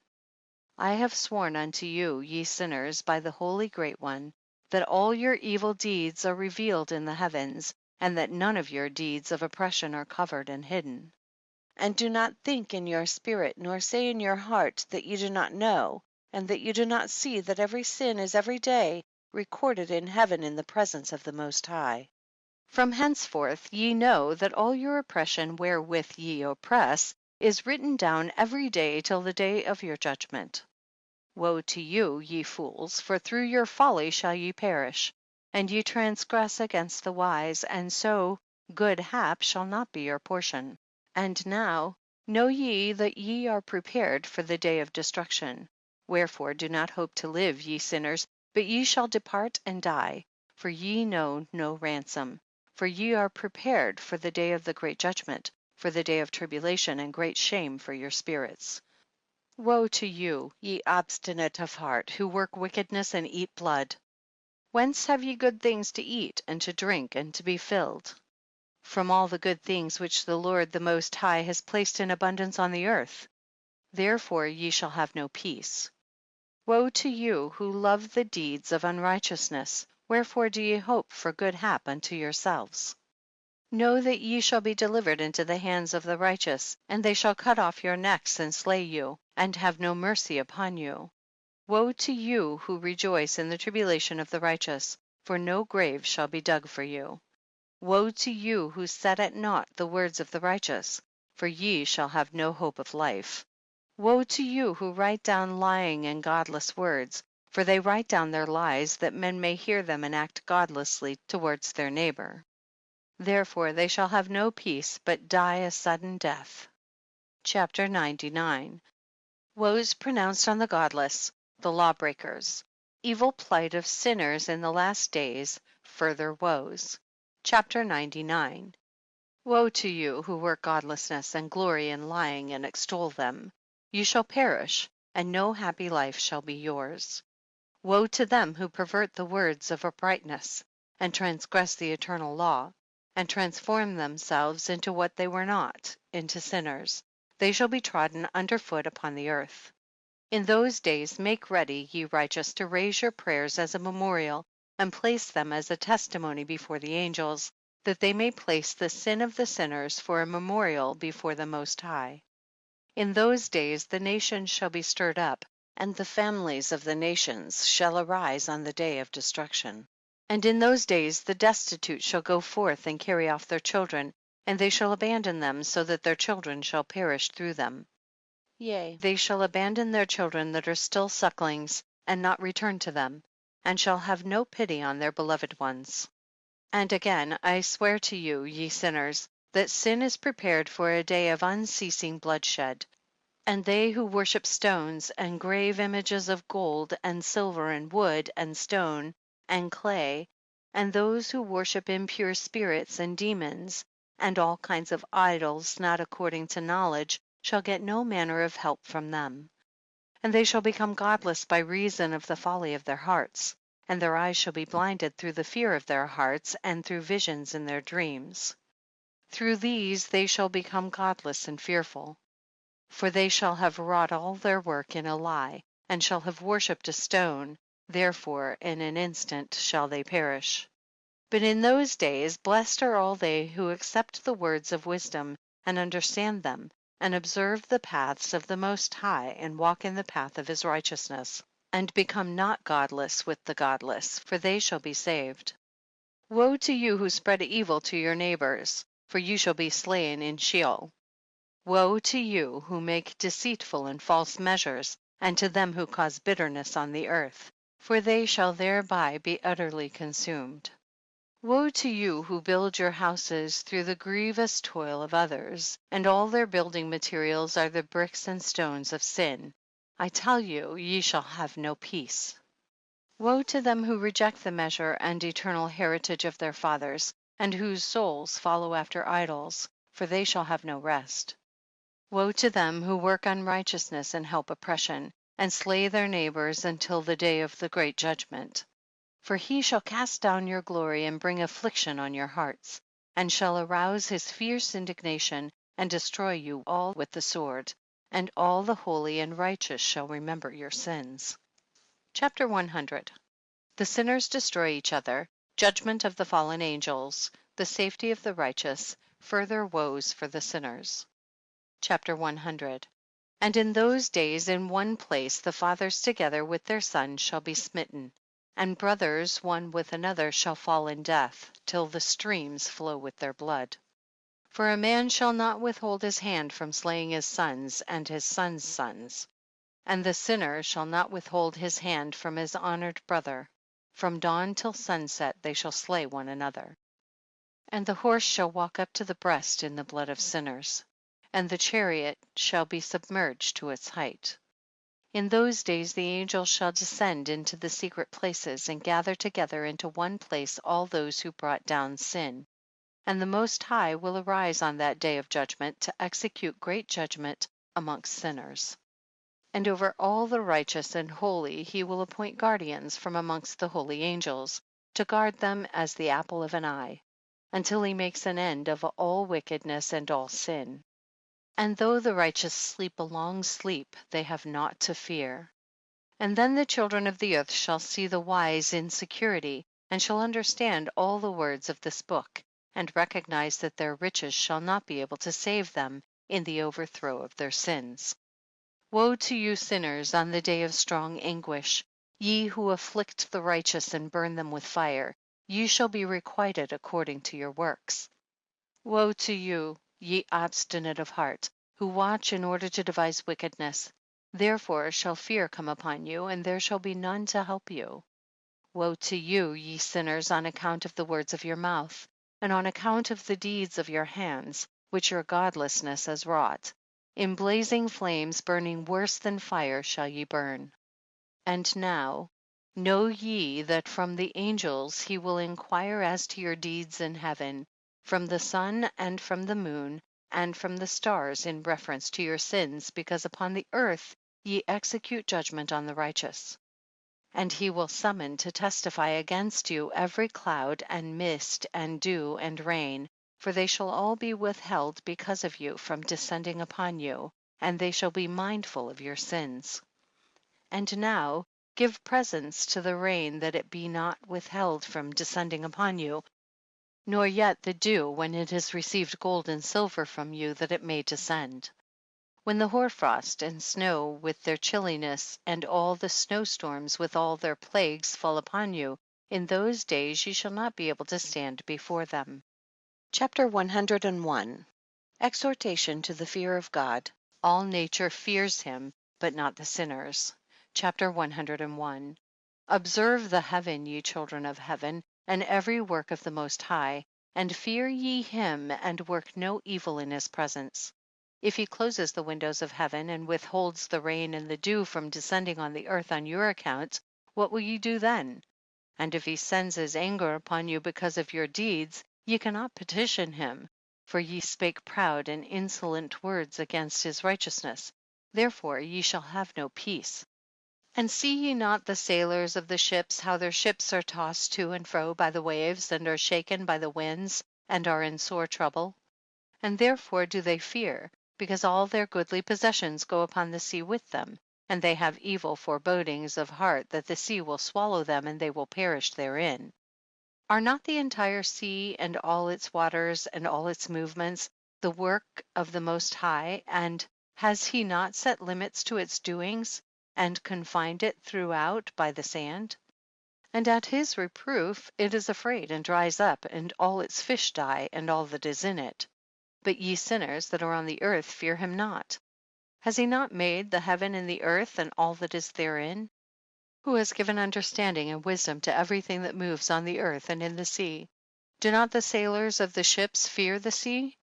Yet sinners fear not the Most High. Chapter 102. Terrors of the day of judgment. The adverse fortunes of the righteous on the earth. Chapter 102. In those days, when he hath brought a grievous fire upon you, whither will you flee, and where will you find deliverance? And when he launches forth his word against you, will you not be affrighted and fear? And all the luminaries shall be affrighted with great fear, and all the earth shall be affrighted and tremble and be alarmed. And all the angels shall execute their commands, and shall seek to hide themselves from the presence of the great glory, and all the children of earth shall tremble and quake. And ye sinners shall be cursed forever, and ye shall have no peace. Fear ye not, ye souls of the righteous, and be hopeful, ye that have died in righteousness. And grieve not if your soul into Sheol has descended in grief, and that in your life your body fared not according to your goodness. But wait for the day of the judgment of sinners, and for the day of cursing and chastisement. And yet when you die, the sinners speak over you. As we die, so die the righteous, and what benefit do they reap for their deeds? Behold, even as we, so do they die in grief and darkness. And what have they more than we? From henceforth we are equal. And what will they receive, and what will they see forever? Behold, they too have died, and henceforth forever they shall see no light. I tell you, ye sinners, ye are content to eat and drink and rob and sin and strip men naked and acquire wealth and see good days. Have ye seen the righteous, how their end falls out, that no manner of violence is found in them till their death? Nevertheless they perished, and became as though they had not been, and their spirits descended into Sheol in tribulation. Chapter 103. Different destinies of the righteous and the sinners. Fresh objections of the sinners. Chapter 103. Now therefore I swear to you, the righteous, by the glory of the great and honored and mighty one, in dominion, and by his greatness I swear to you. I know a mystery, and have read the heavenly tablets, and have seen the holy books, and have found written therein and inscribed regarding them, that all goodness and joy and glory are prepared for them, and written down for the spirits of those who have died in righteousness.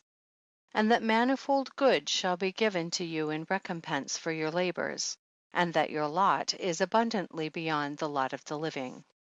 And the spirits of you who have died in righteousness shall live and rejoice, and their spirits shall not perish, nor their memorial from before the face of the Great One, unto all the generations of the world.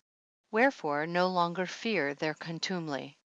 Woe to you, ye sinners, when ye have died, if ye die in the wealth of your sins, and those who are like you say regarding you, Blessed are the sinners, they have seen all their days, and how they have died in prosperity and in wealth, and have not seen tribulation or murder in their life, and they have died in honor, and judgment has not been executed on them during their life. Know ye that their souls will be made to descend into Sheol, and they shall be wretched in their great tribulation, and into darkness and chains and a burning flame, where there is grievous judgment shall your spirits enter. And the great judgment shall be for all the generations of the world. Woe to you, for ye shall have no peace. Say not in regard to the righteous and good who are in life, In our troubled days we have toiled laboriously and experienced every trouble, and met with much evil and been consumed, and have become few, and our spirit small. And we have been destroyed, and have not found any to help us even with a word. We have been tortured and destroyed, and not hoped to see life from day to day. We hoped to be the head, and have become the tail. We've toiled laboriously, and had no satisfaction in our toil, and we have become the food of the sinners and the unrighteous, and they have laid their yoke heavily upon us. They have had dominion over us that hated us and smote us, and to those that hated us we have bowed our necks, but they pitied us not. We desired to get away from them, that we might escape and be at rest, but found no place whereunto we should flee and be safe from them, and are complained to the rulers in our tribulation, and cried out against those who devoured us. But they did not attend to our cries, and would not hearken to our voice. And they helped those who robbed us, and devoured us, and those who made us few. And they concealed their oppression, and they did not remove from us the yoke of those that devoured us, and dispersed us, and murdered us. And they concealed their murder, and remembered not that they had lifted up their hands against us. Chapter 104. Assurances given to the righteous, admonitions to sinners, and the falsifiers of the word of uprightness. Chapter 104. I swear unto you that in heaven the angels remember you for good before the glory of the Great One, and your names are written before the glory of the Great One. Be hopeful, for aforetime ye were put to shame through ill and affliction, but now ye shall shine as the lights of heaven. Ye shall shine, and ye shall be seen, and the portals of heaven shall be opened to you. And in your cry for judgment, and it shall appear to you. For all your tribulation shall be visited on the rulers, and on all who helped those who plundered you. Be hopeful, and cast not away your hopes, for ye shall have great joy as the angels of heaven. What shall ye be obliged to do? You shall not have to hide on the day of the great judgment, and you shall not be found as sinners, and the eternal judgment shall be far from you for all the generations of the world. And now fear not, ye righteous, When you see the sinners growing strong and prospering in their ways, be not companions with them, but keep afar from their violence. For ye shall become companions of the hosts of heaven. And although ye sinners say, all our sins shall not be searched out and be written down, nevertheless they shall write down all your sins every day. And now I show unto you that light and darkness, day and night, see all your sins. Be not godless in your hearts, and lie not, and alter not the words of uprightness, nor charge with lying the words of the Holy Great One, nor take account of your idols. For all your lying and all your godlessness issue not in righteousness, but in great sin. And now I know this mystery, that sinners will alter and pervert the words of righteousness in many ways, and will speak wicked words, and lie, and practice great deceits, and write books concerning their words. But when they write down truthfully all my words in their languages, and do not change or minish aught from my words, but write them all down truthfully, all that I first testified concerning them. Then I know another mystery, that books will be given to the righteous and the wise to become a cause of joy and uprightness and much wisdom. And to them shall the books be given, and they shall believe in them and rejoice over them. And then shall all the righteous who have learnt there from all the paths of uprightness be recompensed. Chapter 105. God and the Messiah to dwell with man. Chapter 105. In those days the Lord bade them to summon and testify to the children of earth concerning their wisdom. Show it unto them, for ye are their guides, and a recompense over the whole earth. For I and my Son will be united with them forever in the paths of uprightness in their lives, and ye shall have peace. Rejoice, ye children of uprightness. Amen. Fragment of the Book of Noah. Chapters 106 and 107. Chapter 106. And after some days my son Methuselah took a wife for his son Lamech, and she became pregnant by him and bore a son. And his body was white as snow, and red as the blooming of a rose, and the hair of his head and his long locks were white as wool, and his eyes beautiful. And when he opened his eyes, he lighted up the whole house like the sun, and the whole house was very bright. And thereupon he arose in the hands of the midwife, opened his mouth, and conversed with the Lord of righteousness. And his father Lamech was afraid of him, and fled, and came to his father Methuselah. And he said unto him, I have begotten a strange son, diverse from and unlike man, and resembling the sons of the God of heaven. And his nature is different, and he is not like us. And his eyes are as the rays of the sun, and his countenance is glorious. And it seems to me that he is not sprung from me, but from the angels. And I fear that in his days a wonder may be wrought on the earth. And now, my father, I am here to petition thee and implore thee that thou mayest go to Enoch our father and learn from him the truth, for his dwelling place is amongst the angels. And when Methuselah heard the words of his son, he came to me to the ends of the earth, for he had heard that I was there, and he cried aloud, and I heard his voice, and I came to him. And I said unto him, Behold, here am I, my son, wherefore hast thou come to me? And he answered and said, Because of a great cause of anxiety have I come to thee, and because of a disturbing vision have I approached. And now, my father, hear me. Unto Lamech my son there hath been born a son, the like of whom there is none, and his nature is not like man's nature, and the color of his body is whiter than snow, and redder than the bloom of a rose. And the hair of his head is whiter than white wool, and his eyes are like the rays of the sun. And he opened his eyes, and thereupon lighted up the whole house. And he arose in the hands of the midwife, and opened his mouth, and blessed the Lord of heaven. And his father Lamech became afraid, and fled to me, and did not believe that he was sprung from him, but that he was in the likeness of the angels of heaven. And behold, I have come to thee that thou mayest make known to me the truth. And I, Enoch, answered and said unto him, The Lord will do a new thing on the earth, and this I have already seen in a vision, and make known to thee that in the generation of my father Jared some of the angels of heaven transgressed the word of the Lord. And behold, they commit sin and transgress the law, and have united themselves with women and commit sin with them, and have married some of them, and have begot children by them. And they shall produce on the earth giants, not according to the spirit, but according to the flesh. And there shall be a great punishment on the earth, and the earth shall be cleansed from all impurity. Yea, there shall come a great destruction over the whole earth, and there shall be a deluge and a great destruction for 1 year. And this son who has been born unto you shall be left on the earth, and his 3 children shall be saved with him.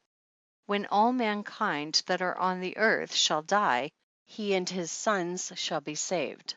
And now make known to thy son Lamech that he who has been born is in truth his son, and call his name Noah, for he shall be left to you, and he and his sons shall be saved from the destruction which shall come upon the earth on account of all the sin and all the unrighteousness which shall be consummated on the earth in his days.